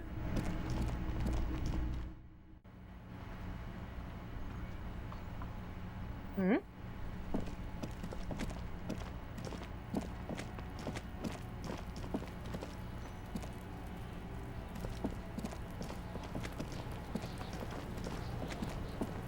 Necromancer pig. Kuno dies. You're gonna pick one out of his brain like that too? Kuno's gonna go out in a hail of bullets. Gonna look like a fucking porcupine. Kuno, I found your shack. You found Kuno's secret door to Kuno's secret shack. It was closed for 5,000 years. How the fuck did you get in? I fast shifted through the roofing material. Shit. Get the fuck out of here. You can't do that. I do. I can. Kuno, he's trying to fuck at you again. Shut up. Pigs can't displace. Can't do that teleport shit. Yes, I can. How did you like it in there, pig old boy? Kuno's got a lot of cool shit there, right? What was with the pig head? Oh, that? Kuno decapitates pigs. That's just a Kuno demo tape. Were you trying to send me a message of some sort? Yeah, to the both of you. Watch your ass in Kuno's town, or Kuno's gonna fuck your head off. He is incredibly pleased with himself right now. I found a plate covered with powder residue. Know anything about it? That's where Kuno gets his daily hit of electric. Kuno Shazam. Kuno rides the fucking lightning in there, pig. Bet you'd like to ride the lightning too, wouldn't you? You feel tired and old, but you could have that sparkle in your eyes. What's with the tube of Magnosalem, Kuno? It's a vitamin, pig. Don't you know anything? It's magnesium, right? Yeah, it's the mag. You fucking need that shit to stay on top of your game. Kuno goes through like a tube a day, rips mag like a motherfucker, and you could use a battle. Oh, don't teach him, Kuno. He's gonna use it against you, Kuno. I know all about magnesium. I rock it all the time. Nah, come on, it's just magnesium. Don't mystify it. You're not getting this, pig. It completely takes away the hangover. It's like you didn't do anything. Like you stayed home playing with your choo-choo. Fuck you, pig. Don't do mag. You're gonna OD and you're gonna fucking die. Well, fuck you then. Good call, Pigmeister. Don't the fuck do you... Good Okay, call, let's try to Pigmeister. raise our empathy. Kuno doesn't... Hear that? Magnesium. That's what the magnesium levels in your blood are dangerously low. It's about the low magnesium levels and not the high alcohol level. I fucking knew it. It wasn't the alcohol or the other things. Yeah, the other things.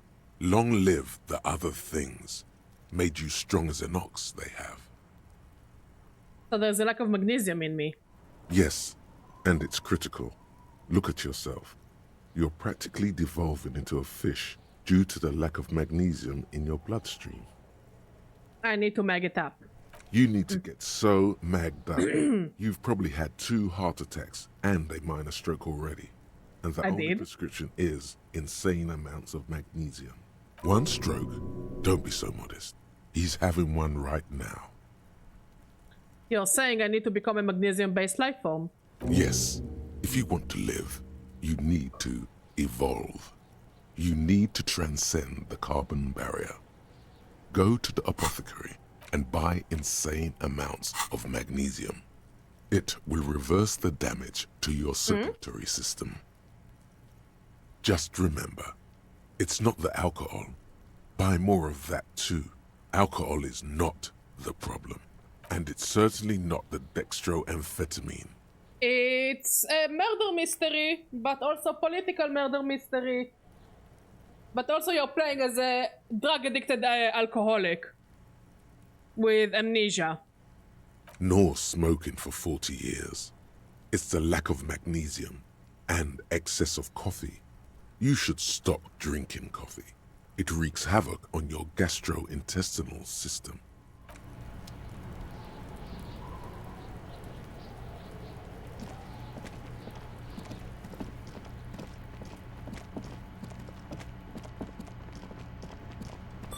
Okay, we have some phone calls to make. Wait. Who are those two? That's one brutal motor carriage. If I were a real skull now, I'd jack it, paint it in palm tree livery, then bottom light it. I like that even his jacket is censored.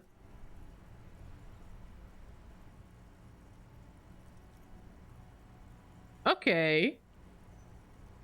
And to what conclusion did they get? A snazzy shit-ripped skullmobile like this would make a fine trophy. We could, like, hang fucking shrunken heads from the side mirrors. Cops' heads. Scary tribal shit. Yeah, tribal shit. A cop carriage like this would have proper skull value. While I appreciate the interest you take in my brutal motor carriage, I have to stop you right there.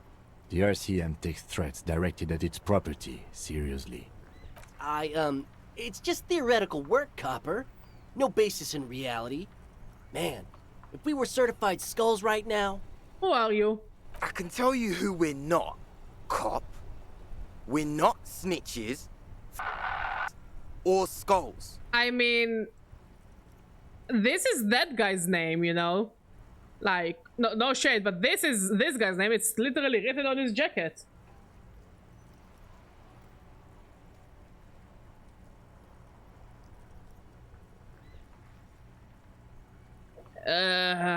That sounds like a uncomfortable conversation. Which is not to say that the skulls are bitches and... On the contrary. The part of this presentation you want to take home with you, cop man, is we're not part of the skulls yet. Who are the skulls? You don't know? What kind of cop are you? No, I really don't. The skulls are the most vicious gang of the Besmertnay. The nastiest bunch of psychos ever. Jacking carriages and getting into high-speed chases. Possessing an infinite amount of fuck-all swagger, infamous for their non-verbal modus operandi. Non-verbal? If a skull spots you, he will pull out his dagger and stab you without saying a word. Uh-huh. The lieutenant's voice is as calm as usual, a testament to the violence and death he's witnessed through the sight of his firearm. They usually occupy the burnt-out quarter in Jamrock, or you can find them loitering around the brightly... Thank you for the pet, Spilo. I can't wait to become a skull. Bottom lights are wretched aggressive. No, they really aren't. It's porno tuning. Say no to the porno. Don't tell me what to do. Ooh, bon aperitif, my friend. Do you know anything about the murder that took place here? Murder? A man was hanged in the backyard of the Whirling in Rags. Yeah, sure. We'll gladly tell you everything we know about it. It was a man. No shit. Also, he was hanged. No shit. Anything else? He was hanged from a tree. No shit. Yeah, I mean, duh. For real. These punks don't know anything. Let's just move along. Hey, stop right there. How does one know anything? What does that mean? Fucking philosophy, man. You can do aggressive shit with philosophy. Justify shit. Do you guys know Cindy the Skull? Oh yeah, Cindy's a right proper skull. Yeah, a true artist of the future. Just like Arno van Eyck. By the way, if you see Cindy, give her our regards. The lieutenant on your left is unusually lenient toward them. So your kids are into a Nordic dance music? Oh man, yeah. We're not fucking kids, man. Be wary of the abyss. Why? Probably because of how non-verbal their mode of operation is going to be. It's a threat. A threat? Good, I like those. But I don't. In fact, I dislike them so much I'm willing to drag you boys back to the station just to calm myself down. Ooh, Kim is also doing the threats. I said I like threats. Hey, there's no need for that. We're just talking here. Joking, too. Stay light, man. Yeah. Didn't you cops, like, have some questions about skulls or some shit? Why aren't there more skulls in Martinez? The Union does their share of policing in Martinez, at least where gangs are concerned. That's why there isn't much organized crime around here. Don't you worry about that. We're gonna make up for the deficit. Yeah, we are. Your rhetoric is confusing. Are you a part of the Skulls or not? We're not franchise skulls. Well, not yet. Once we get our name out there, we'll have a chance to join them. And what makes you think that the organization would accept you? Because we can be just as psycho and vicious. You'll see. But in a non-threatening and definitely legal way. We'll fuck the system from the inside later. Just be cool now. The damage will be tenfold. Right on, fuck. So what's happening now? Enough about this scullery then. Mm-hmm. What's with the jackets? What about them? Why does your jacket have peace written on it? Well, first off, it's a statement and not necessarily something that characterizes me as a person, even though the statement has character. And I do like piss. So you have a piss kink? The word piss epitomizes the struggle taking place in the world. Things being defined as they seem, not as they are. And, I guess... Satsuo, thank you for the raid, buddy. How you doing, my friend? And truly appreciating our differences. You came just in time for us talking about piss. Also about how much I hate young people. Reddit young people. Because those guys are the Reddit young people that exhaust me so much mentally. Oh, you never bother me, Satsuo. Also, you've got to admit, it catches the eye. And since the Grand Piper is slowly but steadily moving towards basing the economy on it, attention, it is imperative that the medium itself convey the message. So you want me to piss in your mouth or not? What I mean by this is, we are all piss and that the world is inherently meaningless.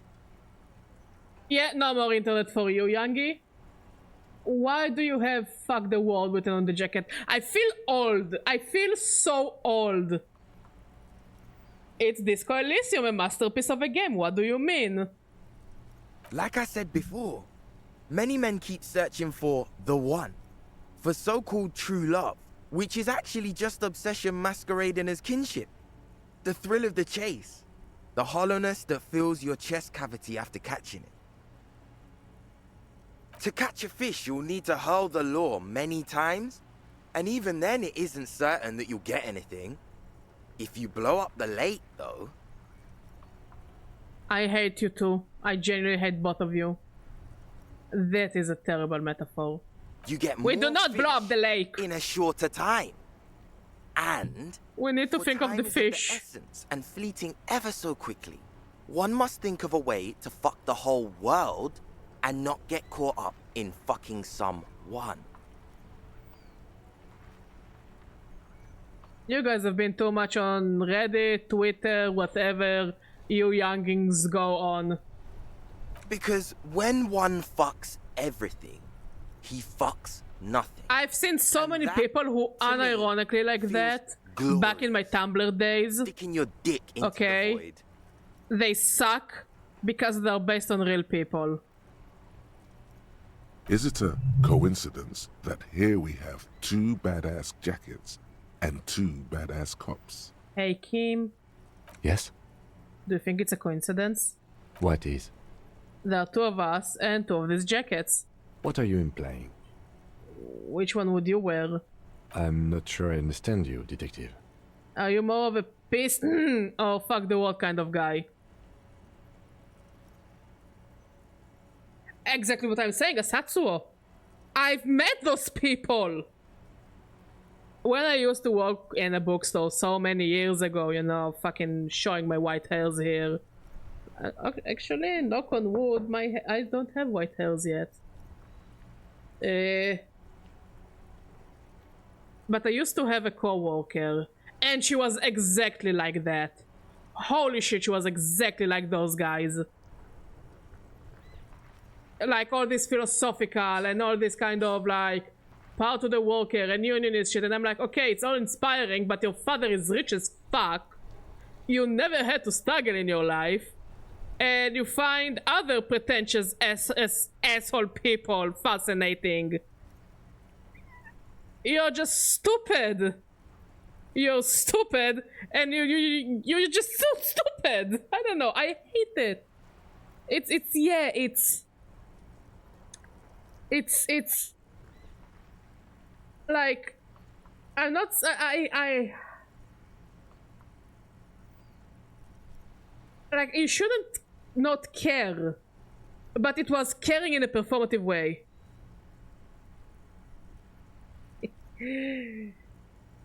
I have nothing against space ferrets.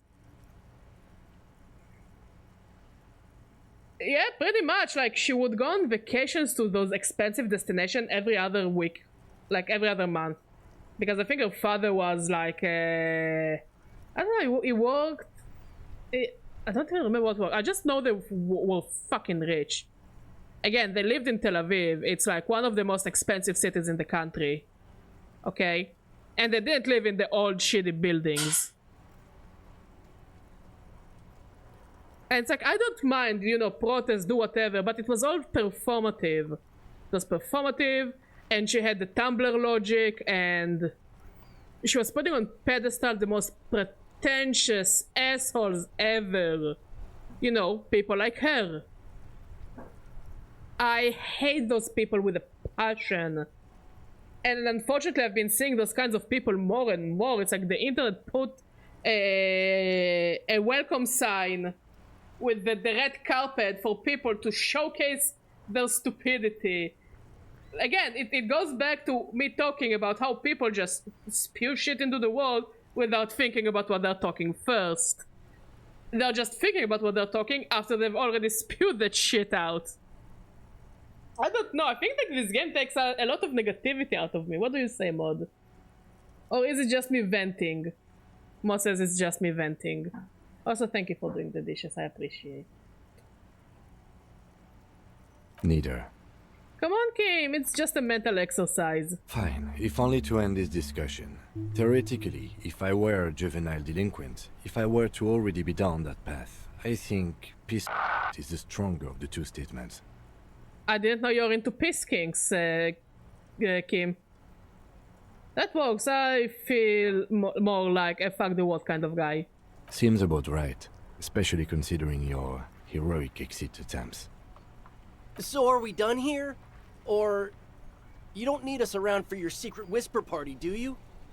Ask for the jackets for yourself and the lieutenant. These guys aren't scary. You're not scary. I have nothing to work with here. It's either begging or bullying, or both. Just ask them, maybe. Gentlemen, I need your jackets. Why? Look at the shit I'm wearing. Yeah, like he said, total shit. What about it? I'm wearing horrible clothes to catch horrible people. It's depressing. The lieutenant looks down at his bomber jacket and shrugs. We will get the jackets. Content with his uniform. Kim, you're not helping me! Fuck it, I don't deserve a cool jacket. I suck. Fine. I got the jacket with the power of pity! Take it then. I can't handle this sad shit. It's true. He simply can't. It's called empathy. Yay! Wow. I did not see that coming. You better wear that jacket with pride. I'm gonna give it to Kim. Fuck that. You're not getting mine. My dad's a lawyer in La Delta. He'll have your badge. As I was saying. No, he won't. The lieutenant is lightly amused by the situation. Wait, what fucker? You got a rich dad? No. He's like a volunteer lawyer. A total bitch. Cites law and does dishes. The fuck kind of job is it? Wait, Av. Give me a second. I will fuck the world. Just watch me. Watch the badger in action. You know what, cop? Fuck you. That's not what this is about. You're not getting my jacket. Fuck him. We don't need his rich dad jacket anyway. Here, I got a jacket for you. I'm not wearing that jacket. Why not? You could really raise hell, go undercover, hard. I don't think this case requires us to go undercover or raise hell. In fact, I don't think the jacket will be useful at all. Still, it's good to know that we have it should the need arise. The need will not arise. How do you know? Did you already play the game, Kim? Can you read the future, Kim? Maybe you will need the peace jacket in your life. How else will you tell people about your piss kink? Not kink shaming, by the way. I'm a completely normal person. Why are you looking at me like that, Kim? Look at this cute shit. How can we become skulls if you go around fraternizing with cops? Let's get the fuck out of here before anyone sees us. Do you want me to piss in your mouth? I don't think he wants me to piss in his mouth. Fuck. I'm sorry, man. I just don't like confrontations, that's all. We will find a way to get the jacket.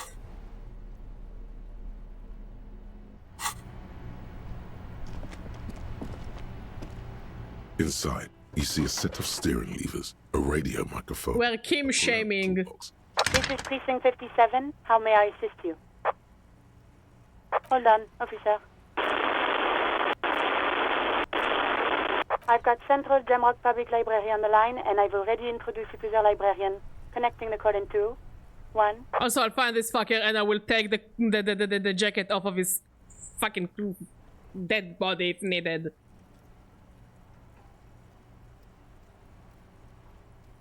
What do you mean? But Chet always had the potential to be a police officer. He's a French police officer. Like in the Pink Panther. Yes, this is Central Jamrock Public Library here. How can I help you, officer? Never underestimate Bachet. I'm looking for any information that you can provide on Billy Magin, a reader. Billy Majon, you said? Yeah, that Give guy. me a moment, I'll have to check our database. On Moreau Drive in central Jamrock, in a darkened hall lit by orange desk lamps far away from the noise outside, a middle-aged man taps commands into an old radio computer. A printout falls on the desk. Behind him, a lonely reader scours some dusty bookshelves, looking for a paperback. Yes, hello, are you still there? I found Billy Majon's home address, is that alright? No phone number, unfortunately. They're too poor to have a phone line. Yeah, home address is fine. Here we go, sir. Rue de Saint-Ghislain, 33B, apartment number 20. It's in Martinez, I believe. Capeside Apartments, it says. That's all. That's where the smoker on the balcony lives, isn't it? Okay, we can go there. I mean, we want to go there anyways to talk to Sydney. Do you have any other information on Billy Majon? It says here that they returned their last book just a few days ago, but I wasn't at work that day. Do you know someone who was? Marie? Marie? Do you remember a reader named Billy Majon? They returned a Tybalt book the other day. Maurice, what? A woman yells. Then, yes, okay. If it was the police, she starts explaining something. Yes, it was my colleague Marie. She said that it was Billy's husband who returned the book. He also asked for this new sci-fi release, Lowe's Radio City 87, but we don't have it yet. Good. You have a name now. So Billy Majon is a woman, not a man. How did your colleague know that it was her husband? Marie knows Billy. She's been working here longer than me. Sometimes her husband returns some books for her. Do you know the husband's name? Sorry, no. Marie only knows him by sight. Can Marie describe to me what the husband looked like? Marie! She said it was an older man, and that she's pretty sure he'd had a drink or two the last time she saw him. What was he wearing? 1 second. Sorry, Marie wasn't really paying any attention to that. Thank you, that's all for me. I have no other questions. Happy we could help. Oh. Goodbye, officer. They're such nice people, finally! Decent humans! Anything else you need from me? Please connect me to Sylvie again. Just a second, officer. Sylvie Malaika on the line for you, officer. Yes, hello? Hey Sylvie, it's the police again. Oh, great. What else do you need, detective? Hey, was it you who called the police? No, not me. But why didn't you call? Didn't the cops behind your workplace bother you? What? Of course it bothered me. But I thought the union already knew about the court. What does this union have to do with anything? No one calls the police. The union would get angry. What do you mean by that? You know, what the union says goes. People listen to them and they take care of their own, which is like everyone here. Tell me, why exactly did you let the cops hang in your own backyard for weeks instead of calling us? I didn't want to get in trouble with the others. Push her further. Show her the error of her ways. What others? The other people who live around here. Local people. I didn't want trouble. What trouble? You don't live here. You don't understand. Squealing is frowned upon here. Everything is dealt with, well, by the union, internally.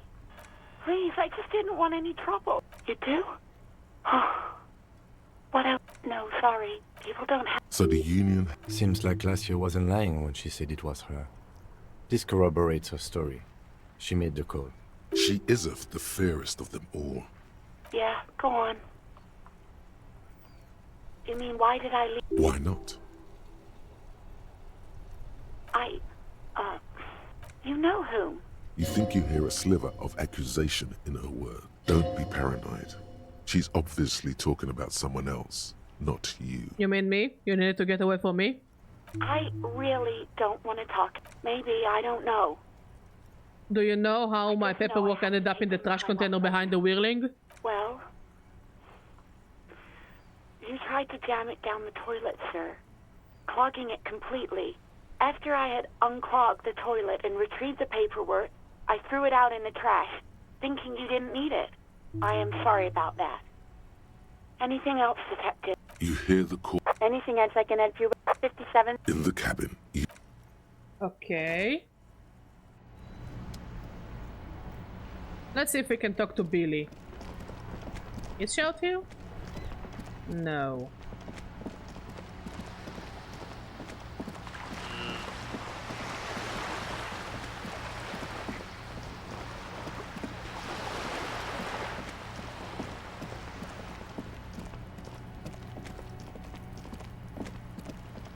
Just an ordinary wall.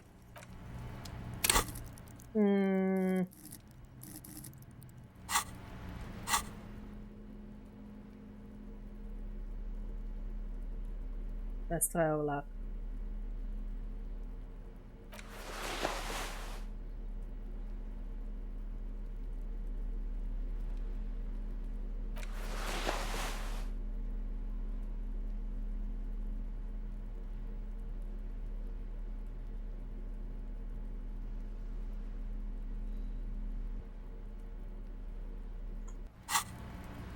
Just an ordinary wall.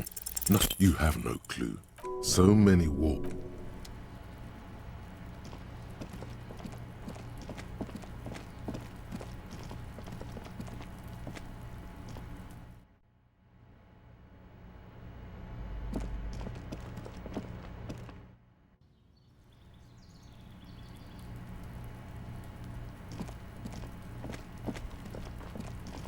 A weathered brown door. The number reads 20.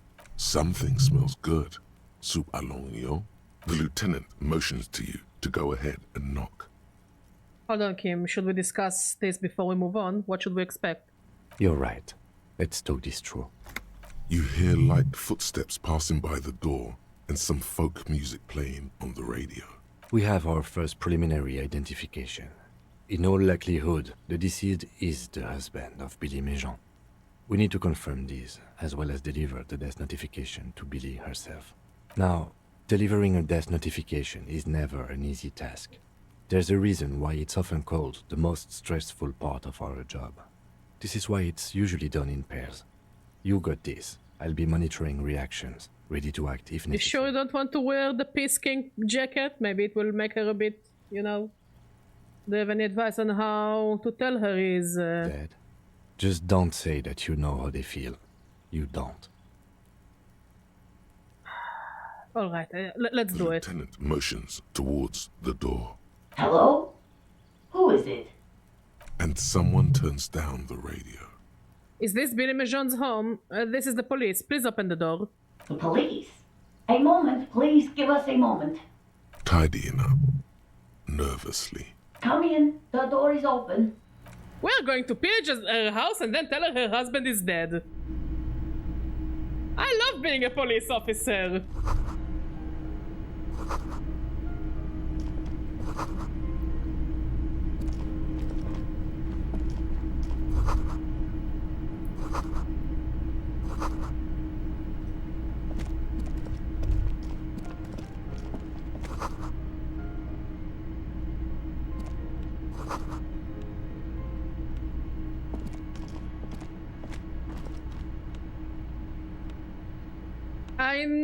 I know, but we have the piss F word jacket instead. Instead, I'm wearing gloves that I used to touch a corpse with. Did you come to bring my cockatoo back? She's such a nice lady. I feel so bad breaking her heart. I don't think I introduced myself properly. I'm Billy. Would you like something to drink? I'm actually getting a bit teary. I feel really bad for her. She's such a nice lady. The lieutenant has taken off his foggy glasses and is busy cleaning them in his handkerchief for now. You're on your own here. Gee, thanks, Kim, for telling me that you will help me and be by my side. I'm not really here for the tea. Is this about Victor, my husband? Is he in some kind of trouble again? I can come pick him up in the station if that's what. I don't want to be in this position. Keep it together. You don't want your body language to tell her the news. Sorry, I'm rambling. It's just that Victor often gets into all kinds of trouble. So, how can I help you? So, how have you been? How have I been? You're not here to discuss me. What is this about, officer? You've done this before. Just keep your focus. Ma'am, I'm very sorry to say, but your husband Victor Méjean was found dead on the Martinez Boardwalk. What did you say? No, I Great feel so and bad. terrible spike. The blood freezes in her veins. Your husband, Victor Mejon, is dead. I'm very sorry for your loss, ma'am. Oh. Oh. But he was just... But he was just here. Alive. We understand this comes as a huge shock. And I don't allow you I want you to know alcoholism. that me and my partner are here for you if you have any questions. Take your time, ma'am. What happened to him?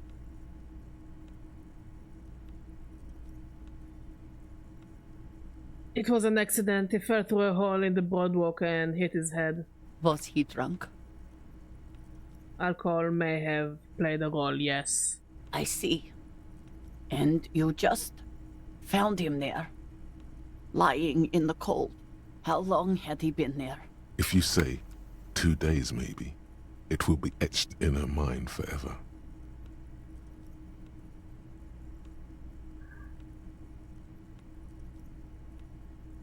It's hard to say at this point. She blinks, eyes welling up with tears. Can we give her a hug? Where is the give hug Searching button? for something from the pockets of her dress. Here. Is there anyone we could call for you? A friend, a family member, someone who could be here for you? No, no. I just need to tell my girls. It burns like acid. God. Should I call them? Should I tell them to come home? No. A day.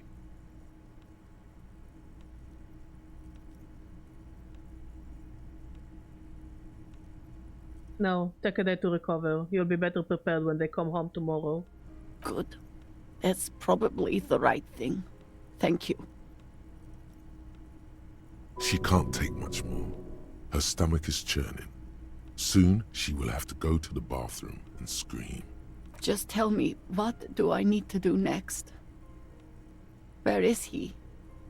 Can I see him? We've taken him to the city morgue. The local coroner will be contacting you shortly to arrange the funeral. Here's his number in case you want to contact him earlier. Is there anything else that the RCM could do for you? No, I'll call you if something comes up. I'm still... Poor woman. Thank you. Thank you for telling me. I'll call if... These are her last reserves of strength. Her muscles will give in soon. Already, she starts to shake. Again, I'm very sorry, ma'am. We should step outside and talk. Said that I will record by her. Leave the room. I feel so bad for her.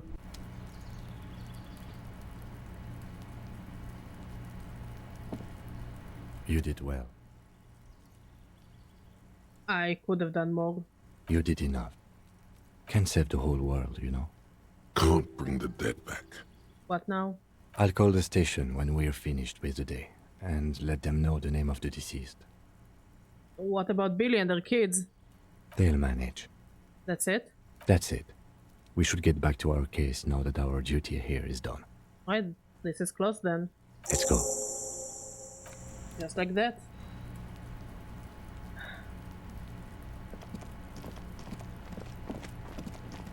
I feel so bad for Billy. I just want to give her a hug.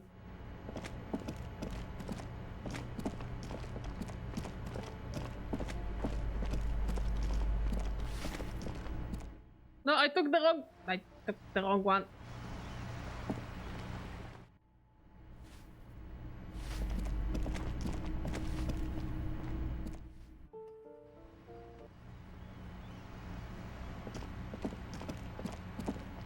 Hello again, officers. Have you come to admire my mural? Peace effort and fuck the world send their best. I don't believe it. I've never known those boys to have manners. The bemusement in her voice doesn't fully mask genuine tenderness. They seem to hold you in high esteem. They'll never be skulls, but their hearts are in the right place. Skulls are cool. Can I be a skull? Fat chance. But you can still do your part to revitalize the neighborhood. Okay then, how is that? She throws you a conspiratorial glance, then presses her finger to her lips and squints up at the sky, as though straining to hear something in the distance. Have you noticed the quiet? Every so often, you might hear a gunshot pierce the air somewhere in Jamrock. But in Martinez, no gunshots, no sirens. The people are languishing in boredom and complacency. This place is a sepulchre. We'll paint it red. We bring the raucous. You bring the sirens. Okay.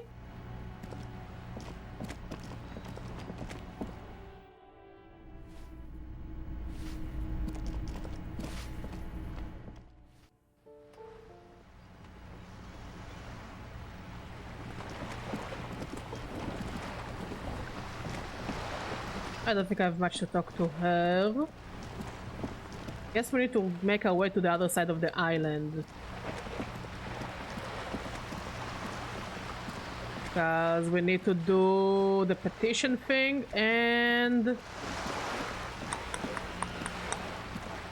we need to go to the church. First, let's see if we can make a call. Inside, you see a set of steering levers, a radio microphone, This is Precinct 57. How may I assist you? 57. in the cabin, you see Okay, nothing too interesting.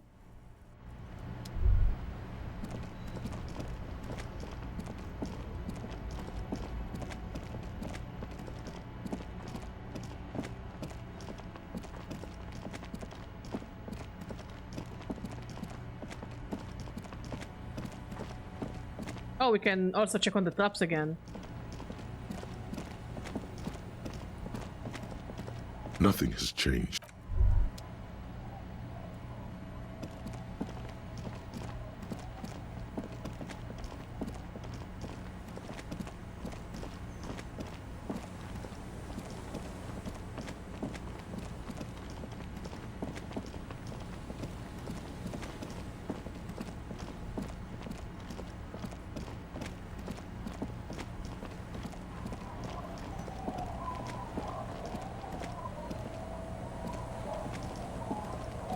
The old woman still hums her unknown song.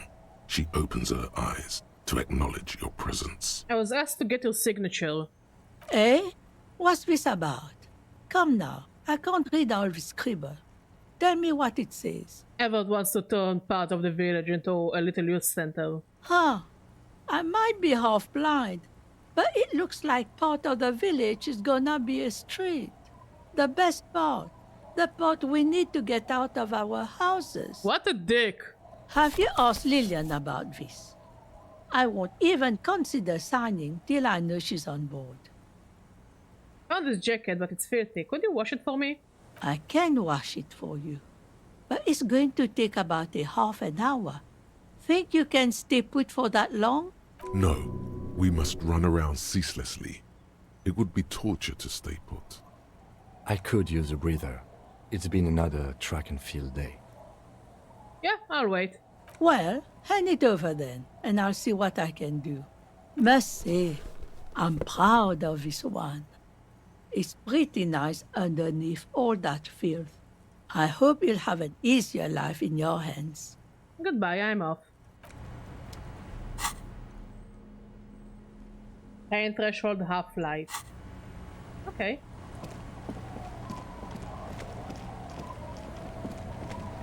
The waves are beginning to die down.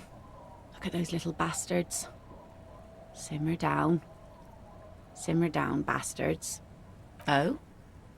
Who? Well, how can I assist you? I was then, asked for you officer? to get your signature. Were you? This says by signing, I agree to living with construction noise.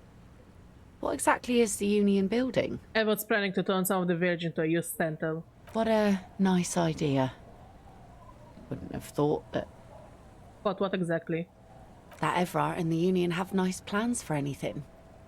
I thought they only cared about themselves. Well, I guess Union members have children too. On the second thought, don't sign the paper. If it means those people will be kicked out of their houses, it's not worth it. Aye, if you say so. Probably better that way. I mean, who likes construction noise? But seems like she does want it. Evrart in his pocket. He has a pen and everything. Here you go. Wait, why did you sign it? I shouldn't have. I mean, it's Evrart. It's probably a mistake. No, wait, I could check the papers? Probably, but it is a youth centre and I have children. Got to give them something else to do. I will take a look at the papers. If the papers really that suck, that bad, I'm not going to sign the grandma on it. Bored. Anyhow, you also need Isabel's signature. If it's a bad idea, she won't sign. You'll find she's a tougher nut to crack than me. Sound logic. Division of... You take the legal documents out of the envelope. A 12 to 40 month construction period and the zoning plan in the addendum. Underneath all this, Lillian's signature and an empty line waiting for a signee. Look at the zoning plan. The youth center cuts into the ocean like the bow of some great modern ship. Apparently, it's going to cover most, if not all, of the street and the square between the existing houses. It's 3 stories tall. Kim, what do you think of this? I'm no property lawyer, but it looks fine. I like the print size. They're not selling or leasing anything. It's not a perfect solution, but... There doesn't seem to be anything of interest. Let's see if I can raise logic with clothing. Because we have a lot of clothing now! Like, if the old lady thinks it's a bad idea, I guess it's not the best idea. We'll come back to it later. We'll go to the church first.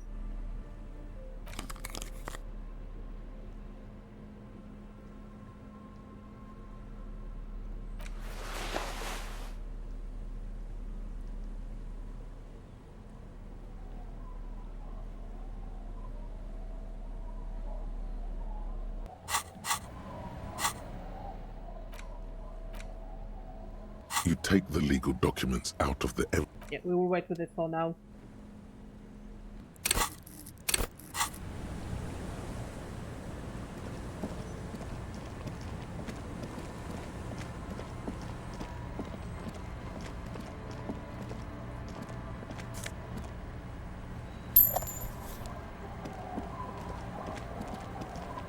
Hmm?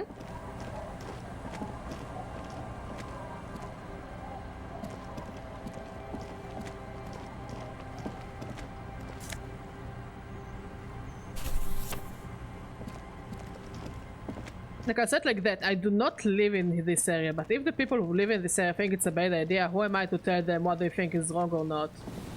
You know?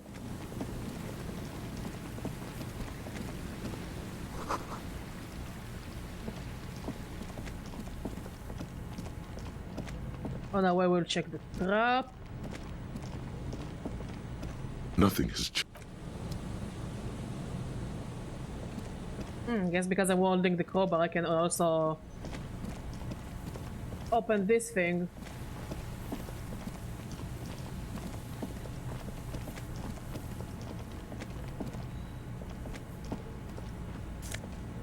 Some money.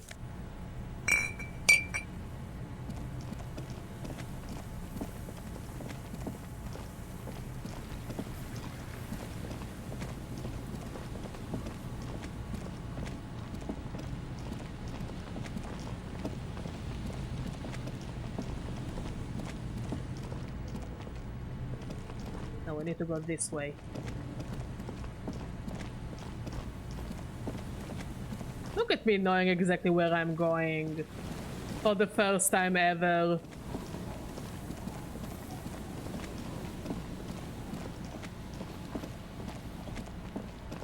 The church.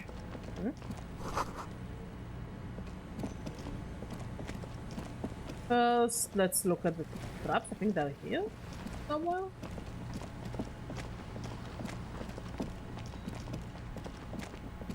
All those, the traps here. Rocks.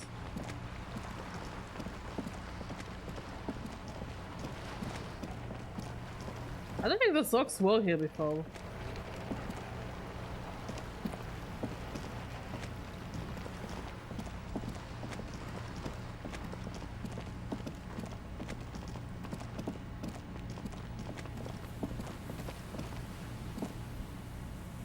I don't remember where the traps are.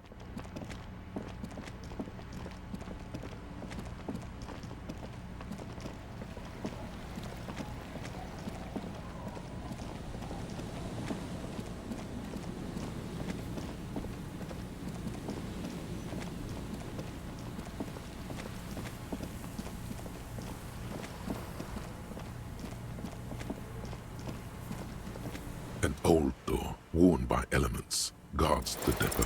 You rattle the handle a bit, then push. We don't get in there. What do you mean? We get into like everywhere. Frankly, you're just going to have to accept the fact that you can't get in through every single door. No. We've gotten into every door thus far. That's what we do. But that's who I am, who we are. Yeah, I understand you. I like opening doors as much as the next guy. But this one is simply beyond repair, and we don't have the resources needed to open it. Relax. No one's hiding in there.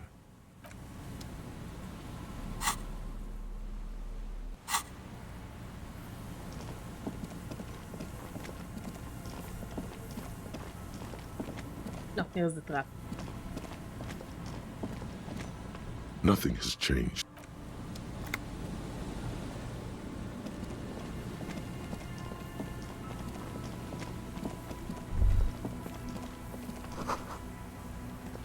And nothing too interesting over here. Yeah, this is why I want to open it, because it's ominous. Like, clearly they're hiding something. But saying that the game developers are quite a clever bunch, I wouldn't be surprised if I'll open it and I won't find shit in there.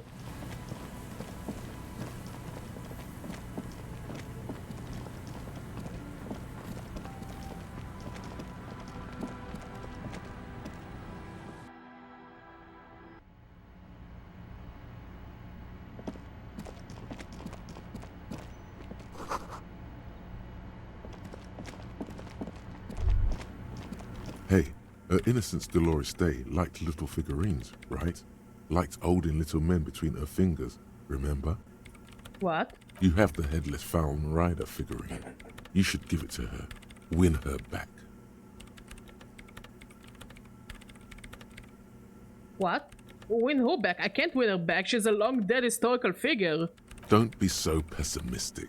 Love doesn't die that easily.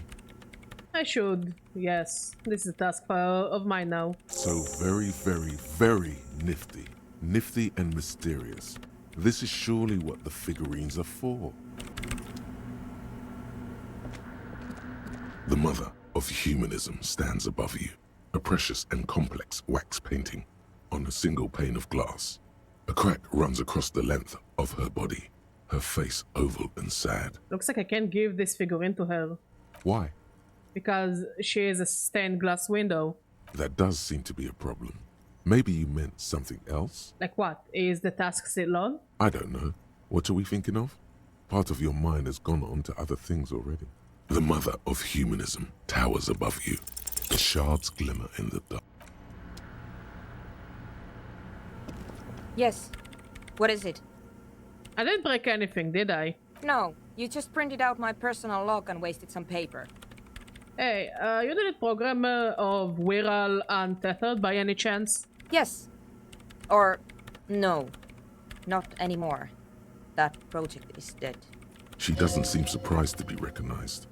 Rather sad. Something passes over her face before she straightens her back. So, but who are you? What are you doing here? I am Soona Luukkanen-Kilde, the former lead programmer of I like her Accident profile and picture, it RSA looks really radios. cool. I have over 16 years of programming experience, and I'm proficient in both Vox and Orbis languages. If you're not here to hire me, I don't really know how I can help you. Did she say over 16 years of experience? She must have started programming when she was still a teenager. That still doesn't answer what she's doing in an abandoned church. Those ravers won't be bothering you anymore. I arrested them because they were planning a drug trade. You arrested them? Didn't think the cops in this place had it in them. I'll take it as a compliment. Have you seen the Crabman? No. But you know he's around? Yes. He has seen you. And? And the Crabman has seen you. I don't care. I don't care about crab men. Wow, she really doesn't. Not afraid, this one. Well, there's so many machines in this place. I brought them here. These are my machines. Please don't touch anything. Why do you need an antenna? I use the AR1 as my RAM prefix processing unit. RAM prefect, that's your radio computer, right? Mm-hmm. And that antenna is its processing unit? Yes. You really don't know anything about radio computers, do you? No, I'm a master circuit bender. I know everything. Then you'll certainly know that all radio computers perform operations on air. So in order to gain more processing power, you need to invest in a good antenna. And the AR1, is it a good antenna? I guess it is. So far, I've been quite satisfied with it. Martinez is an unstable region with bad coverage, and the operation has been surprisingly stable. But it's not the cheapest one on the market. So I wouldn't recommend it for your regular red tape operations. Fraser 1000 is a foolproof line for civilians. Anyway, you should do some research before you decide to buy anything. Ask around, compare the prices. There are many milieus dedicated to that sort of thing. She liked telling me this. It calmed her nerves. What are you doing with your radio computer? I'm working. The machine seems almost alien with its pulsing core. The light casting her face in a strange shadow. Working on what? Could you just shh for a moment? Or get to the point. I really need to focus on something. What about those balls of water over there? They are connected to my RAIN prefect. Whatever you do, just please don't move them, okay? Thanks. Right, I'll try not to touch anything. Next question. Great. What are you doing in an abandoned church? You really like those questions, don't you? I'm a police officer, it's my job. They're bloodshot. She really hasn't getting much sleep. Literally, I'm a police officer. It's my job to ask questions. I'm conducting scientific research here. You can't throw me out. I'm looking for the location of a 2mm hole in the world. Wait, what? She's looking for a disruption in the radio waves. That's what her personal log said. The lieutenant raises his brows, but doesn't say anything. Is the hole connected to the data lost in your journal? Yes, that's what led me here. But I suspect it might be something a bit more complicated than that. A hole in the world. What does that mean exactly? Exactly. What does it mean? I don't know, I asked you. Up to now, it has been impossible to say what it is because it's impossible to measure nothing. What do you think it is? What qualities does nothing have? How do you measure something that does not exist? That's a little above your pay grade at the moment.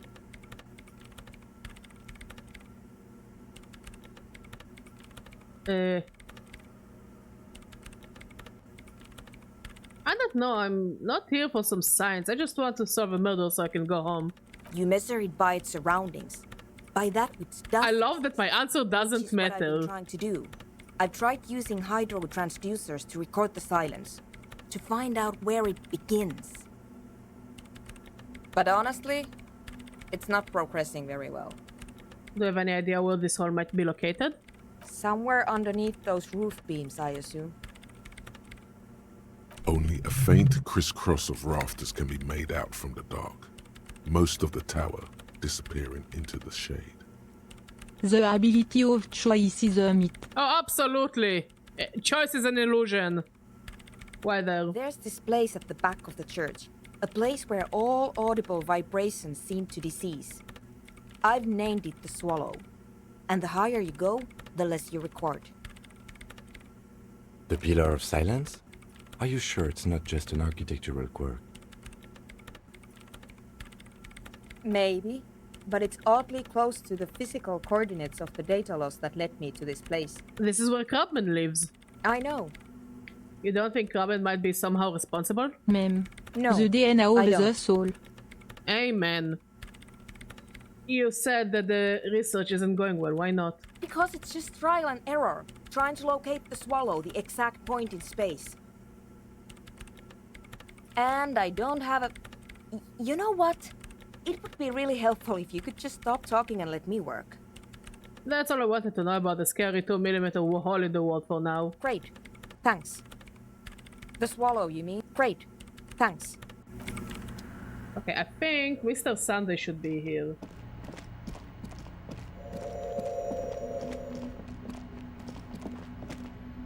It's not.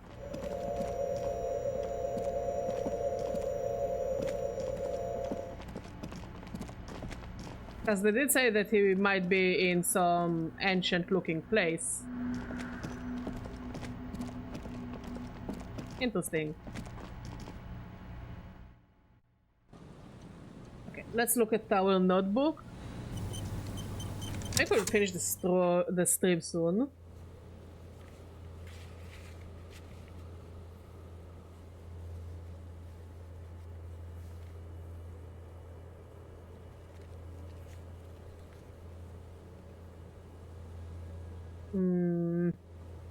Go for it.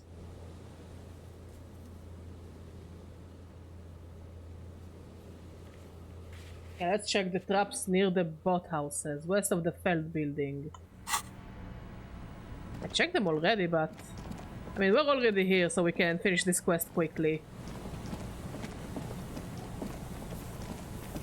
And then I think we'll call it a stream, because it's getting late. Our next stream is... I don't know really when. Nothing has changed.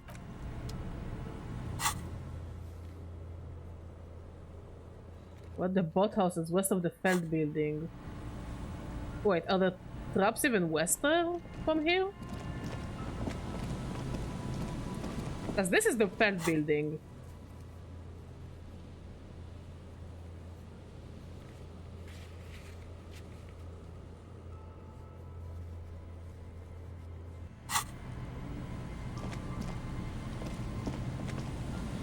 No, now I'm now I'm annoyed. Where are those traps? This is the camp, I guess.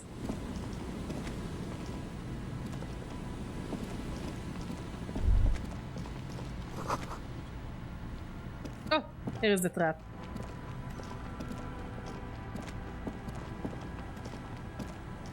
It takes you a moment. Behind you, when this district was booming, the reeds were kept at bay. Nothing obscured the freshly painted facades. Nowhere for drunks and adventurous teenagers to hide. Now, only the wind blows. Reach for the trap. The trap feels light and silent as you pick it up. Something is different here. No locust. No phasmid either. But still. It's empty. Your voice echoes on the coast, carried by a gust of cold wind. Look closer still. Well, the bait worked on something. This doesn't mean it was a reed monster, though. Unless you see one in there. I just see an empty trap. The netting is a little untidy, messier than the others. Like someone or something picked up the trap and shook it before dropping it back down on the ground. But what if it was a phasmid? What if it ate them and got out? Right. Anyway, that's for the cryptozoologists to figure out now. We're not cryptozoologists. We're cops. Okay, okay. Okay, we can't go that way.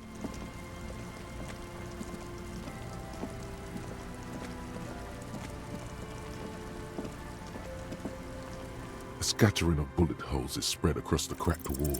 A row of ghostly shades stand facing the wall. There are many of them. It's what I said, that it was a shooting thingy. It's quiet. No sound. No movement. 10 meters away, other shades are lined up in an orderly manner. Automatic rifles. The cryptozoologist or the cops. Oh, no one. Probably no one. The squad flaps slowly in the breeze. A single droplets of rain fall on the wooden planks, the surrounding sand dunes. The clouds block out any rays of light. A long time has passed since the moment of this fusillading. Rain and brine have since washed all the blood away. Not a trace remains. What is this? The abundance of bullet holes leads to two options. Either an inordinate amount of executions were performed here, or they did not use a conscience round, where only one soldier has the loaded rifle. Looks like this was a mass execution with everyone fully armed. Look at the people against the wall. A host of men, probably in everyday clothes, ragged from the conflict and covered in dust. They were not sitting, a common practice for executions in some nations. as demonstrated by the height level of the bullet holes. They stand, facing the wall. It's impossible to discern any details about their personality or background. Look at the lines of soldiers. 7 men in combat uniforms and dark coats, holding automatic rifles aimed at the people.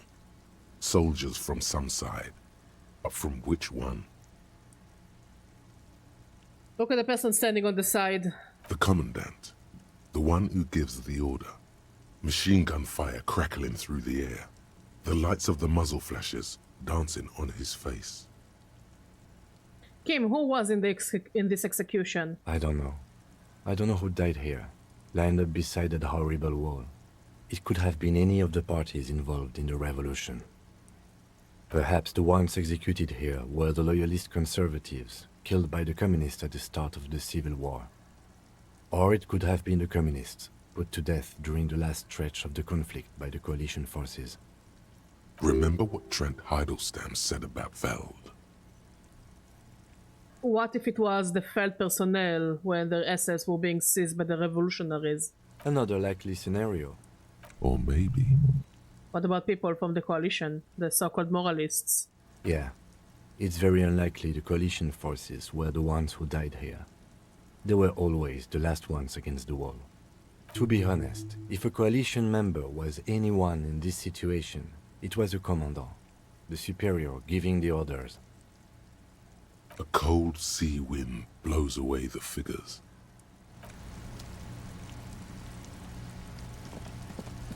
Oh, there he is!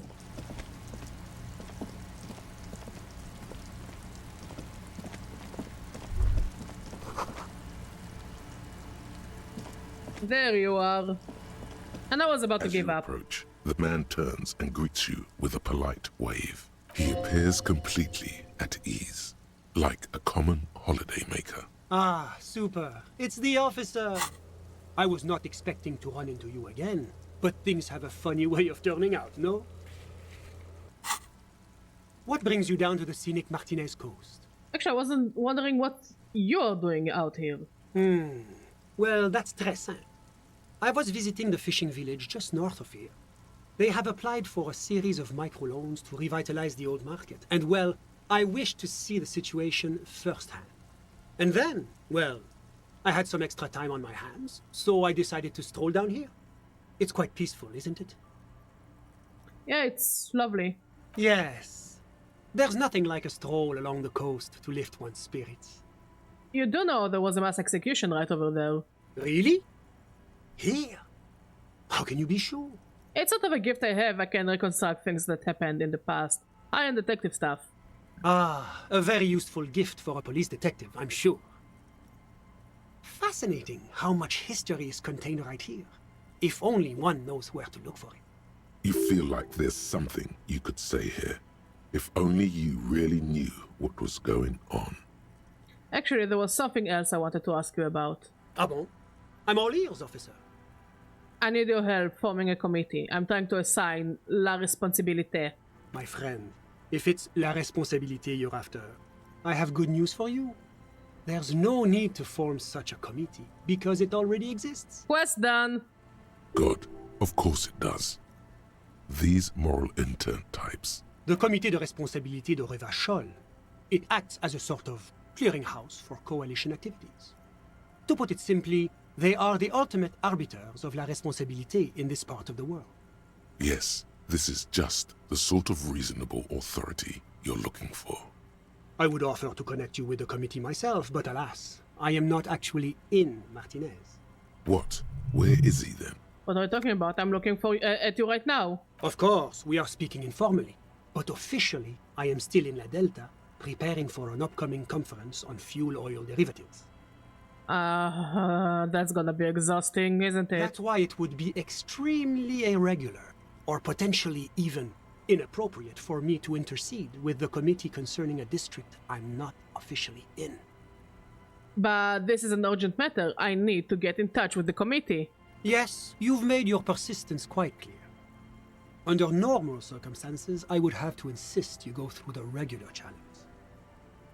But if you have information of a vital interest, they might be willing to entertain an exception.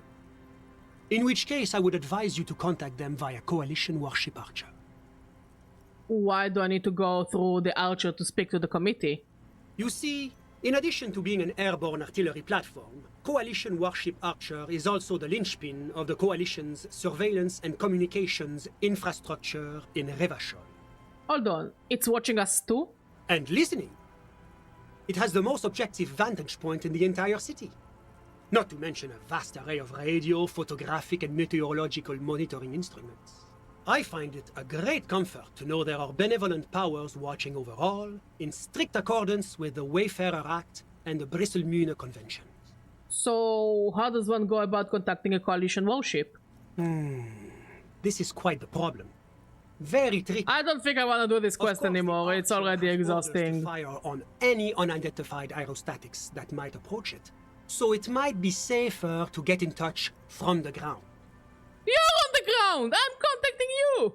But in that case, you would require a radio transmitter capable of broadcasting on coalition frequencies. And that kind of technology naturally isn't typically available for non-coalition use. Yes, it is a bit of a conundrum. I hate it here. I suppose there might be some way to circuit bend your way onto those frequencies, but you'd have to be one of those techno-tinkerers to do it. Do you know any of these tinkerers? Unfortunately not, no. I don't have the pleasure. I am merely a representative of the coalition government, not very well versed in technology. But you... Sounds like something that programmer we met in the church might be able to help with. Let me just say that I have complete confidence in the RCM. I'm sure you'll figure something out. Always my pleasure. Okay, let's try our luck talking to her again.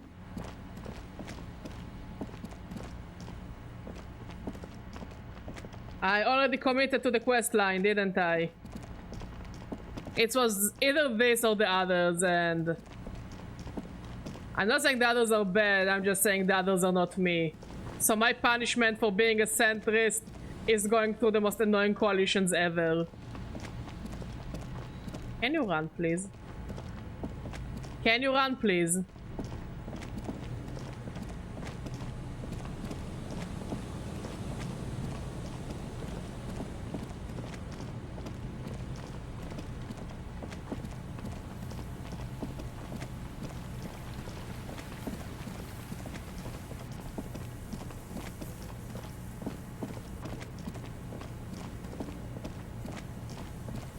I'm pretty sure I saw if we can interact with this box again.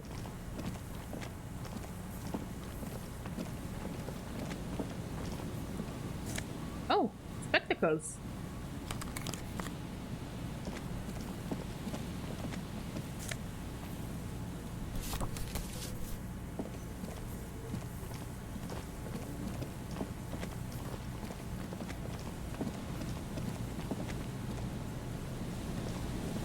A metal payphone under a yellow... You hear the tone. The machine is inoperable. Calling. Still calling. This feels wrong. Should you be doing this? I don't know. End of tone. Someone picks up. Pierre? Is that you, Pierre? Yes, it's me, Pierre. So nice of you to find the time to call me. It gets so lonely. Even the animals have died. What kind of pets did you have? Are you sure you're Pierre? Your voice, it's different. There. Chrysanthemum. Her voice is drowned in white noise. Sounds like waves washing a beach, growing in volume until the call suddenly disconnects. You get a sinking feeling. It makes you look if Lieutenant Kitsuragi overheard you. To your relief, he did not. Okay. That was a thing we can do.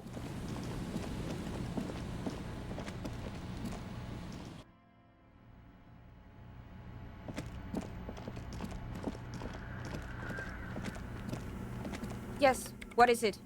I wasn't kidding earlier about contacting Coalition Warship Archer. Can you help me? Do I look like someone who has time for side projects at this moment? If you want her help, maybe you should help her first. The swallow, you mean? What about it? Because it's just trial and error. And I don't have a... Great.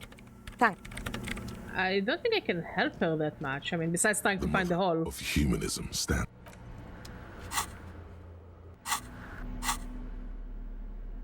You take the legal document.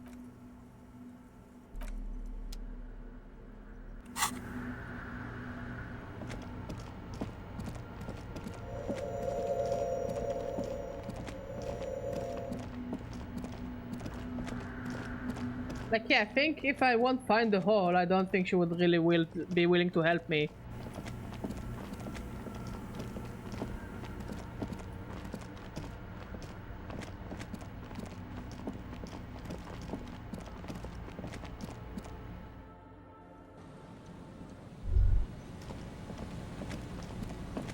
Let's see if we can get underneath the church. Maybe this is how we can help her.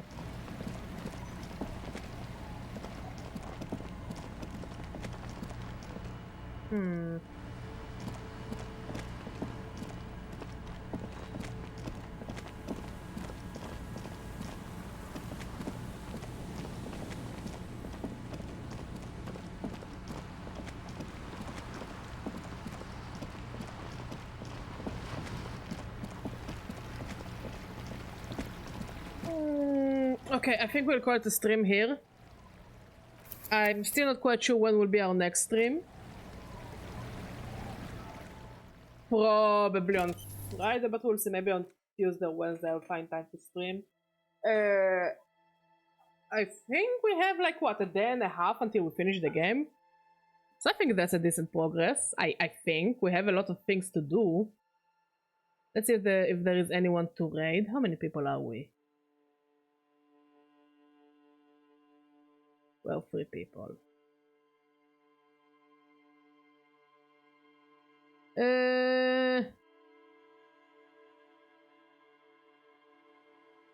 Oh, Matty is streaming. Go bother Matty. Anyways, thank you for watching. Thank you for talking. Thank you for being amazing. I love all of you. I'll see you all whenever, wherever we're meant to be together.